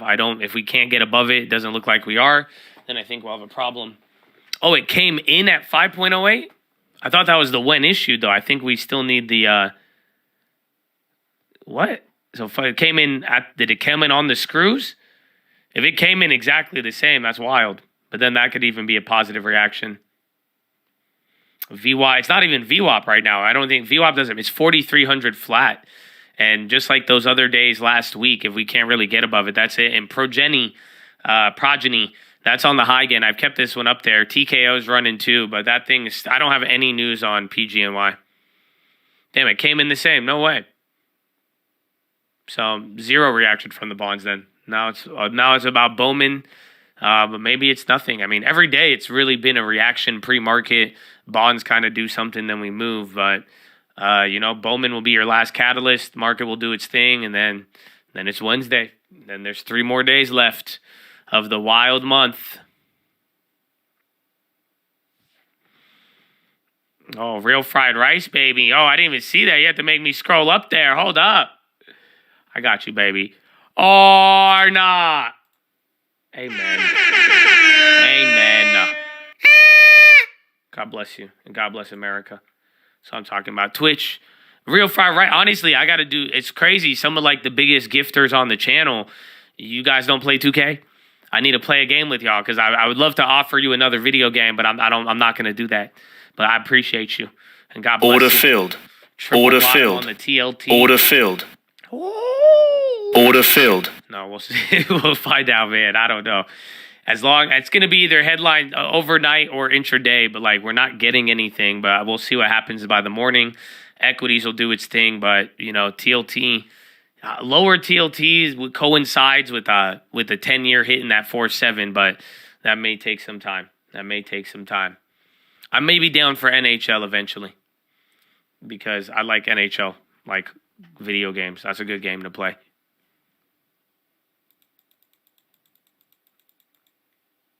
Why do you make Pinocchio voice? I felt like it was fitting. Like if somebody was like imagine if like a Shrek movie, they were like a triple bottom on TLT. I could totally see someone going, oh no, you know. So I feel you. TMF just inverse bond. I'd be careful with it. You buy TMF, buy TMV when you know something's about to happen, or like once the bonds really start moving. But like, and if you're trying to anticipate. Or if your logic is, well, how much lower can it go? Order I wouldn't filled. try to attach it to a volatile index or anything with time. Again, duration risk is the thing. The Crew Motor Fest? Is it that's a car racing game?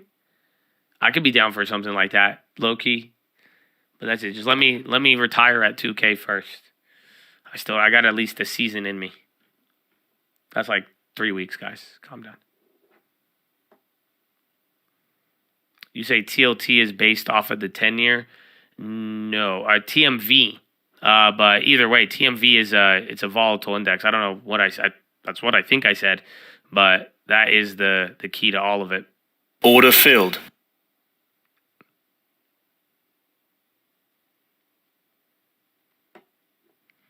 Biden says he agrees UWA should get 40% increase. I bet you that guy could go on that megaphone, right? That guy could have said anything. Yeah, I agree.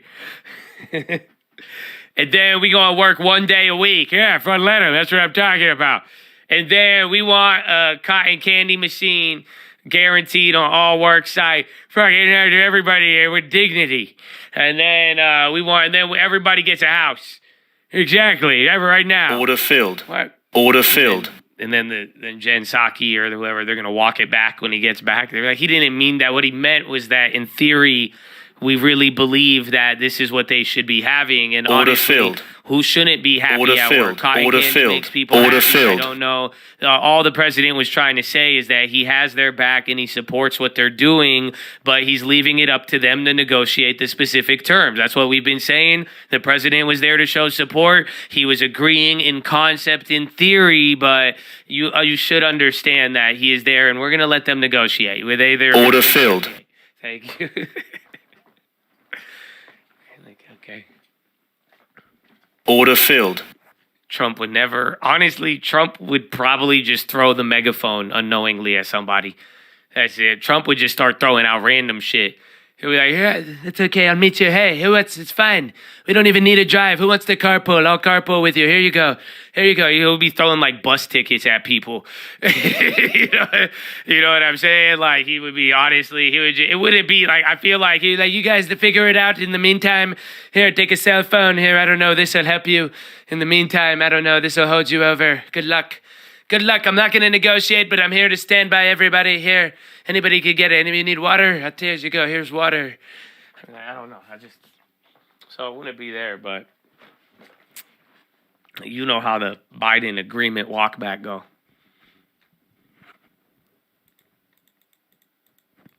Back to your previously scheduled Chiclay. Yeah, actually. So I don't know what's happening, and I think the market is just trying to destroy you by answering the question. Have you ever heard that? They say, like, don't ask questions to stuff like you don't want the answer to. Because, again, a lot of the movement here, even after this low, it's just we've seen this every day for weeks now. So I hope it's not shifting you too heavy. KRE is dying. That's a good call. That's down 1%, but the whole market's still 1%. The KRE is just hitting new lows now.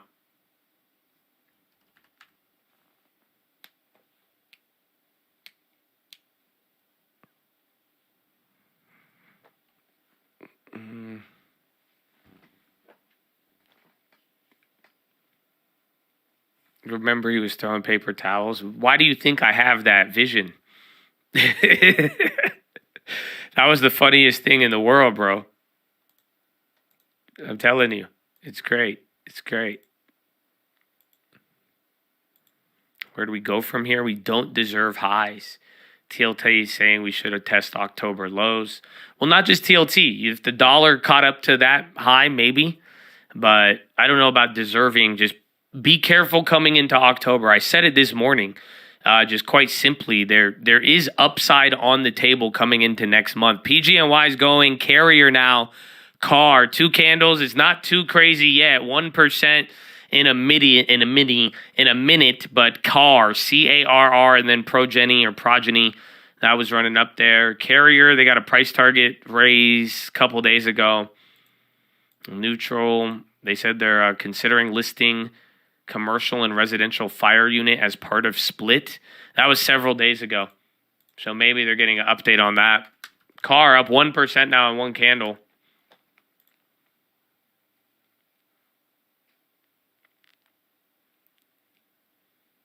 Yeah, not seeing anything though. Hollywood studios expected to retain the right to train AI models based on writers' work under terms of tentative labor agreement between two sides. Is that old? Yeah, that was old. That one, someone should have called that one out. I had it on my other scanner, but that one was behind. This one had it. Writers, you guys see this? Tentative Hollywood writers deal allows studios to train AI models on scripts. Can train AI models on writers' work under tentative deal. Writers would be guaranteed credit and compensation by work on scripts, even if studios partially rely on AI. That's crazy.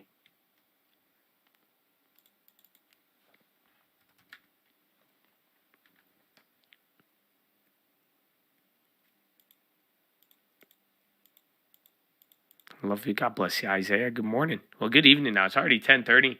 You know, we got Michelle Bowman in a couple minutes, actually.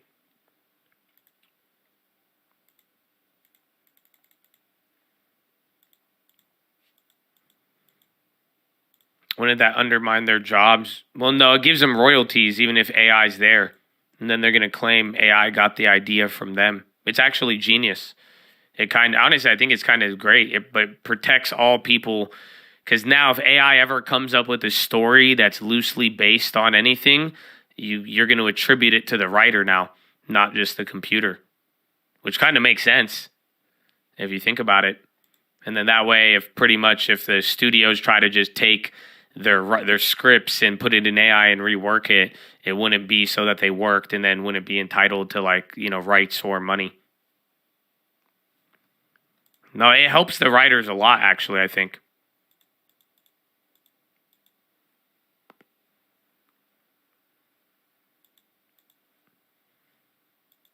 $130 on Eastern Coast. Maryland, baby. That's East Coast. Man, $130, wow. So you guys hit the gym up yet? Or what do you got? You got the whole day ahead of you. That's crazy. I like my days at 1, but I feel like 10:30, it's still the morning, so I'm still waking up. That's nuts.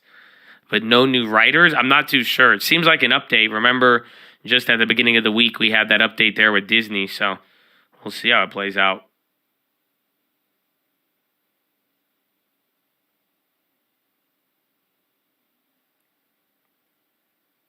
3M playing with 10-year lows again. A lot of eyes on it yesterday.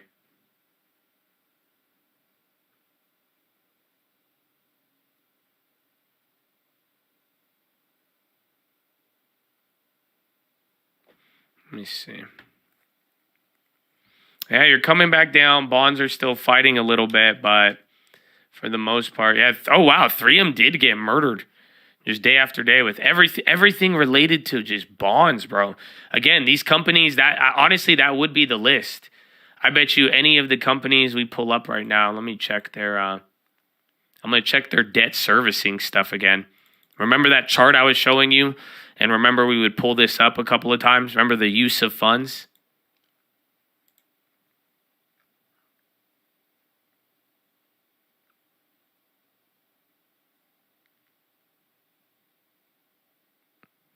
No, that doesn't make it wouldn't make sense though for all of them.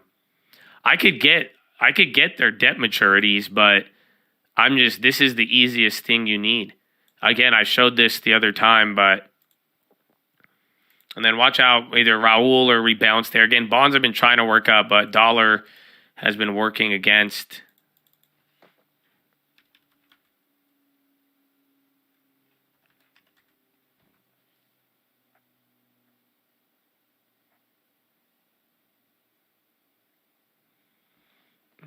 You apologize for any anger or annoyance you caused me. God bless. Oh, you're forgiven, brother. No, I was just asking why. You know, but no ill will. But why did you want to know if I had solar though? That's why I said I was like, usually most people don't go from like feistiness to like asking me about it. So I was genuinely curious. But thank you for the apology. I've definitely forgiven. Where is this? I'm trying to get this. Please hold. My thing's being slow. I'm thinking about getting it. I would do it for sure. Like, I've said it. I don't know if you've heard me prior, but like I've told a lot of people get into solar. And at the same time, if you're willing to do solar, I would also consider getting into real estate as well too. There's an opportunity there, but we got a couple of guys who just started doing solar in here and they've made a lot. So it's not like I'm saying I've seen a lot of I think if for the right people and the people who really want to do it, and the fact, like, honestly, you could listen to the stream, you could be working, grinding. I think it's something, and honestly, I don't think you will walk away from it. Order filled. I don't think you would walk away from it with a lack of skills. Like I'm saying, you could pivot it into real estate. You could do a couple of different things, but like, at the end of the day, it's like I think you'll learn about sales. I think you'll talk to people. You'll get rejected. And then you'll either learn whether or not you like sales or not. It's a tough racket, but I think it's a definite opportunity. Guys like me. So if you're asking me if I have solar, it all depends. I have houses with solar. Order rejected. Order rejected. Solar. Order filled. It all depends when I bought them. Because in California, it's required that you have solar if it's a new build, and then older properties. Those are going to be your target. Order filled. After.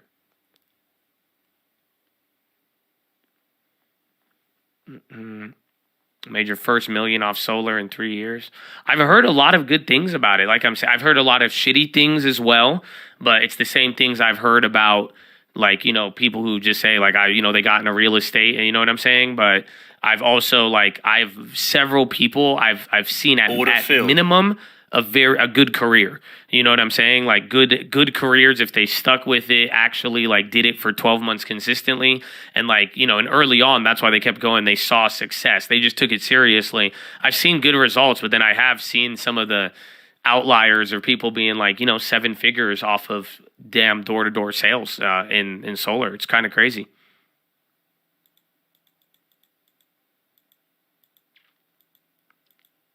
You got solar for your house today? Nice. It's just like they go door to door and sell solar and they get a commission. SPY's selling off now. Highest yield since 06. The bonds are chilling out now. The dollar's up, but now equities. I mean, realistically, bonds are lower and the dollar is higher than the first move we made. So like when we hit 42.82, the 30-year bonds were up and the dollar was even like 5 cents lower.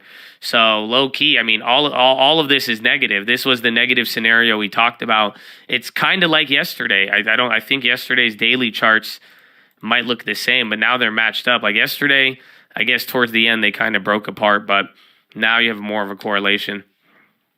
I'm off on that. Because yesterday they kind of moved the same, but they weren't matched up like this. So now even the gap on bonds, TLT, and SPY is already filled. Maybe check the 10-year.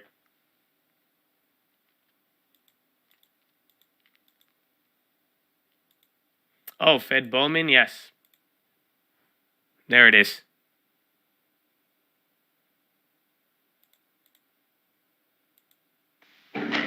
Well, good afternoon, everyone. Welcome to the first of our 3 seminars this fall in the Federal Reserve's Community Development Research Seminar Series, Keys to Opportunity in the Housing Market. I'm Angelique. Man, they made me... Affairs at the Federal Reserve Board. It's bullshit. Thank you all for coming out today. I know the weather conditions are every rainy, event was a dud. And cool, but every very event happy was to a be in dud. person She didn't with talk you. about housing and rent, And but for those who are online, no we monetary especially policy thank or you for economic joining outlook. in. So today's seminar, co-hosted by the Board of Governors, along with the Federal Reserve Banks of Atlanta, Minneapolis, and Philadelphia, will focus on strategies for preserving and expanding rental housing affordability. I'm excited to be joined today by experts from across the country to discuss research on Other than you got, well, we'll see. She might not talk about it, but if that's the case, this is going to be nothing. Like I'm saying, all the events today, some of the data caused some movements, but for the most part, there was nothing really action-packed. I mean, the dollar, everything moved before that, but now you got this going on.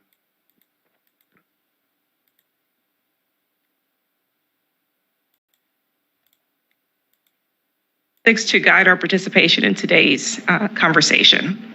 So first, I will give a blanket disclaimer that the views expressed during this event are those of the speakers. They do not necessarily represent. Yeah, I don't think we're going to get it.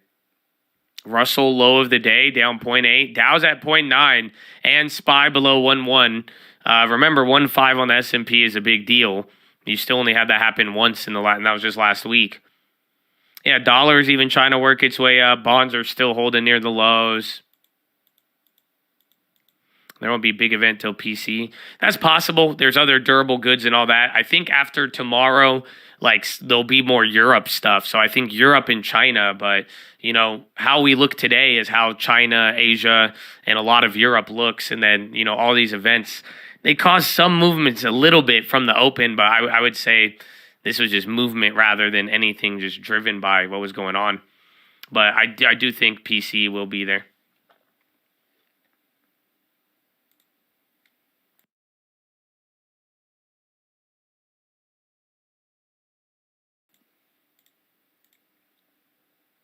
Dang, bro, I never seen someone do that. You could do tier 1 for 6 months in advance. What the hell, Twitch?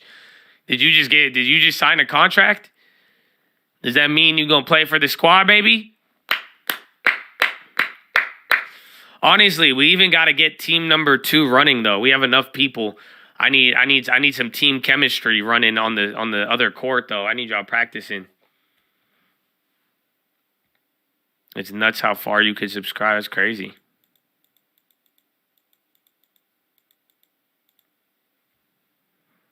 All right, is this Bowman? Enables the sharing of important research on economic conditions and opportunities in lower-income communities. She didn't even show up. We believe that conducting research to better understand these topics is an important way to further of promoting they just an in a room looking at her US on the screen. Economy. She sent them the video theme of this recording. Year's seminar is keys to opportunity she gave them the AI, in the US bro. housing market. Look at Today's they laughing. event is hosted by the Board of Governors and the Reserve Banks of Philadelphia, Atlanta, and Minneapolis. Does she and see it will this? focus on the affordability of rental housing and exploring potential strategies to address this. Why would you add this? The Fed? Come on, bro. We know that high-quality She gonna get research can distracted, help bro. us understand and address challenging All right, I'm going to go to the issues. bathroom. I'll be right So I back. appreciate that we're joined by researchers Oh, wait, it's and pre-recorded. practitioners Never mind. to discuss their work on this important topic. Individual economic well-being and financial stability are often associated with access to stable, affordable housing. Those at the lower end of the income spectrum tend to face the most acute hardships. We often find that renters face housing affordability challenges, in part because renters typically have lower incomes than homeowners. In addition, tends to pay substantially more for housing as a percent of their income than many homeowners. As a result, they tend to have less room in their budgets for discretionary expenses, potentially leaving them more vulnerable to income disruptions or to unexpected expenses. The most vulnerable populations faced significant risks going into the pandemic, but public policy interventions mitigated many of these risks. Some of these policies will be discussed today. The job losses experienced during the pandemic and other economic disruptions exacerbated concerns about ongoing rent affordability and delinquency, but fortunately, those concerns did not materialize. Looking back, and with the goal of informing future policymakers facing similar circumstances, the pandemic experience provides a unique opportunity for housing researchers to gain valuable insight into the utility and efficiency of different policy actions. Which programs were most effective in supporting renters throughout this period? Were some more cost-effective than others? What are the lasting impacts on rental markets from these policies and protections? Are the lessons from the pandemic unique to that experience? Our first panel will offer insights into these questions as we think about how to prepare for future economic conditions. More recently, renters and their families have struggled with inflation.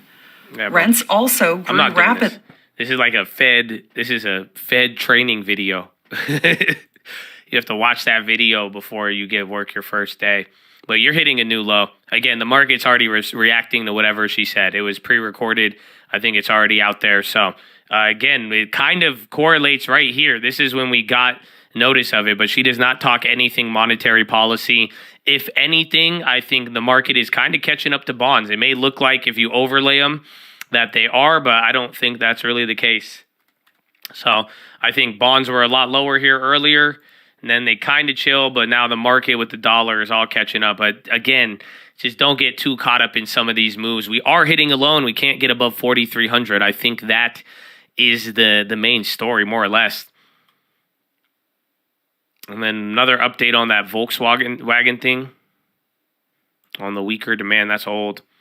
And then 420.79. Remember, I was talking this level from bright and early. We were saying just 420.80. If this don't hold, it's 420.50, maybe 420.60, but then 420.25, and then that's it, bro. Yeah, this is, again, last week when we had a 1.5% day, that was the biggest move in 3 months. So now you're right here, but like I'm saying, that at 50 points at a time, we should be getting that. Let's see what the bonds end up doing now if they're going to move. But if anything, equities can keep going. There will be a random pop and drops there too. Like I'm saying, everyone's been trying to why is it this? Why is it that? Why is it this? But I feel like this is how every day is played out. And now, we don't know when it's going to crack fully, but you have pressure from the rates in the dollar. It's just, that's quite simply, there's no coincidence when we're looking at it there. Kathy Woods sold AI plays. Now the VWAP, we don't like that though. I'm telling you, the last couple of days we've seen it so much when it just doesn't get above that level and sells off 4 or 5 times. It's like, all right, man. Yeah, these are the worst days. The worst days of the year. Every trading year is the final 10 days of September. So, on top of whatever else you're seeing right now, this is what you got to deal with too. Seasonality is real, and that's why, though, at the same respect, you have a lot of people, you got to deal with the worst 5 days, rates going crazy, and then at the same time, some people are already looking ahead for October, which is good seasonality. Is the VIX still climbing? Remember, that was a big story today. VIX was higher earlier, ironically, but again, a lot of you were commenting on how the VIX actually woke up, which is good. Even bond volatility woke up, which is crazy. SLNO, 52-week high. That's the biotech from this morning. Phase 3 data. There's another sympathy like IMRX or something. One of those. VIX still climbing. SPY going lower. 426.31 S&P or SPY. SPX 427.851. So again, I wouldn't put it out.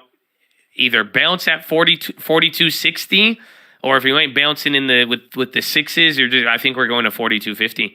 So either maybe you get a parachute 42.60, but otherwise I do think every 25 points now. Maybe if it does a little bounce, you might be able to go for a greedy short if you're feeling. I'm still in the bond play. I'm still kind of worked on that from the morning. Again, I'm literally break even on because we had the gains from the morning there too. But this is kind of it's not doing shit. Bonds are not doing anything. So they already got. But then again, they are still getting blown out comparative to yesterday, which is wild.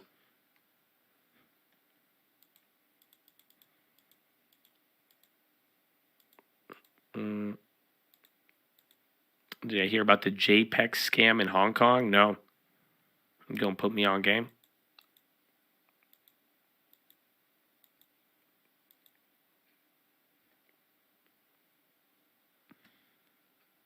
PSX. Oil on the low? Hot dog. No, not all of them. PSX. Weird. But oil names are starting to sell off. PSX is drilling into the lows, though. That one looks a little interesting. Wells Fargo and Wells Fargo strategic relationship. Was this? To launch Overland Advisors and execute innovative and differentiated investment strategy. I think it's a non-event. Fed Bowman says higher rent curbs need for inflation. That's old.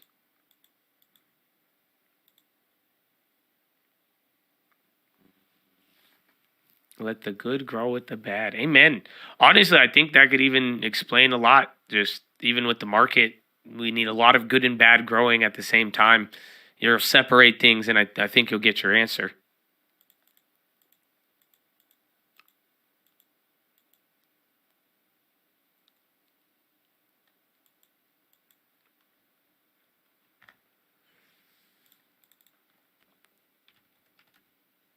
Microsoft off the low, might bounce again, but energy's coming down 1.45 on the NASDAQ. I think NQ's hitting a new low.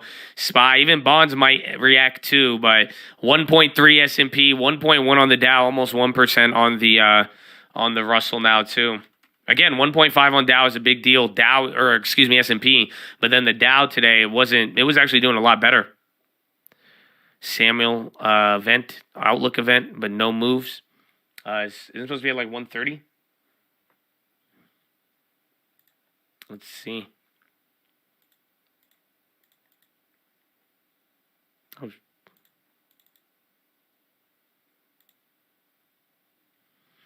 Eyeing anything specific? I mean, the high dividend plays that have gotten murdered recently, or Disney. That's kind of so like Walgreens, Pfizer, but Pfizer's dividend's kind of low, and then like I said, Disney there. Kind of got to decide. It'd be nice if Disney gave their announcement. No PayPal. No, because we're not that down on PayPal. So like PayPal, we're only a couple dollars down. So it's not even, the other ones you have a way better discount.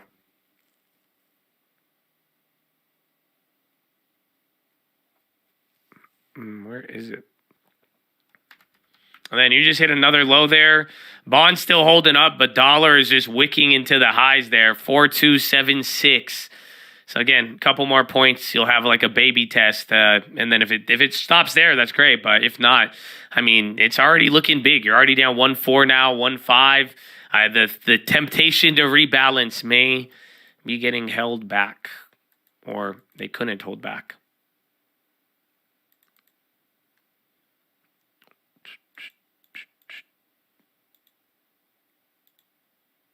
Let's see.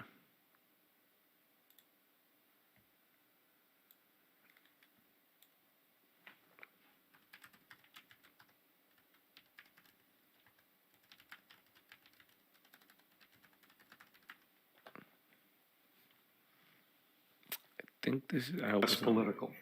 You know, it's there are some decisions that either get made or don't get made at large companies based upon the political atmosphere and environment. Damn, this is Outlook. He said, did you say it's all political? Wow, we tuned in at a great time. They both have their advantages and disadvantages. But yeah, I have this live. I don't know how I can get you the link if you want this. Continue to This is for that biotech play we got clapped on last month. So for the next part of this panel, I'm going to just ask each company specific questions. Russ, you're up first. Some questions for Outlook. I could ask a question this time, too. So you're currently focused on developing the first potential FDA-approved formulation of bevacizumab for wet AMD. Can you tell us first a little bit about the market for bevacizumab in patients with wet AMD? Oh, hell yeah. And why is it the doctors choose compounded bevacizumab? All right, so it's available. Just go to their website. You could get it.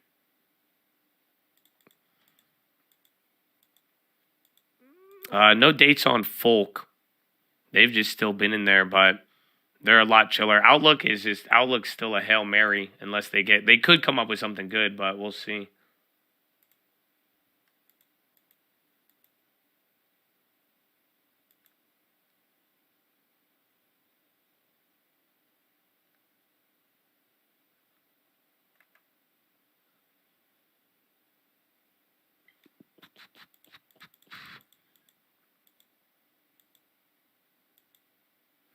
A bounce gamble. You're going to go for the upside. Well, 4276. There's still a couple points. Again, 4260, all the way down to 4250. So that's kind of where I'm just keeping my eyes on. But I'm still just holding the bonds. It's weird that move volatility went up. But even then, top to bottom, this is like 0.5, 0.6 on the day. So, the bonds look relatively calm, but just equities now, the range has widened up. I mean, anything could happen from here. Disney. I mean, for the long term, I have that on my list. So we get a deposit here in 4 or 5 days. We'll see coming into October. And then even then, October seasonality might end up being very positive. So, but if it's not, that'll be unfortunate. But I'm probably still going to buy stuff either way. But like I said, either some of the dividend plays that got crushed, like Walgreens, Pfizer, maybe 3M, now that it's starting to drop a little bit more, but or Disney on the growth side. If I don't feel like the dividends of pretty much if interest rates coming in the next week or two, if interest rates can't stabilize, then I might just have to go with with Disney. Which parameters to sell automatically? Are you talking about like a bot or something? But other than that, I don't know. I don't really use that. I use myself. But then you could set like buy orders and you could put alerts on a stock. TD Ameritrade, you could have it alert you on a price. You could put a limit order to execute at a certain price and then sell at a certain price. So we'll see.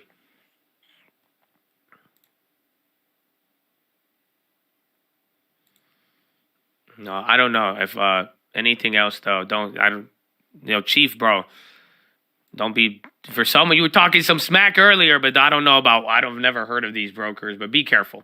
My take is I'm very sketched out by brokers, so if you are going to be using like something else, then just be careful. A lot of the bot shits, I just think it's not. Just watch out.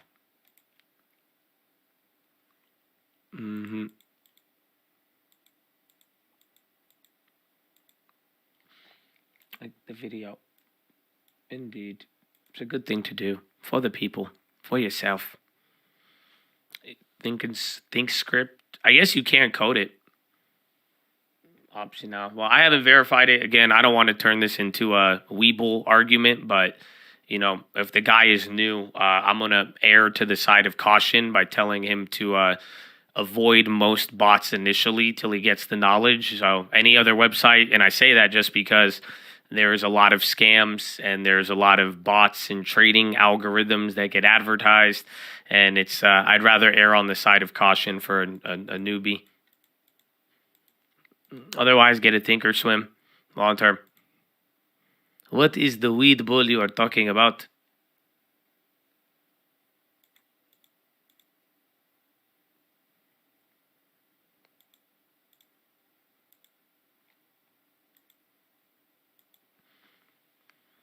Disney sub 8, 79. Didn't it hit 75 or something though?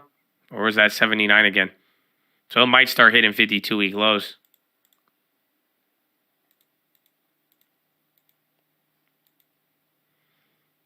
On PayPal risk related to their stable coin. I haven't looked into it too much, but I'm under the impression that they're using PayPal to or their stable coin I think they just want to make money off that interest like Coinbase. Because that is literally like most of Coinbase's money comes from that. I think that's their thing, bro.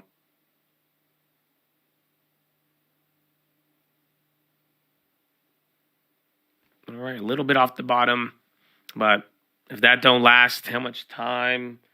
Still got 2 hours, baby. 2 hours and 10 minutes.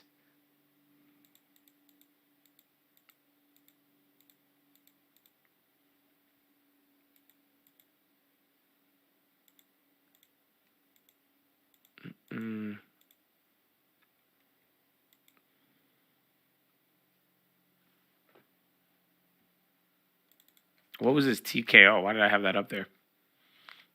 You got a baby bounce. If this could turn into something vertical, you'll buy some time until 11 in the next hour. But if this quickly fails, I think it's just, what we've been dealing with. Coinbase making their money from my fees. Nah, Coinbase don't make any money on the trading.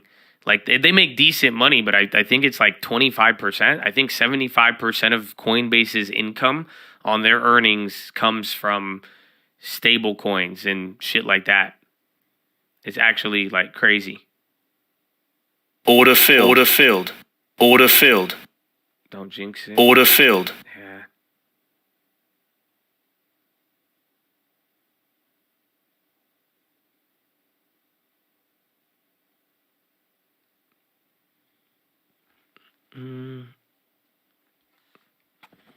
Priva. Dollar's still working its way. If the dollar comes down, I'll believe this more. That's kind of off the bottom, though.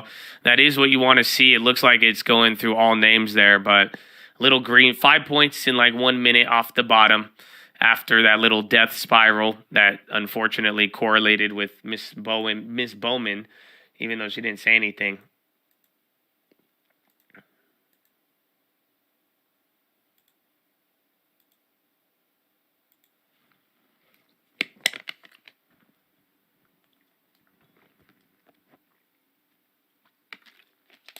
Why didn't the Prius let you merge? I don't know, man. You'll see.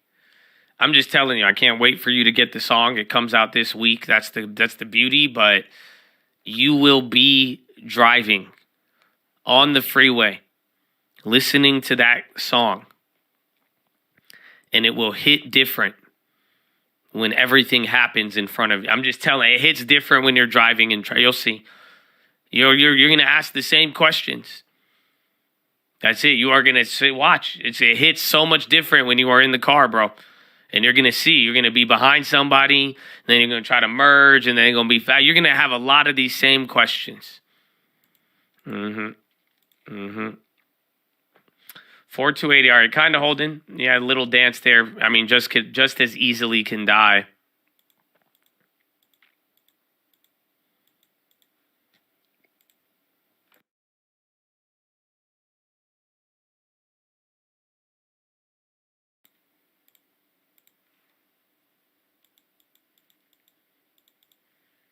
The White House statement video. That was just the UAW.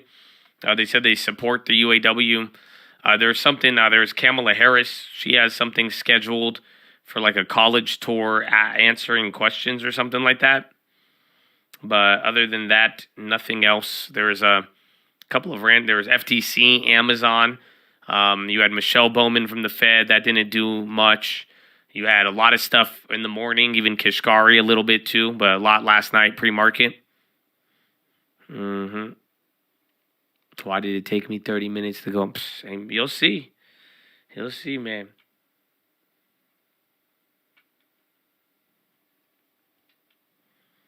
Enbridge. Is that young Enphase? Or Enbridge? Aren't they kind of similar? But energy, I think you got to really know the space with some of the renewables. I feel like that's the best advice I could give to it. You got to really know the space.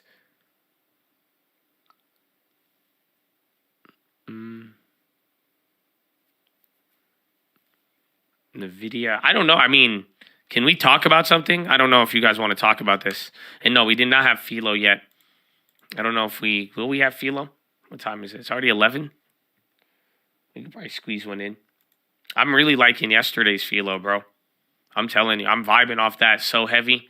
That's a great reminder. And I think it helped a lot of people, so I'm glad for that. But yesterday's Philo, bro, and good vibes. Honestly, like I hope you have other things bigger, to focus on. And that's why I don't focus on the weeds. And I said it after. I'll give you a little Philo. I'll give you a little baby Philo. I said this at the end of the day yesterday. Are you ready? I told you this at the end of the day yesterday, right? I'm going to give you $1 million right now. How happy are you going to be? I give you $1 million, bro. You so happy, man. Let's say you hit a trade, you make $1 million, right? You so happy, right? And then I walk up to you and I'm going to poke you in the eye. And then I'm going to poke you in the eye. Are you going to be happy? Yeah, but are you going to focus on is the pain in your eye? The human condition, the human nature. Yeah, you'll be happy. No, bro. You going to be happy? No. I'm just saying, you could have a lot of things in life happening. You get a little bit of pain, and then that's it. Let's try. Maybe one day we will, but right now, bring it. Oh, wow. Whoa. You getting called out in the chat for I mean, I think it will work. I mean, at the end of the day, pain, my friend. Pain gets you distracted.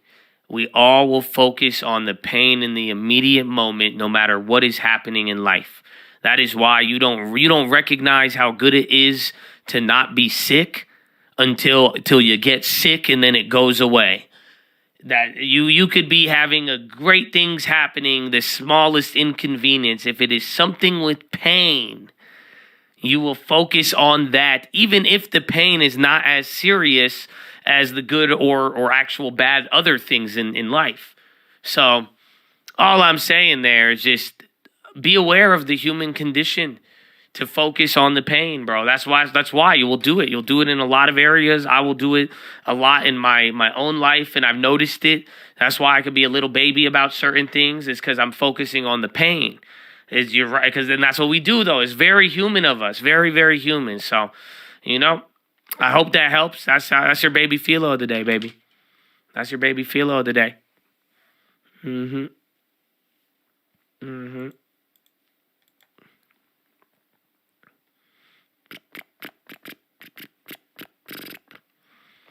Well, I had something else for you.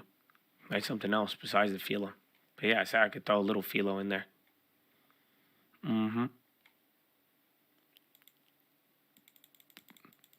Low-key needed that. 2K pain is real.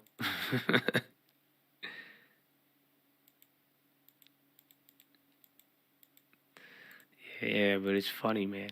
Humans, my brother. Dollar at 106. City's flushing. Yo, City, big volume to the downside right now. The movement's not too big, but the volume look a lot bigger. I got headlines from Iraq Prime Minister, FTC lawsuit. No.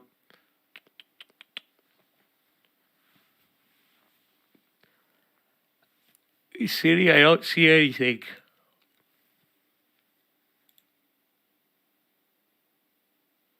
Uh, 10:51. Is that? I think that's my time. Yahoo City taps bond market for first bank deal since 2019. I think that's old.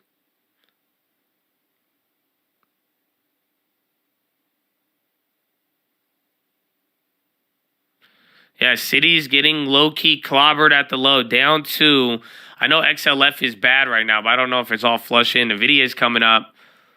Oh, yeah, that's what we were going to talk about. No. Bro, I thought about this yesterday. I still think it's kind of wild. Like, NVIDIA, good earnings, everything that's happened. Like, what's happening with NVIDIA? Where is the AI? I feel like the AI hype is going through puberty right now. I feel like this was a really good earnings. It did all of this. The market's like getting awful. Some stocks, like compared to Microsoft, there's some stocks that have given up a lot. I'm just saying, what happened?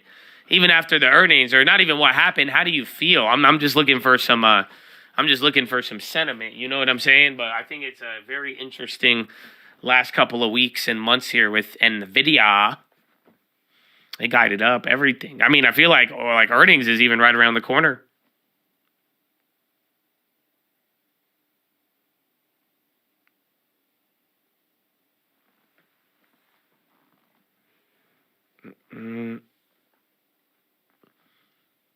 City at last year, low levels.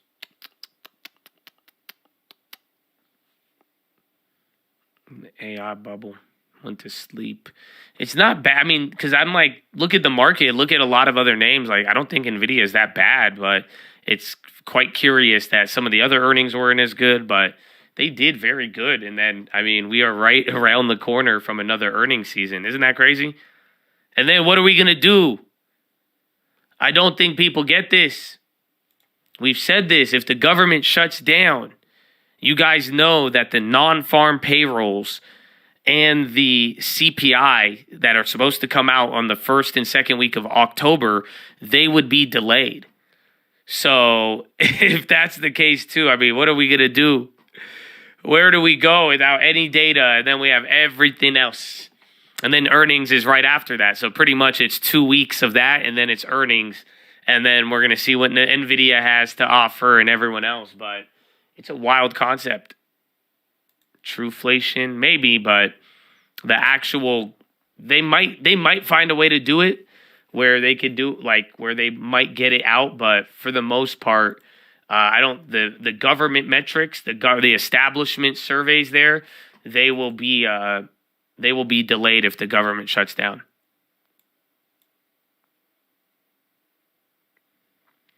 Government shutdown, blah, blah, blah. Well, sorry, we'll be fine. We are already pricing in. Yeah, that's cool, man. I don't think you heard what I said. I love you.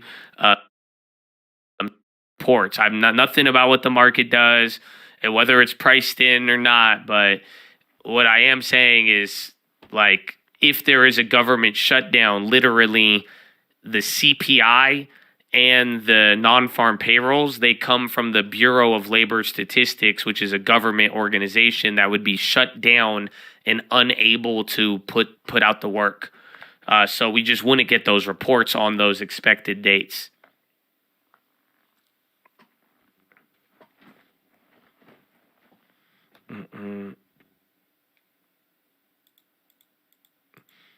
You think City make it to the low 30s if they don't bounce? You believe your prediction will come true sooner rather than later?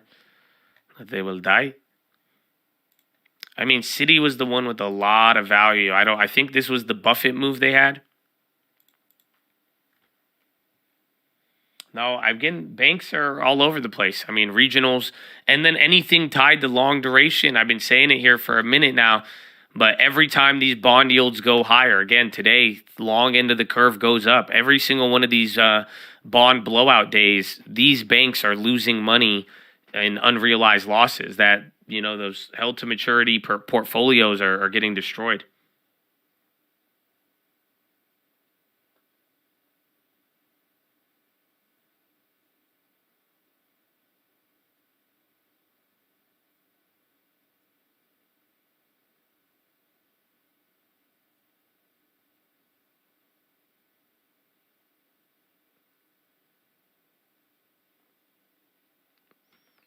I think I just missed my... No report means no hikes. Hey! You know what I'm saying? No? Oh, okay. It could, but eventually it's going to come out. But that would be an interesting dynamic. That's the thing that I'm most interested about the government shutdown. You know, some people want to bring up the bonds and the worry, but for the most part, I just think... I want to see if what it will do to the data, whether the data comes out, and then if we have to like get it 1 month later, how does the market react to that? So it'll be quite interesting. Oh, then the Well, no, I'm talking in 2 weeks, dog. But I was just saying, the election is at is what, November of next. We have 1 year till the election, but by like what? When's the first primaries and stuff? When do they kick everything off? By like March or something like that. March, May, or June. You'll get it heated up more. But coming into 2024, though, once the calendar hits, people will start, you know, promoting and, you know, getting it all up there. Like, watch. I promise you, next year, regardless of what the economy does, everybody is going to be angrier. Okay? So I hope I let all my anger out already and I can revert back to extreme peace. But I'm just telling you, if starting from 2024, it will be an angry year of just, again, the politics will they will get everybody hyped up into said election. So good luck. Overstock at May. I like them. We've been talking about it. It was just the pricing thing. They have been one of the worst in the long term, but after this BBBY stuff, I really do like what they did, but they are now getting that back to death and destruction. I think I said it, though, in October. I think I want them at $5. 5 to even maybe 10, but that's still a big drop down. But then I do like the Bed Bath & Beyond play that they're going to try to pull off. We had Bowman. She's talking, but I don't think she said anything about what's it called? I don't think she said anything about monetary policy. We could check in on her. Lose as they start to earn more. Yeah, she's not. And the idea is that they have this nice extended period of time to focus on actually doing what they need to do to be able to perhaps move to a different income level. And at the lab at DC, we are partnering with. I'll keep up a little video if she. I don't know if she's popping in for questions or something. There's Bowman. I thought she did a pre-recorded thing, but. This is the speech. We saw a little bit in the beginning. There were some statements, but she had nothing to do with monetary policy. But I'm not aware if she is answering questions or not.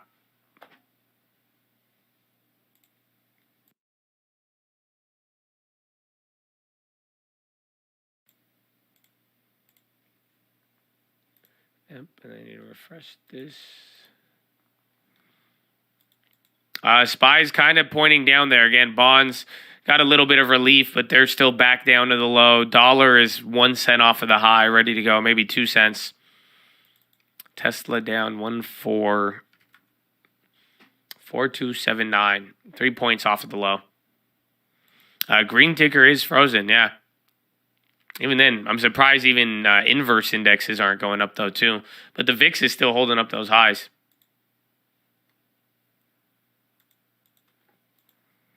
I've not looked into Costco play, no.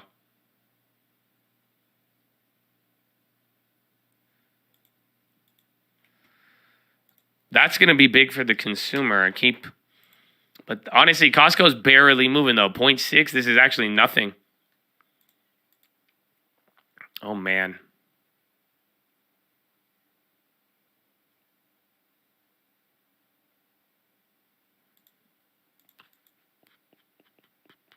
I don't know. If you think the consumer is falling off the cliff, I'd short Costco. I feel like that's it. But if Costco is good, then, man, the consumer going to flex on them. Or not really. I think people will just give it to Costco. But, yeah.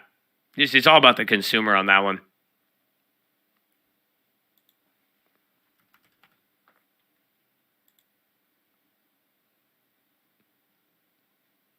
Let's see. Let me get a preview.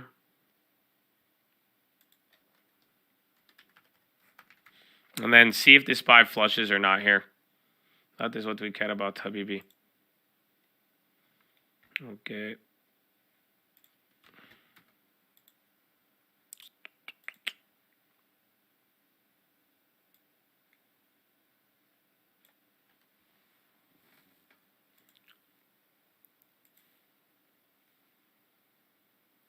Remember, you said the Saudis shorted the market at 4,300? Yes.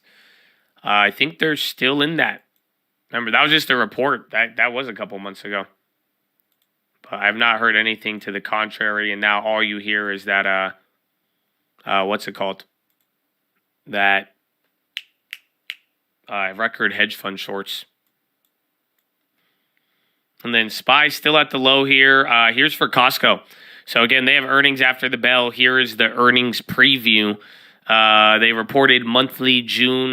These are the comps. These are from last month. Those are the comps I was telling you about. So they already know these. But loss of 1.4, July gain of 2.5, August 3.5. Revenue expected to be 77.79 billion. Net sales 76.7. Membership fees 1.46 billion. Gross margin excluding membership 10.7. SG&A margin of 8.7. Operating of 3.6, and EPS of $4.79. Next quarter expected to be total company comps of 4.5, revenue of 57.6 billion, net sales of 56.8, membership fees of 1.0, gross margin excluding membership 11.3, and SG&A margin of 9.3, operating margin of 9.4, EPS of 330.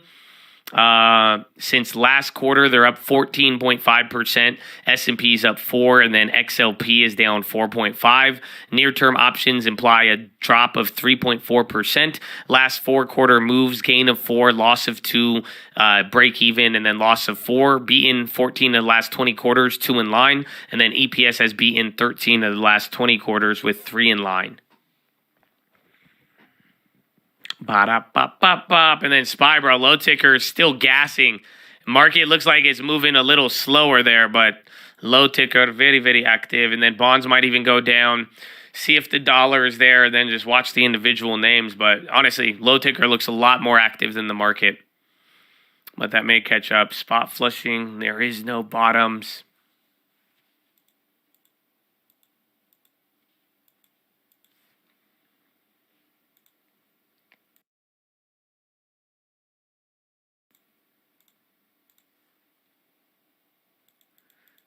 See.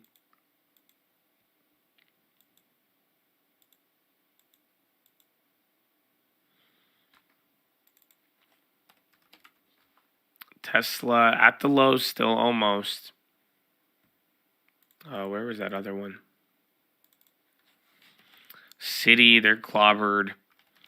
Regional still into the lows too. Everything's clap. We'll get a breakdown.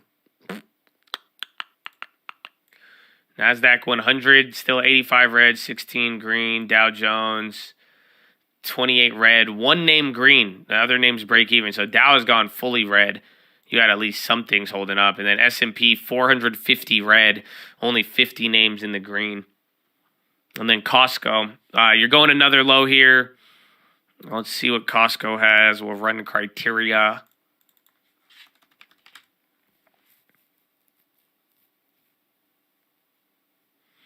Would you ever, if the market is very low, use your margin for the long term? You know, when rates are back lower, we could talk about that. Because even then, margin is not cheap.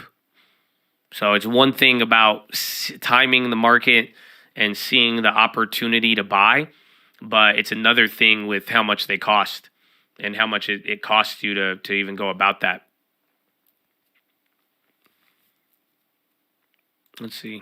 Costco, are they pricing in 3? Yeah, Costco's not pricing in a lot. It'd be like $30. SPY about to hit another low. Bonds even flush in 2 here. So $30 would be 2 standard deviations. That's kind of trash. I guess it's not too expensive.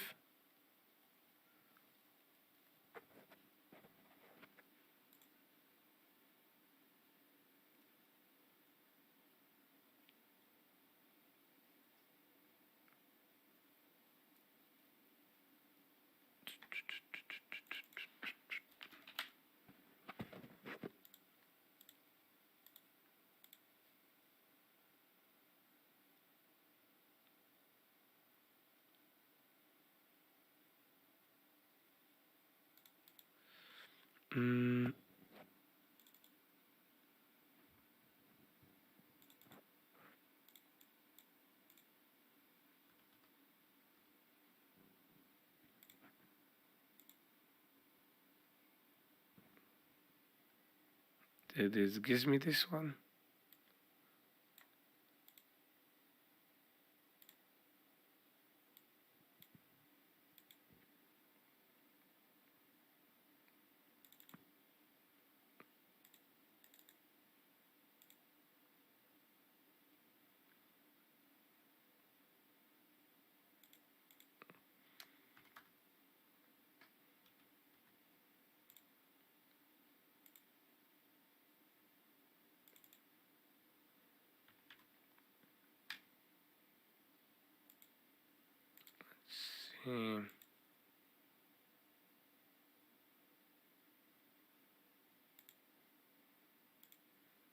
They're scammers.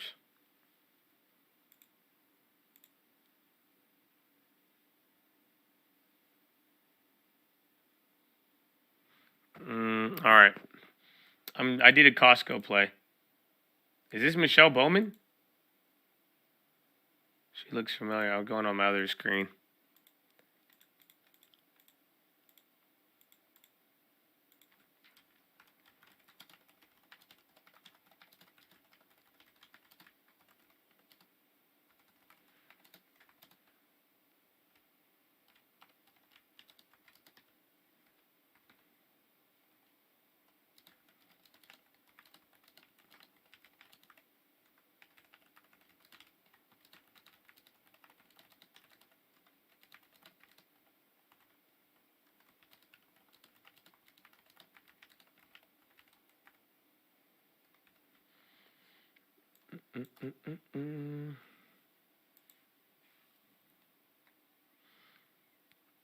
Musk, 40% raise, 32-hour work week would drive big three companies bankrupt in fast lane. So, not a recommendation. Do not trade this. It's at the bottom tick of the day. It's not pricing in a lot. I went with the Costco weekly. To the downside, I was going to buy one of the cheaper ones. So it's simple. It meets criteria. Go look 2 standard deviations, double expectations. Even on the put side, you could get a play for like $80. So instead of I doubled it up. So I was going to get 2 of them, but then I just went closer to the money for the price. So I grabbed a put on Costco for earnings. I think just the downside risk is there. That's about it. If it does good, they'll bounce, but I'm not really too focused on that, I guess. And I went to Costco a lot this quarter too. Kind of sucks.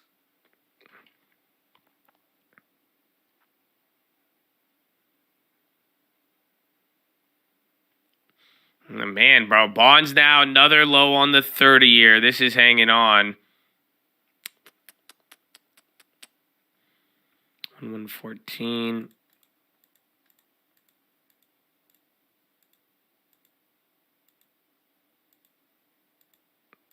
Bro, Scout. Well, no, I didn't go too far out. That's why all the other ones, like with time, they're decent, but it's Tuesday, consumer related. It's just like that. It's not supposed to move a lot. I just read you out all 4 of them. In the last year, Costco hasn't moved more than 3% off of earnings. So there shouldn't be any big surprises like we said, but that margin and all those little factors that come out, if anything's not good for the consumer, I think they might have to pay for it a little bit.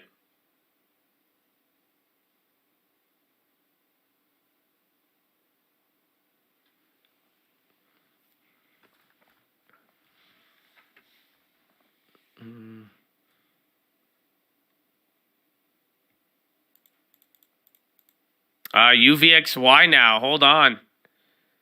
The VIX. So the VIX is waking up. But literally, as the 30-year is hitting a new low right now, you got the VIX starting to turn up. Wow, interesting.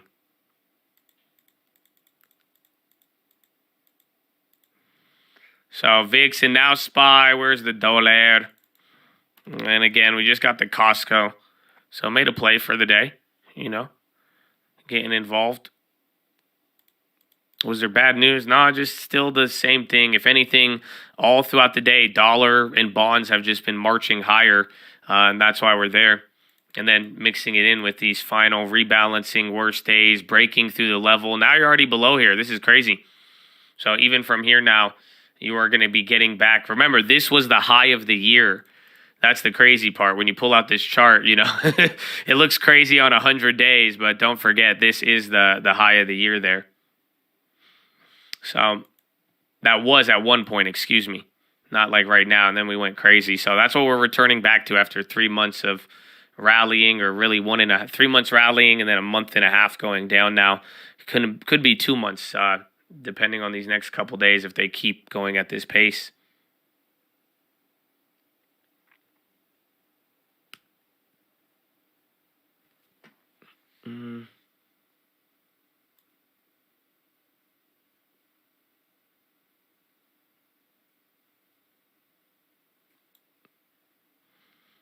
October is a good month. Historically, I don't know if it's always green, but it's a good month, and then paired up with a red August and September, it's almost always green, if that makes any sense.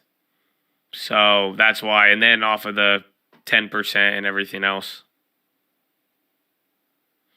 And bro, SPY bonds taking another one, bro.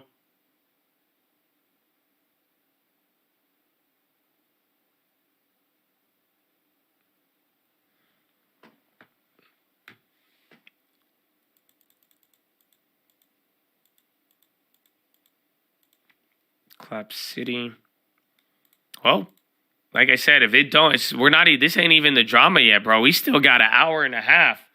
You got an hour and a half, and like we've been saying here, we'll see what it do at 420.60. But like, if bonds are hitting a new low, no, that one's Clap City now. If anything, your bond's getting there because it's small. It's only 0.3 today, but you got to realize, after yesterday, oh my goodness.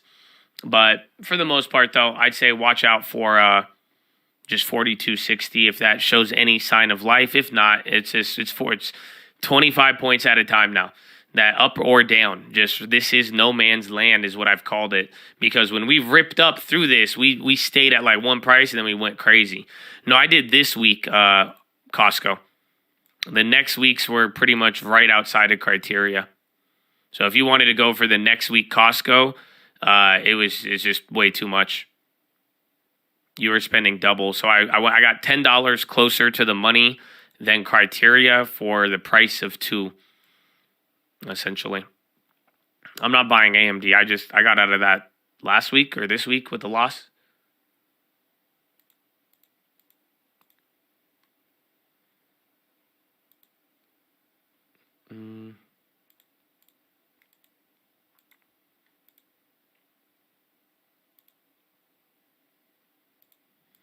Rates are getting insane. Prices are going down. That we'll see a little. The winter section will get interesting because we're going to have a winter. That's usually where real estate kind of slows down, especially once after Halloween, nobody wants to really buy houses. That's where I usually get a lot of deals. But then you're going to get the tax demand as well. But we will find out. It's high rates, seasonality. That's where it gets interesting. The bonds have a limit up or limit down, but just like most things traded on futures, there's a limit to how much it can move in a single day.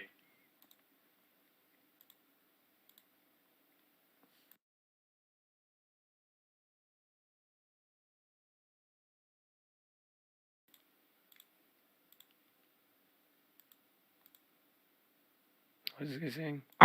And then finally, what amount of ERA was to people who... That's the thing, Bowman's. I still can't tell if she's there or not.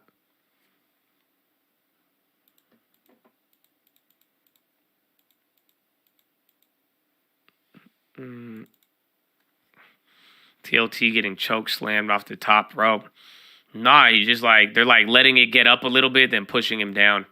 This was the choke slam off the top rope yesterday, and then this was him trying to get up and then just getting kicked back down every time. That's why I'm saying this is tiny compared to the market today, but it's crazy that that trend though is higher for longer, and I mean the bond market is flowing where Powell is saying. Today today was a little bit. It felt like more action in its own constant move. You didn't have a crazy pop or look at the edge and then bounce up and end green. This was just one direction down.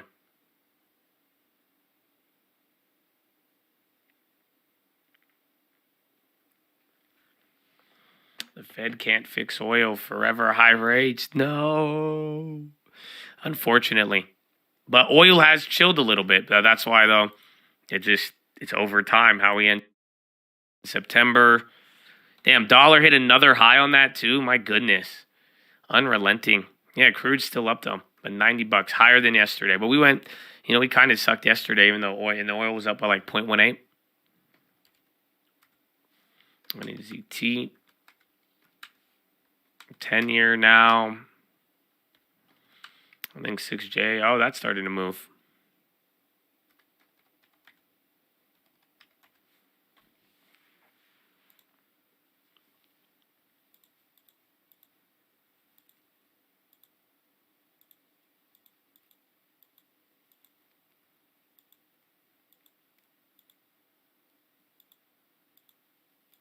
Well, we'll see, man. If we are able to,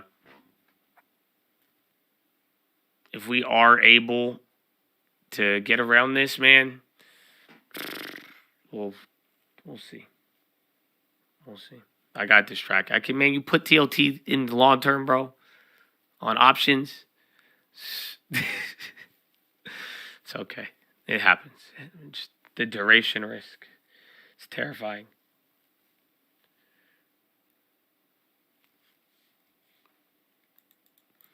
So basically, from the watch list, the higher interest rates go, the higher oil goes.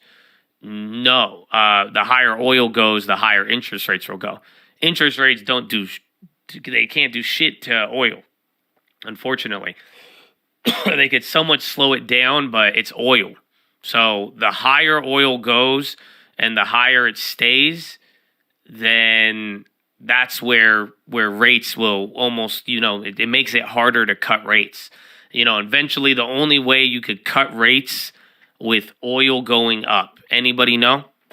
There's only one way where Powell's like, yeah, we should cut rates. Oil's at 120, 140.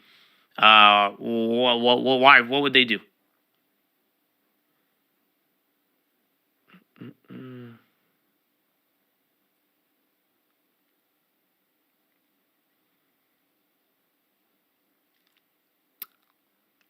A collapse in demand. No, just the economic collapse would be the only way. Just like in 2008 or the other moments where that's happened, you would need a huge collapse in demand where Powell can justify, hey, oil's at 120. We know demand in the next 3 to 6 months is going to get clapped. Cut those rates right now. It's not going to hold. So that would be the only real reason. That's why if there's no collapse in demand, the price of oil going up points to a lot higher rates. And that's kind of just the dynamic. But what I was trying to help people understand on the watch list yesterday is why the dollar is getting stronger and while oil is getting stronger. But that's the same logic as to how other countries getting weaker is what is being reflected in the dollar. I made a nice conclusion to the video. So based on the dollar going up and oil skyrocketing, and the dollar just skyrocketing now, and then I'm telling you, it doesn't even look like the dollar's even at the peak, right? So this should tell you something. So the dollar's not at the peak, but it's high up. You know what I'm saying? So like, what's the deal? Oil's going, what is it saying? It's saying something. There's a very simple conclusion when it's all said and done.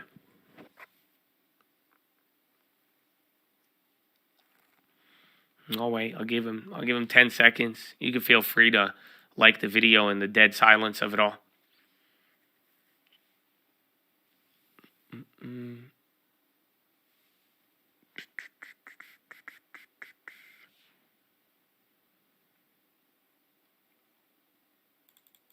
Oh, we're going down again.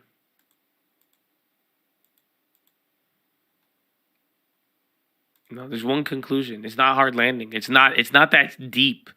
It's not that serious, but it is. But it's like, it's not, I said it on the watch list yesterday, but there's something about, again, oil going up, the currencies, the dollar, it's not high, but it's high. Like, it's saying something. It's a very obvious conclusion. And you got to be aware of it or you're not. It's not that bad. It's not that the music stopped or anything like that. You're close, Mick. Emerging markets, you're very, very, you got it for the most part, but it's simple. The conclusion is something is going on in another part of the world. I hope you all get that. Something is happening in another part of the world. That is what we are feeling as part of this seasonality here. And why I say that is because the dollar and oil and it's the other currencies weakening. Yes, we know China and Japan. That's why I'm saying it's like, I can't put my finger on what it is, but there is something around it's other. We don't feel it in America, but somebody is feeling this somewhere else. That's why our dollar and the euro and the Western world is still holding up for the most part. But because we don't feel it yet. That's why we're getting the benefit of their currencies. But that oil, the global inflation, it's weakening and clapping these other places, China, Japan. Again, everybody, look, it's like a game of Clue. Everybody, you guys are all pointing your finger at the first suspect. You see what I'm saying? You're literally like, boom, nope, it's this guy, it's this guy. So it's like, it could be anybody, but that's the answer, though. I'm not trying to say we know who it is, but what you are experiencing, it's like it's flashing a light that something is happening overseas. That's our problem right now. That's why we're getting this kind of reaction. Somebody elsewhere is feeling something. We're not feeling it. And if their problem gets worse, we will feel it. If not, then we won't feel it. But there's something happening around the world and somebody is taking on some water that we need to kind of be aware of. But that is the answer. It is the check engine light, I would say. But if it doesn't, it could go away. Maybe it's just the gas cap. Who knows? But for the most part, right now, that's why you're getting this stability in America. Dollar's not the highest, but there's other things getting clapped. It's just like a giant flashing arrow. Something in another part of the world is causing this pain, but we're able to kind of withhold it for now. So hope you like that theory. But I do think it's on the money, like just it's on the screws, as they would say. Sometimes it is the first suspect, second largest economy. The problem is we don't, like, there's a lot. Like, at the same time, your boy, China's awful, and that's obvious, I feel you, but also Japan. It's like, and they're both at these levels, so who caused it? I mean, that's the problem. One of them, crazy policy, one of them crazy. So like, which one is doing which one is causing it? That's again, some people brought up Germany as well. Again, Nigeria, the oil trade, war in Ukraine. There's all of these answers. That's why I'm saying I can't answer the question, but this is how far macroeconomics can take you. Somebody's getting clapped right now around the world. We're not feeling it yet. The effects on the dollar, commodities, oil, it's pointing towards something in another part of the world, but this shit runs too deep for us to figure that out as of yet. So you got to figure it out maybe, but we'll find out.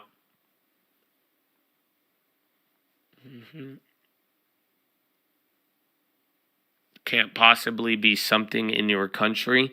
No, it will be eventually. That's what I'm saying, but it's not. I'm trying to highlight why you shouldn't really take on that attitude, because what everything is pointing towards, the pressure is building up on the other side of the world. Everywhere but the dollar, that pressure is rising. So it's not it's not saying that we don't have a problem. It's saying, though, this is maybe why we're acting like we don't have a problem, if that makes any sense, or why the effect is being masked, even though the dollar is strong, but not the strongest, but you also have massive inflation. So it's wild. Dollar, bricks. I have 2 of these.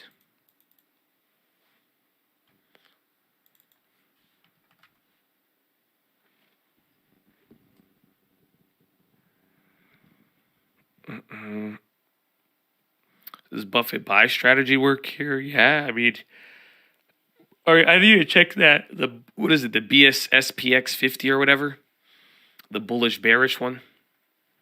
How much lower? Oh, we could go another 75 points lower between here and Friday. Maybe I'm being generous. Yeah, the move index started to wake up all of a sudden as well, bro. Bond just got flushed. That's crazy.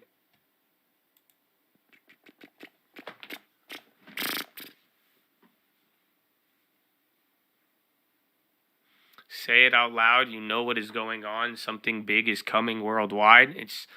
I personally believe I am giving you a very, honestly, the best. I've been very straight up with it, and I've been saying it since a couple of days ago. And you don't have to time it and be immediate about it. But like I said, there is the possibility of an imminent rate cut, and some people will think I'm a jackass for even saying that out loud. I don't give a shit.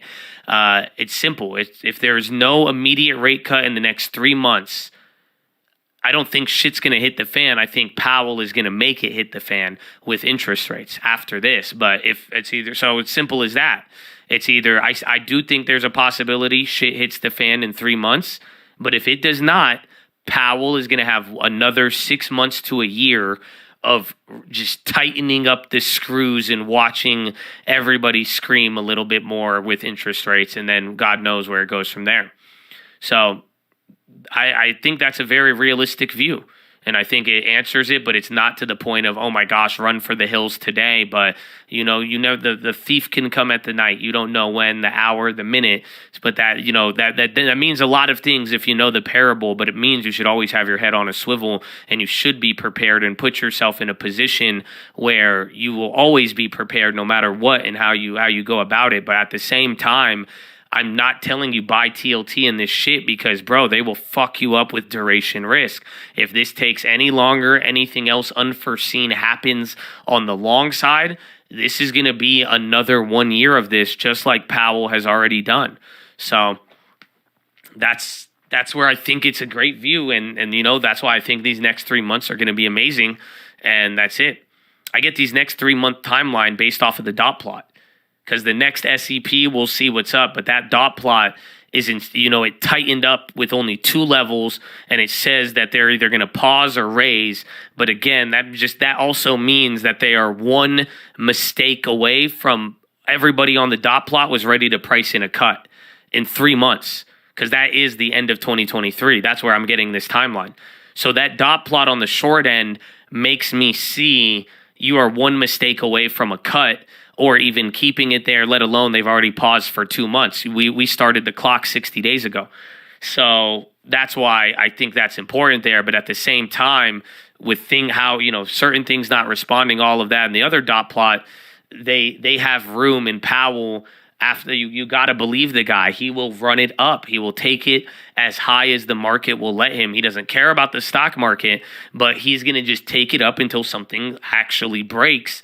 And it makes a lot of sense. Why? Because the inflation is not going anywhere. Inflation is about to come back and slap us all even really bad. And that's another level to all of this. But yeah, that's where I've came up with that. But I think it's a realistic view, but I don't think I'm holding back any truth from anybody. But at the same time, I don't think I'm gassing people up to go buy SPY puts tomorrow. And I don't want them to. But I also think you got to go about this a little bit more strategic, and unfortunately it's going to be a wild couple of months, but you will know it when you see it. It's at the same time I've predicted a lot of good things, but I've also just been there right at the right moment and been able to respond right when it's there. So let's get a mix of all of it. But I think my breakdown, I think it's a nice way to look at the market for the next couple of months leading into the next year. So, and I'm really, really sticking with that. And it really ties into how I felt at the beginning of the year and everything else. So we'll find out. At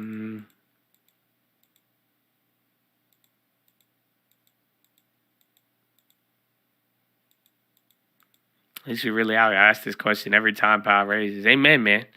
And honestly, I agree with you. At least we out. Amen. I love it. So let's get it. That's all it is. I mean, for real, at the end of the day, order you're filled. Following along this, you may even get a couple of steps wrong, but you ride this story, you ride what's going on the bigger macro. It's going to lead its way and do its thing. So, amen. And it's another low, bro. No mercy. 4272. Dollars even hitting a new high with the ask ready to go up there too. You get that taken out, we'll be there.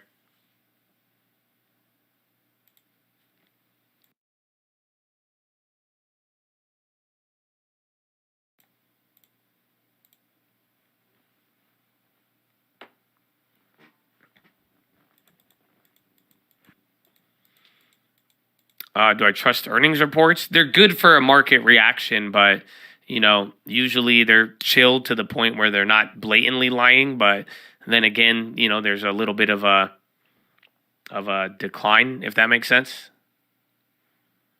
My voice is calm today. Amen. I am getting more calmer and peaceful by the day. And I think as the market, as the world starts to turn angry into the election, I am back to my monk-like ways. God willing, and God is good, But amen. Well, I'm excited though. That's what I'm saying. Like, it's not, and you got other things to focus on, bigger things in life to worry about. But also too, it's like I'm saying, what the market's been showing us, man, is. I hope you're ready, man. So let's see what it has.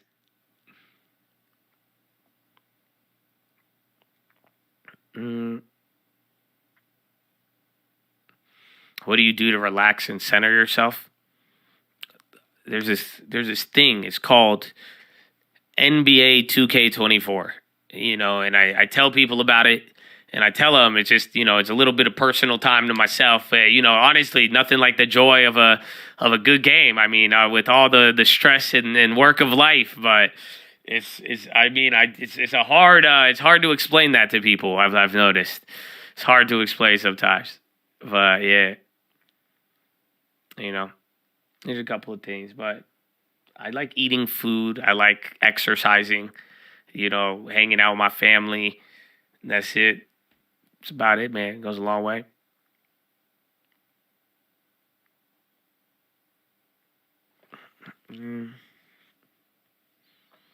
Madden 24. Yeah. 2K, let's go, babe. I'll see you tonight.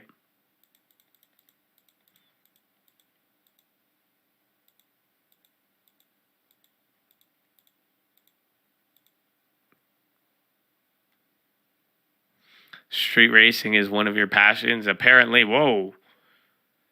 Is that up there? No, that was fake E-Trade Wick. Dexcom on the high. Dollar's still up there. Ay.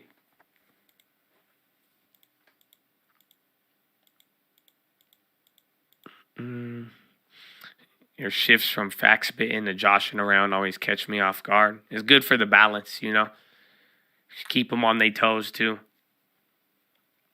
We have a lot of personality in here, a lot of conversation. So thank you too for the good ones and feeding into it, man. I hope you've been enjoying it. I hope you get a long term too.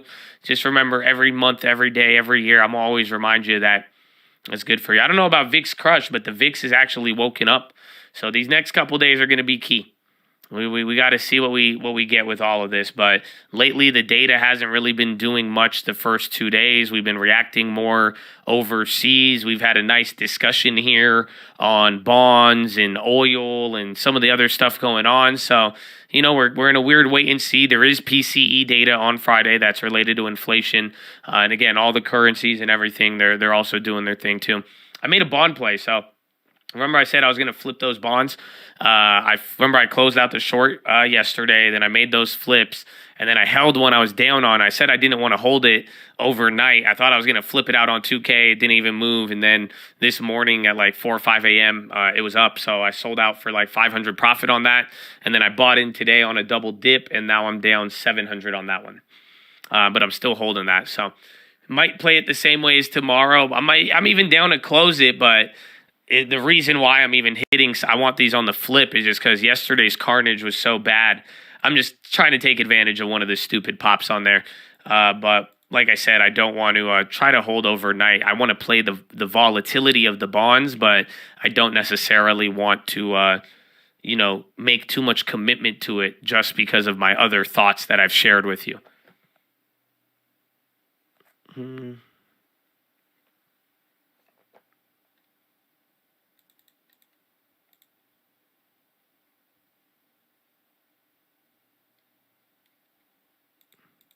No pops, not today. There was some a little bit on the bond. I thought the data, again, there was a lot of bad data, so I thought it was going to help out the bonds, but nah, not really. There was good data on, I think, Richmond services. That it was good data, but then real estate data was bad, and a couple of other things came in hotter or cooler, which I thought the market wouldn't have liked, or the bonds would have caught a bid, but I think the pressure of everything else just kind of weighed on it. I think you need more important data. Otherwise, we're just everything around the world kind of starting to look the same.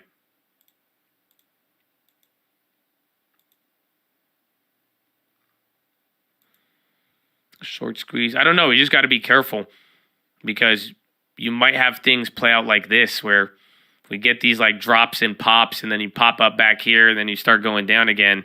I mean, it's still just the stair stepper down, baby. Remember, last September was a lot quicker though.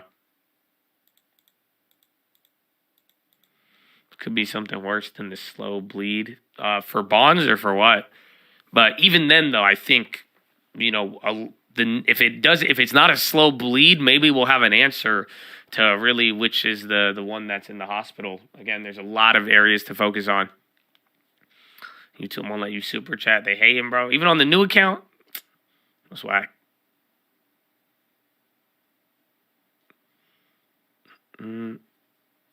Yeah, 4,200. Even this 43 now. I mean, we got a little bit of room, but this is only going to last for so long.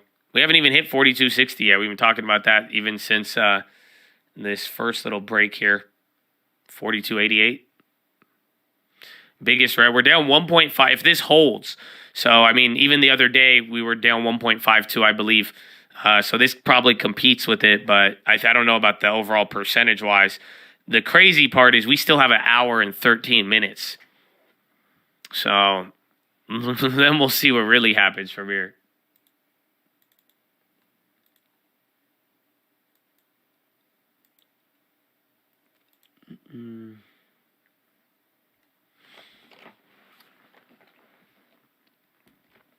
It's over.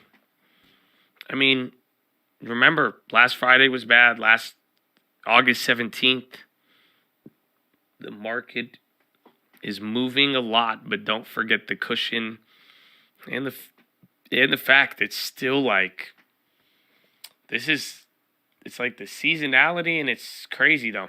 I don't know. Remember, I was even saying don't panic around here, but that took a whole nother month now. But these are the 100-day looks shitty. But just don't forget where we were at when it's all said and done.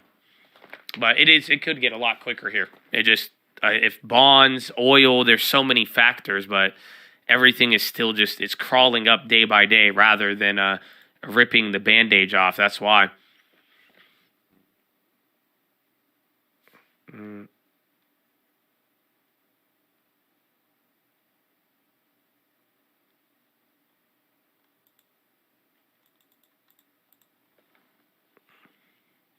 The beauty of the long time. It's never over. SPY might flush again. Hold on. Or not even flush. Just hit another low. My goodness. 427,108. Very unrelenting. Slow. I mean, there's nothing on the high ticker. Low ticker is just gassing there. It's weird. It doesn't even look like the low ticker is moving, but the bars. Oh, my low ticker froze. Bro, did my E-Trade just freeze?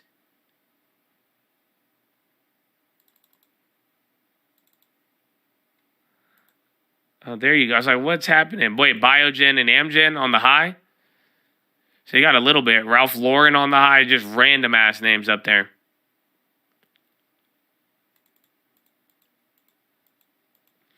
Well, I got it fixed. SPY kind of getting a candle here. 4271. Why does this sound so familiar?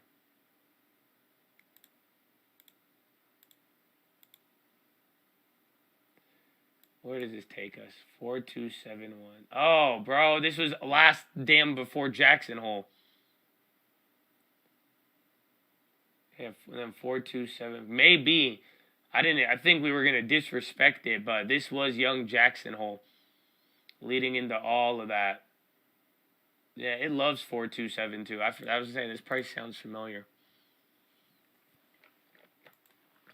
No more pump it up this year? Wow. So you don't think we'll get above 4,600? Maybe. Wow. So I hope you enjoyed the last pump it up then. Maybe that's crazy. We'll see. We'll see. Ralph Lauren, pop it. Gotta look good in recession. You're gonna like the way you look. Men's Warehouse.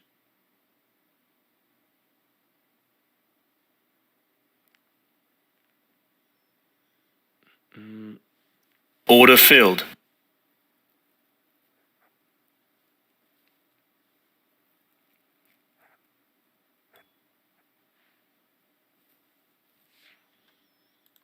Bro, why are these wicks so crazy? Each trade. So you're 2 points off the low. This is still low, but like I'm saying, there's that little support level on this year. But if you do go back to 2022, I mean, 4272 had a little bit of a support off of this level. The bonds, I mean, they bounce.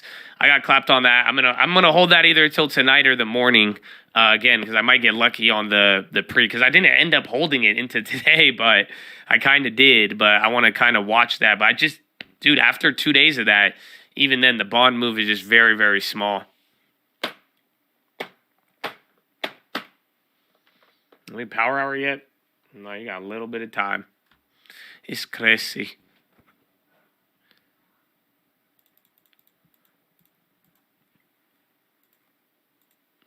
Oh, I'd wait. O has duration risk. Anything related to real estate right now, anything with bonds, I'd watch out for that. Crypto, I mean, I think crypto, it's the same thing.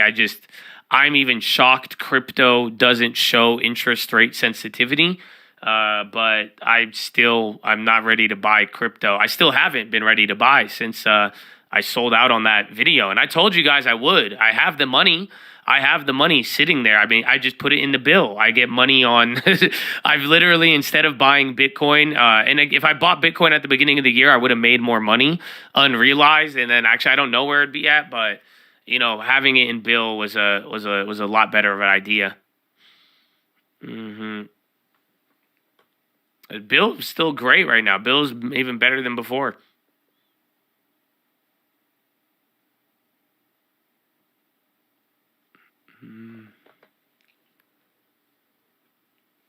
How much money do I have accounts in Bill?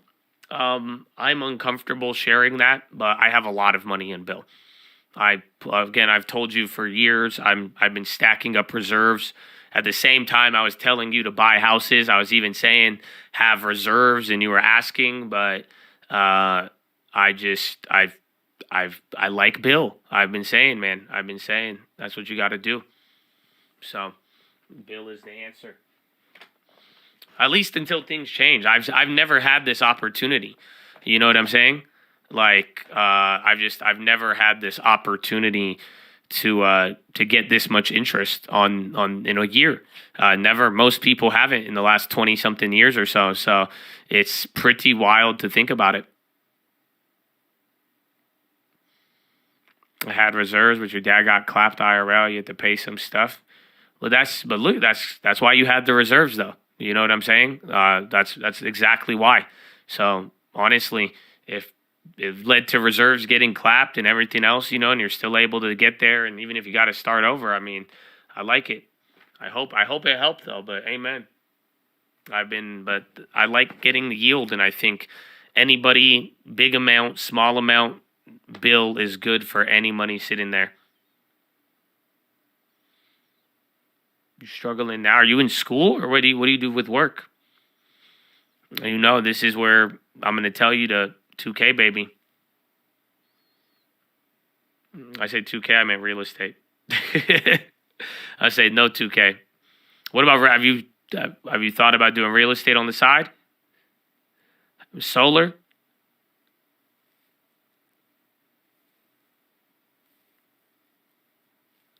Sucks spending savings, but much better than debt.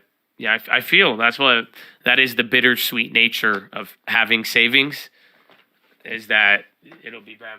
I can't afford the classes. I'll pay for it. That's easy. If you'll do it, I'll pay for it right now. You have good thing tomorrow is Wednesday. I don't know if you'll have the time with Core Real Estate. Maybe just get on a call with them, send them a DM too. But you know, that's all you got to do. But email me. I'll pay for it. We'll get you licensed. As long as you don't live in Ohio, actually. I'm lying. If you live in Ohio, I ain't paying for that shit, bro. Ohio's stupid as hell. I ain't gonna spend $3,000 for you to sell fucking $150,000 houses. I'm not, fuck out of here. But anywhere else, I'm sorry, Stoney. I'm just for the real estate license. I'll pay for you to get licensed in California. That's it, bro. Dude, it's so expensive in Ohio, bro. I love Ohio. No, it's not like that. I love Ohio. I'm not trying to hurt you. Okay? It costs $3,000 to get the real estate license there. What are you telling? Y'all getting mad at me if I buy VC in 2K and you're telling me it's $3,000 to get licensed in Ohio. That's insane. I'm sorry. That's why I'm like, listen, I've learned that because I be offering people, like, for real, I'm serious. That's how you know I'm serious, because I have a stipulation. I'm not paying for no Ohio people. I'm sorry. If y'all want to come to California, any other state, go pick Indiana. Go pick anywhere else, dog. I'll pay for it. But I'm not paying for Ohio, and I can't. So that's how you know my offer is real, bro. I cap out at Ohio. I cap out at Ohio. I have a cap to my offer. But email, seriously, do it, though. I've had a lot of people say they would then back out, but, I mean, worst case scenario, if you're in college, Ray, Jersey's pretty expensive, but we can hook you up with it. I think just go get the licensing, because I want you to at least have the pre-licensing done and get your license so that you could just be licensed by the time you're done with college. Fuck around, go to a party, you'll get a deal or something. You know what I'm saying? But, like, do it. I don't know, especially if I don't know. If you got the hunger, we got to rebuild, I got you, baby. I got you, baby. You let me know. It's $125 in Ohio. That's what I'm talking about. Bro, it's $99 in California. You mean California got the stupidest policies ever? And y'all let us have the most reasonable real estate? Man, this is stupid. Stupid. That's why everybody in California a real estate agent. What's Canada? I think Canada, they make you get a shot, and then you have to take a blood sample and then forfeit all your weapons and then pay $10,000, and then you get a tax-free savings account. Something like that. I don't know. I'm not from there. I'm not, I've never even visited, but actually I heard it's something along those lines. I don't know.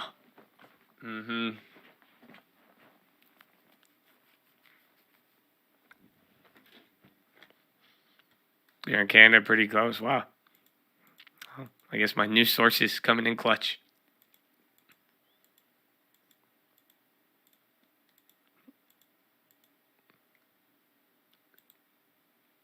It's 5 to 10K in Canada. Yeah, it's super expensive there too. That's how you know UMAD was hella committed, bro. And he got started in like 2019, 2020, bro.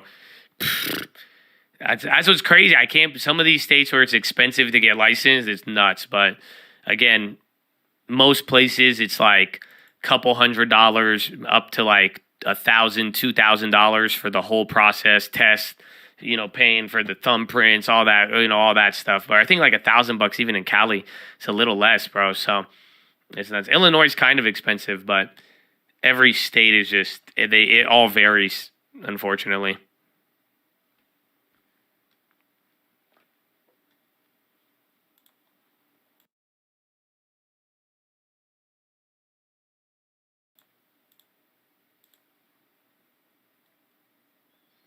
After that in Ohio. Well, Ohio, then that's it. I think you still have to pay for the test is cheaper, I think, and all of the other stuff, but you're going to be it's going to be like $3,000 to like $4,000 all in cost to get a license in Ohio. But then, like I'm saying, I think the median price in Ohio is like $275, maybe lower. So, but it's the classes, the pre-licensing classes, and how their requirements are just very, very exorbitant. Like, it's easier to make a company in Ohio and buy a house than to get your real estate license in Ohio. Like, legitimately, I could make a company and buy a crib. I could do that in 48 hours there with $175, maybe $275. And I'm ready to go, and then go with an agent already out there, but it's already like, it's nuts. Florida that's expensive. Pre-licensing in California is $99. Sometimes as low as like $70. And then all you got to do is just pay for the fingerprint and all the other stuff that you got to get there. That when you submit it all, I forgot there's a proper name for it. I just always blank on it. I was $1,400. Oh, yeah. But then what was the other one? I think it went up. Last time somebody offered this, they like showed us and they sent us. And then I was like, Tyler, Trey, is this right? And and it was like $2,000 or $2,700, and I was like, I can't do that. I'm not Ohio. Just let's just. I'd rather buy you a house in California. I'll pay your rent in California, and then you just live here and just close one deal in Cali. You'll be good, bro. The background, but don't they have there's a name for it. They call it. It doesn't have a cute little name for the background check. They call it like ID 30 or so. What's it called? Or something? A real ID? No, that's the DMV. It's something. It has some like cute name to it.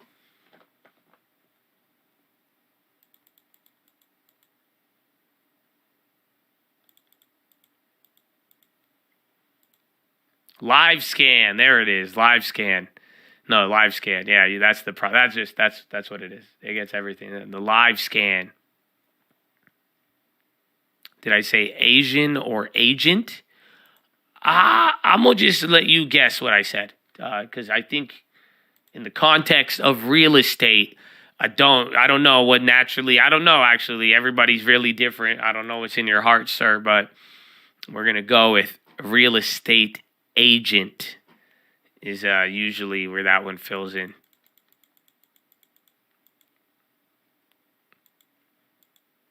What does a real estate agent actually do?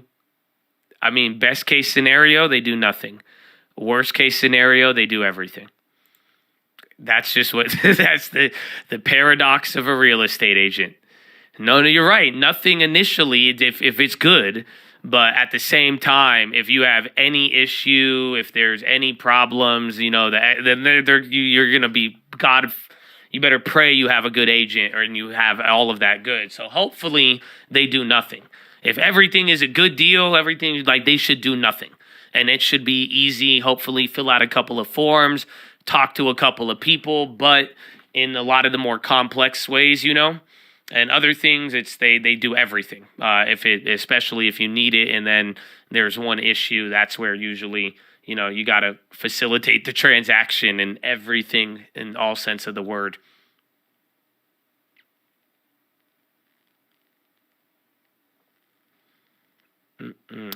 It's the best job. I've not found an agent who knows anything about the property they're selling. Well, are you talking to them at the open houses? Because those mother effers are just there for promo. They're like the openers. It's kind of like a concert. But the guys at the open house or the girls, don't matter. They don't know shit, bro. They're just there to get your name down.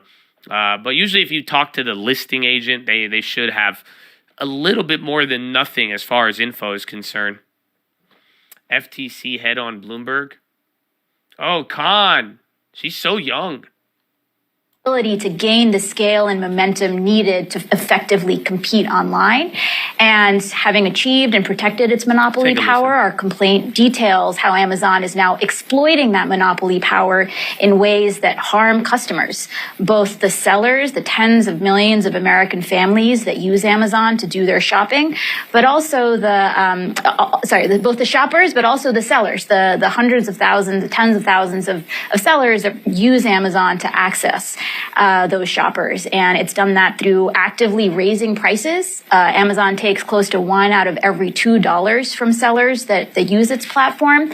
It's also degraded its service by adding a whole set of pay-to-play ads that make it more difficult for consumers to find what they're looking for and steers them to higher price products. So really encourage everybody to read the complaint. It details all of this conduct in great detail, and we're really looking forward to moving forward with it. So one of the things in the complaint is this phrase structural relief, that you're seeking structural relief in this case, which implies a breakup. What would that look like?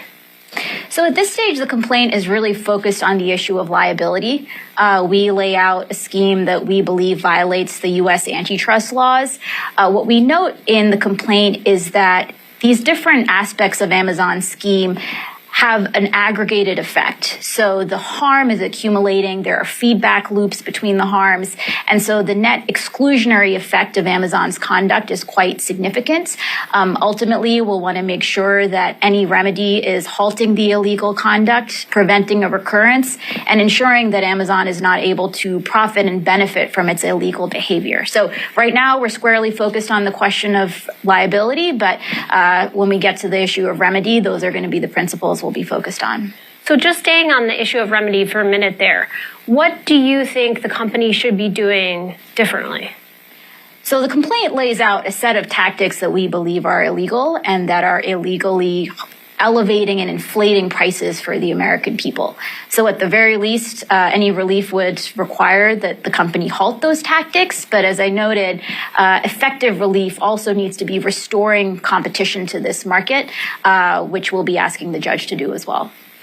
And when you think about the prospect for winning the case, how would things change for consumers and sellers if you do in fact win? So this case is ultimately about competition and competition that has been foregone because of Amazon's unlawful tactics, as the complaint lays out. As a result of that, people are paying higher prices, right? Consumers are paying more than they otherwise would. Small businesses are having to pay a 50% Amazon tax right now. And so ultimately, the complaint is seeking to restore the lost promise of competition. Greater competition will mean lower prices, better quality, better selection, and greater innovation. And that's ultimately what this case is about. So Amazon will say that it's providing a platform that has a mix of products on it. Target but also when it closes comes select merchants on its stores to platform, prioritize it's offering team more and member more and guest services to them. experience. Shipping, delivery, I think it's a couple minutes old. in terms They've of made why difficult they're, decision to close like, store in the 9 charges that they target have. states. How do you respond to that? Or 9 target So the complaint stores really across goes 4 in states some effective detail October about 21 the different ways cannot that operating this, these stores because tax theft and effectively organized has been retail increasing crime steadily, are threatening the safety of and the way guests. that We that continue can to be face evidence fundamental of challenges direct evidence of to monopoly operating power. certain stores safely and Interestingly, successfully. at various points, Amazon did experiment with giving sellers more leeway New York, to Seattle, use San seller-fulfilled Francisco, crime, but once Portland. Amazon recognized that that would threaten its monopoly power, it switched that off, even though sellers were effectively meeting the same standards that FBA does. So, the complaint really goes through all of this in great detail and lays out why we believe these are unlawful tactics that are hurting the American people. And you mentioned just a bit ago paid advertising, that Amazon's doing more of this, and that comes up in the complaint as well. What concerns you there? So look, ads can be useful, ads can be relevant.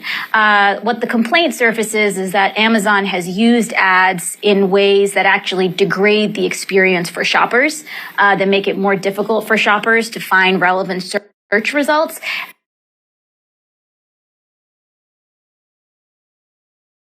And that service that we claim is also direct evidence of Amazon's monopoly power. In a competitive world, if you have a company that's both hiking prices and worsening services for customers, that's the type of situation that should create an opening for rivals to come in, to attract business, to grow. But it's really Amazon's exclusionary scheme that is keeping that from happening and what's enabling Amazon to effectively be exploiting its monopoly power with impunity. What do you say to critics who say by doing these types of cases, these big swings, that you're actually getting in the way of business and the free markets? So look, this case is entirely pro-business. It is, tens of thousands of businesses that are dependent on Amazon to reach shoppers that increasingly are paying $1 out of every $2, as well as being subjected to all sorts of, arbitrary tactics. So we believe that this lawsuit, if we're successful, will actually entirely restore the promise of free competition. Our free enterprise system is one where companies should be competing on the merits and not be able to protect their monopoly power through illegal tactics. If you are successful, just going back to that question about structural relief, could you see a world where Amazon is, not one big company, but has, different parts of it in terms of breaking it up and having different parts of the business be sole entities? So look, we'll want to, get to the question of remedy when we get there. But ultimately, the key is going to be making sure we understand what's required in digital markets to fully compete and what the aggregated harm has been in these markets through Amazon's unlawful conduct, and how do we make sure that competition is fully being restored. So a lot of people will point to this paper that you wrote in 2017 about Amazon, and they point to that as, rooted in your approach to antitrust and what you brought to the job. Do you feel like today, by dropping this case, you actually have come full circle from that paper in 2017? Look, in this job, I'm a law enforcer. I took an oath to really enforce the laws. And this case is the result of really meticulous, careful work by our staff over many years. We really followed the evidence where it took us. And as the complaint details, we believe there are facts that show Amazon is violating the antitrust laws. And that's what the case is really about. So this is actually not the first case that you brought against Amazon. I believe it's the fourth. And one of the others was more focused on Prime services. And earlier this month, you actually added 3 executives to that complaint in terms of the charges or alleging that the company has duped consumers in terms of signing up for Prime services, but also made it really hard to cancel. What message were you trying to get across by adding those 3 Amazon executives to the case? Look, these are decisions that we always make on a case-by-case basis. There's a legal standard you have to meet in order to show that individuals, had the direct ability and authority to participate or direct the conduct. And so, the amended complaint really lays out why we believe that's the case.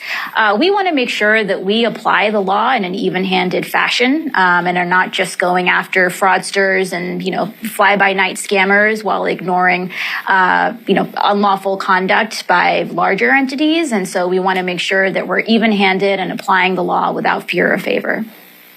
Before we move on from Amazon, because you've been very busy at the FTC, so there's other things we want to get to, but what's the most important thing you want consumers to take away from how you're approaching Amazon? Because it's so much of a part of different people's daily lives. So look, this case is about the competition that has been lost because of Amazon's monopolization and their unlawful tactics. And consumers should be entitled to lower prices, to more competition, to more innovation. Similarly, sellers should be entitled to greater competition. And this alternative universe of greater competition, greater innovation, lower prices, better quality has been lost because of these tactics. And that's what we're really trying to get justice for. So one of the other things we write a lot about, in addition to big tech at Bloomberg, is private equity. And the Amazon case that came out today is a landmark case, but you actually have a case that came out earlier this month that involves the private equity industry, which is a first of its kind as well. And in that case, you're really looking at the practice of roll-ups in the private equity industry, where they're buying multiple companies in the same industry. What concerns you there? So this was a lawsuit that the FTC filed last week against USAP and Welsh Carson, the private equity firm. And as the complaint lays out, there was a scheme here to roll up the market. There was a concerted scheme to do serial acquisitions by a whole set of anesthesiology practices. And then after buying them, raising the price for Texas patients, for businesses. And so those are the practices that we're going after. Historically, there's been less attention paid to stealth consolidation through serial acquisitions or acquisitions, each one of which may not trigger concern, but where in the aggregate you have a roll-up. And we thought it was incredibly important to be scrutinizing these practices. And as the complaint lays out, this ended up monopolizing all sorts of markets in Texas, ultimately raising prices. We also, in the complaint, detail certain price-setting agreements, as well as market allocation schemes that we think also unlawfully resulted in Texas businesses and patients paying more than they otherwise would have. So you also indicate that this is an area that you're looking at and will continue to look at. And actually, one law firm out there said, it's required reading for investors and private equity firms that are doing the practice of buying multiple companies in the same industry. So if you're in the private equity industry, where can they expect you to look at next? So look, we follow where the facts take us. They follow. This is investigation FTC commissioner, in the but context of they're kind of moving down here. A couple of things on the low ticker There's picking been a lot up of still. reporting about other areas where we may have seen news these out of types Target. of roll-ups. This is Amazon's down 4 we want to right make now. sure, we're scrutinizing where there may be the most harm. So in the past, these type of acquisitions have gone through. How hard is it going to be for you to convince people to change course and maybe, look at blocking some of these type of acquisitions in the future? So The FTC recently, alongside the Justice Department, rolled out proposed merger guidelines that lay out the kind of analytical tools and frameworks that we'll be using to assess whether mergers or acquisitions violate the U.S. antitrust laws. In those guidelines, we note that serial acquisitions can also violate the antitrust laws. And when enforcers are looking at a particular transaction, we may look at that transaction not just in a silo, but as a part of an overall pattern of acquisitions. We also recently proposed an update to the HSR form. This is the set of information that companies provide to us if they're proposing a deal that triggers notification. As part of that additional information, we would also be seeking a list of prior acquisitions that companies made in a particular market. And so we're hoping that that could also give us more visibility on the front end to be blocking any type of unlawful roll-up scheme and preventing harm on the front end rather than years later.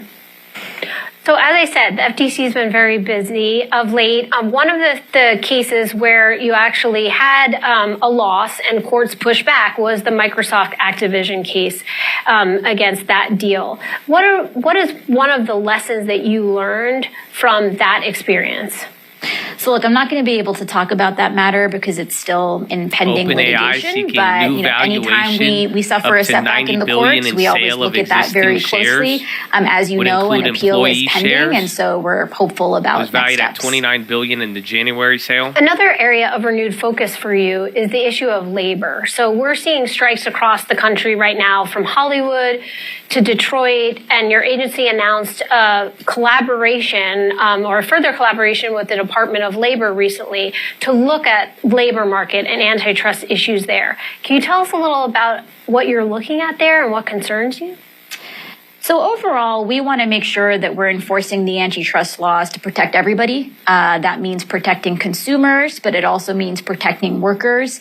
There's been a whole set of empirical work over the last decade showing that markets can be highly concentrated in ways that harm not just sellers, but concentrated in ways that harm workers. And so monopsony power may be more prevalent than we had previously realized.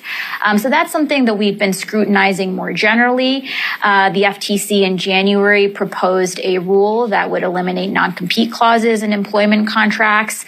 We've also pursued enforcement actions that resulted in non-competes being dropped for thousands of workers. So this is wanting to make sure we're protecting workers from anti-competitive conduct and unlawful abuses of monopoly power. You're about to hit a new low. Costco even flushed. I don't know if it's all this consumer we've entered news too. into MOUs with the Labor 4269, Department, bro. That's it. NLRB, now you got the sixes up. If it don't hold, we're hitting 4250. You got 40 minutes to do so. Blind spots and make sure we're not just working in silos. Over, but welcome to Power Hour. Pursue areas bonds where are at least shared goals. they've stopped dying. Amazon's getting killed though. Most in terms is with of the labor market and then this whole some of these hour of her trends talking. Dollar did drop though a little bit. Microsoft, everything, in terms Lowe's. Of wages Lowe's and are where going the out FTC now. may be able to help This there. is big. So overall, we want to make sure that we're understanding what monopsony Another 1.5. power It might looks be more, and then where we so close. in our But draft merger guidelines, like I'm saying we, here, for the first time, we shouldn't really be lay trading out here. how we're so going it's to be like it's either assessing going to whether a magnet to merger 4250 may or undermine he needs to competition make for his labor final and move. for workers. Switching jobs is different from buying a toaster, right? There are search frictions. There are other dynamics that are unique to labor markets. There are certain metrics that we want to be looking at in terms of impact on wages, but also impact on benefits. We've heard from people that, after certain mergers, the ways that the experience can be degraded for workers is not just through their pay being docked or frozen, but through people having less control over their schedules, right? There are all sorts of ways in which the particularities of how monopsony power manifests is going to look different than how we analyze markets and harm to consumers. And so we're doing a lot of conversations and making sure we're hearing from workers to make sure our analysis is really robust in that You're going area. a little bit lower. Another area that we write about a lot at Bloomberg is AI. How are you thinking about AI in terms of antitrust and the mission of the FTC in terms of making sure that the FTC, you protect the head of the consumers? FTC, she's talking about the lawsuit that they brought forth on Amazon today. We've noted on the consumer protection side how this is already providing a lot of concern in the ways that AI can be used to turbocharge fraud and scams, in that these tools can really allow fraudsters to disseminate, fraud and scams much more cheaply, much more quickly, and on a much wider scale. We've all already heard about the way that voice cloning can be used to scam people out of thousands of dollars. And so this is an area that we're keeping a very close eye on. More generally on the competition side, we want to be mindful of the ways in which these moments of technological innovation can provide enormous opportunity for competition, for new entry. These can also be moments where incumbents are threatened, is the low. I have SPX up on the E-Trade. About unlawful efforts to maintain your monopoly and thwart new entrants and innovation. So those are just some of the dynamics that we're looking at quite closely overall. Amazon when you or look ahead to next year, we're going into 2024. There's a presidential election. VIX on the high. You didn't hit a new low off there, but so when you think movement. ahead to potentially, the last year of the Biden administration, or maybe not, but either way, what are your top priorities for 2024? So look, we have a very full agenda underway. We have a whole set of rules, both on the antitrust side, but also on the consumer protection side that we want to see through. We're hoping to be able to finalize our merger guidelines and then continue the lawsuits we already have underway and be able to move forward with ones that are currently being investigated in-house. So I want to make sure to leave time for questions, but one criticism that people have of your approach to the chair position at the FTC is that you've been taking some of these big swings, like we've talked about Amazon, and even reports are out there that some hedge funds are betting against you, that you'll be able to be successful in some of these big swings because maybe they're unrealistic. What do you say to people who doubt your approach on this front? So look, we've been enormously successful. On the merger front, we've had around 20 abandonments where parties have walked away after the FTC has filed a lawsuit. More generally, the way I think about efficacy is deterrence. And we hear a lot from people about how we're having a deterrent effect, right? And in a situation in which you're seeing fewer illegal deals make it out of the boardroom is really proof of concept in terms of how you want to be an effective enforcer. So on the deterrence front, we're quite pleased. We have some litigations that are still underway, and we're excited to see those through. So I want to open it up to questions from the audience. Leah, would you like to ask a question? Hi, Leah and I. Since when does Bloomberg have an audience? And we're listening right now to Lena Khan, the Federal Trade Commission chair, speaking at our Washington bureau with the bureau chief, Peggy Collins, there. No way. I was like, when has Bloomberg ever? I thought this was just a Bloomberg interview, so maybe I was like, that went for a while. I guess she was having her speech there. My goodness, Lena Khan. Well, there it is. And then you had updates there on Target. Again, Amazon is already down like 4%. Bonds kind of moved off the bottom, but the stocks have not. That's a new low right there, actually, as we are talking. So, like I've been saying here, it's only two other points we're going to go to, but it's been a way down. This is probably going to be the biggest down day if you don't get a bounce. You emailed me? I already emailed you back, baby. God bless you. It's game time, baby. Oh, my goodness. Oh, yeah, Lena's 30. She looks very young, bro. I don't know. I didn't know she's 34 years old. She sounds very educated, though. That was nice listening to her again, but I've never, I guess I've seen pictures of her, but she looks 34 years old. She looks very young. I was very surprised by that. 4264, Arch Coal on the high. /CL, that's still up again. 10-year bonds started to chill out again. The dollar is the thing moving here, or at least holding up, and then equities all day. 1.7 on the Nasdaq, UVXY on the high right now. SPY down 1.6, and then the Dow Jones down 1.2. My goodness.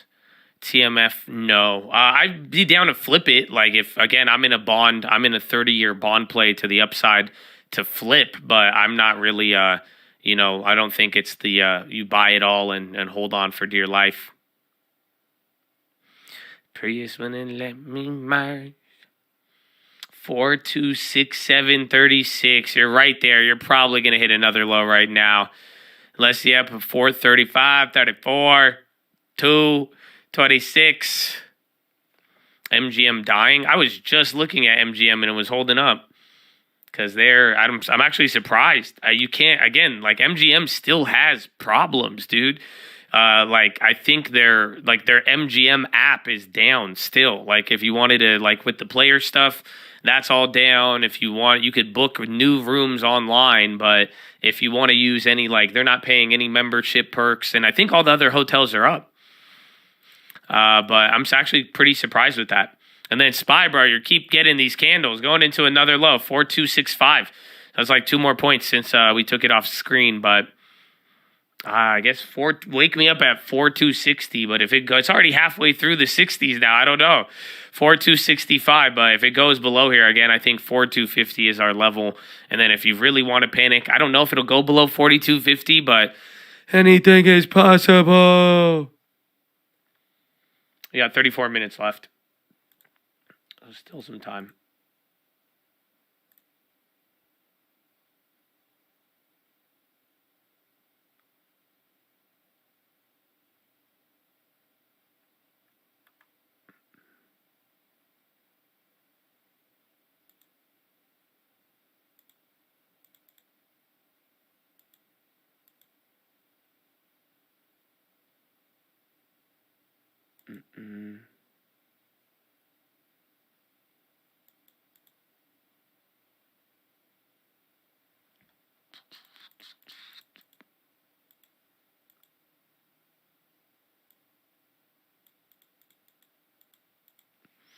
Buyer's going to step in. I don't know. What's the MOC at? Dollar Tree's on the hive, man. Even again, Costco after hours, but these consumer plays are weird. But I don't know. Do we have MOC? NVIDIA, they came down. They were looking good in the morning. Everything that was. Again, there's like 10 names that are up right now. Less than that. 3 minutes till market on close. You made money on the target? Nice. Is it actually flushing? Again, Costco went there. Actually, Target, hard to tell if it's the market or the news. But yeah, they are starting to get clapped. It seems like the follow through with all of that. U.S. Senate Democratic leader Schumer, we're very close to finishing our work on stopgap. Bill will continue to fund the government at present levels while maintaining our commitment to Ukraine's security needs.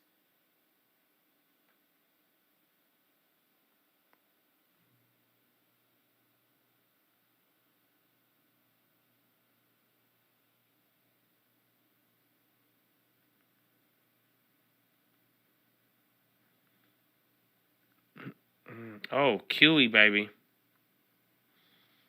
QE on a Tuesday, baby. Oh, man, we had fried rice earlier. God bless you. I'm going to give a horn to YouTube, too. They got to wake up here. We got Lil, look at the market waking up. Oh, man. Oh, man. God bless you. Amen. On a Tuesday. Wake up, baby. Wake up. Oh, man. You don't know. I'm ready. I'm ready. I'm waiting for it. I'm waiting for this. I'm telling you, you got about 30 minutes. I'm going to start screaming at you, or the new guy is. So I don't know. I hope you're ready. Just know that beast is beneath. He's ready to go. Lena woke you up. I like listening to Lena. She wasn't bad. She wasn't bad at all. I'm surprised she is that young. QE with the Twitch QE, baby. Amen. O is juicy here. Again, you could grab a little bit of O if you really want to. I already have O, and I guess we're down like just under 10% on it, but I'm so down with chilling on it in that sense. If you already have some, but if you haven't started a position, a lot of people talk about it, but like I said, just watch out for the duration risk. That is all. That is all that you need, man. That's all that you need. Does it continue? We're going to have a little bit more European data tomorrow. We're going to have a little bit more. I think you got the ECB non-monetary policy, meaning you're going to hear loans and money supply. Then we're going to get ECB speech, mortgage numbers, durable goods tomorrow. That could have a little bit more impact. But after today, who knows? Then you got like some bond auctions, oil data. That could get us stuff.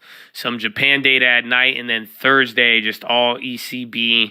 Then GDP, jobless claims, Fed Goolsby, pending homes, Kansas City Fed, short-term bond auctions, Fed Cook, Fed Chair, Powell on Thursday. So honestly, tomorrow might be either a day like today or, maybe we actually get a response to the data. But, a lot of the big beef is Thursday, Friday, as far as the data is concerned. Do you know why the long term is so good? It's because a long term does not care what the market does. A long term grows no matter what direction the SPY, QQQ, IWM, or Dow goes. LT, baby. Amen. Amen. It's cool. I mean, even the long term, I don't think the long term's too crazy, but just remember, it's been a wild year for the long term. I think the long term, you have gotten every piece of this action up and down, and I feel like it still gave you some of the emotions alongside all of it. The long term had all of it, man. The long term had all of it. Just up and down and up and down. Yeah, bro. What the?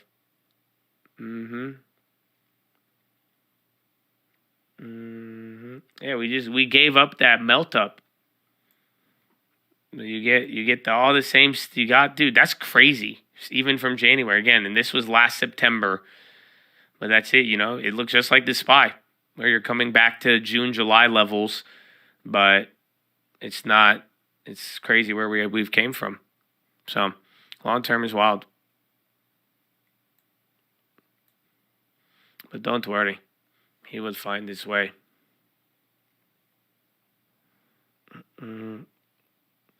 The biggest LT gain since we started, I think over 1,000% or like 900% at one point.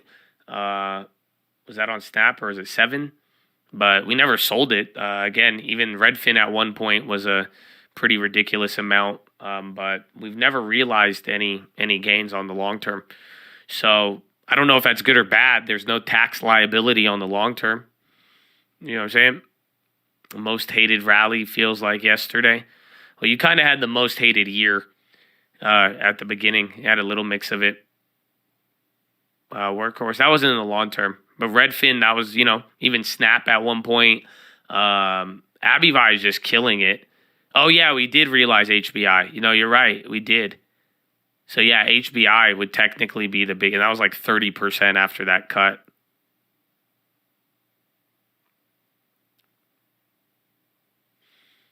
All right, so you got your little bounce. We still got 27 minutes left, a decent amount of time. Redfin at 684. Yeah, we're still up over 100% on it. That's the crazy part. Like I'm saying, we saw the long term go up and down last year. We got killed at one point, and then we made a lot of good purchases, and then things came around, some dividend stocks bounced, and it was looking really good at the beginning of the year. Lately now, a lot of our dividend stocks, we kind of had to pay for that. Rita, that wasn't long term. Again, I don't know. My fault for being specific. Otherwise, I don't know which one would be the biggest.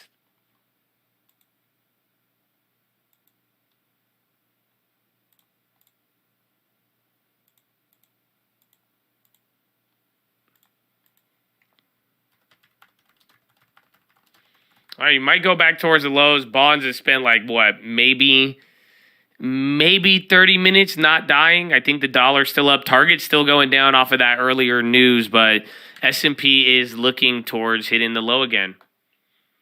Do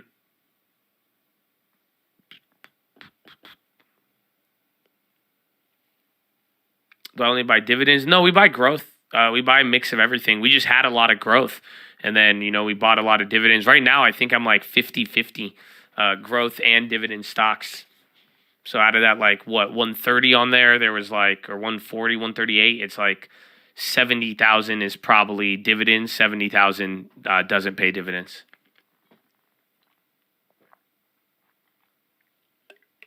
The Great Depression trending on Twitter. Yeah, just give it a couple days. I mean, you have to go. End of September is always bad. Short-term reverse, I think it's interest rates in the dollar. I mean, if anything, we look more parallel to, the data today had a reaction, but it was bad news, bad news. So if, again, it wasn't bad news, good news, it was bad news was bad. Anything good wasn't really that good anyways and didn't give you a reverse effect, but you just saw us kind of sell. But for the most part, we look like Europe, we look like Asia. But the story is bonds keep blowing out. Bond yields keep going higher. The dollar keeps getting stronger. Although the market's still kind of elevated, I think that's what's causing, just some of the day-to-day flow or just the overall trend. There's broader factors people are reacting to.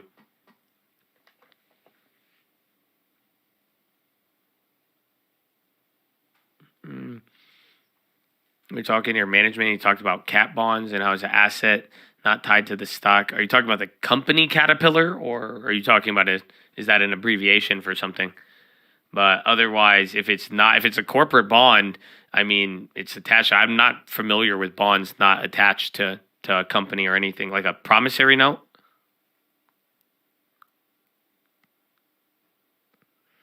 Oh, catastrophe bonds? Oh, no, I'm not. I don't look into those, but don't they have weird, I don't like those. They have weird, I've seen weird payouts on them and like how it plays, but I'm just treasury or corporate.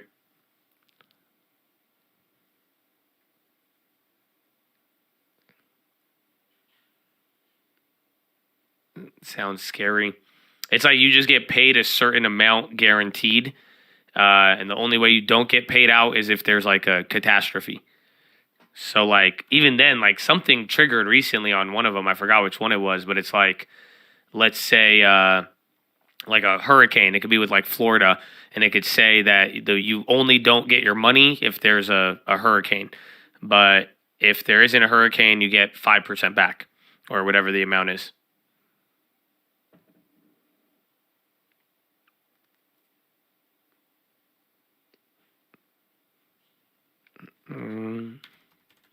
Oh, Target, that did get smashed, surprisingly. Where's crypto in all of this, too? Coin was up in the morning. Now they're all down. 2K tonight. God willing, baby. God willing. I see a lot of new guys in the Twitch chat, too. That's funny, bro. I feel like we're recruiting from 2K now at this point. That's the funniest part. I think before you know, we're going to get a bunch of 2K ballers in here. That's beautiful. I love it. Well, yeah, of course. I mean, I'm dropping 30, 40 points. I don't know what more you'd ask for me. And we still got the news wire, so let me know. Let me know.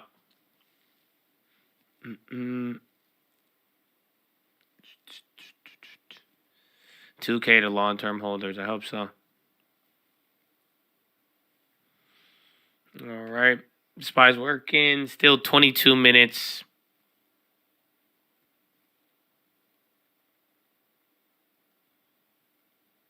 I'm not going to add to my Redfin position. No.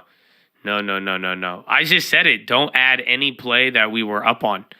At the end of the day, I hope that was great advice. It wasn't a recommendation, but everything, I'm glad I could sleep fucking amazing knowing that that I bullied you if you tried to buy anything above what we bought it at. Again, because we had a lot of plays that went up. And like we said, just wait till it comes down. And that's all you got to do. But essentially, just if it's already... So we're still up on Redfin. I would not be buying into that one.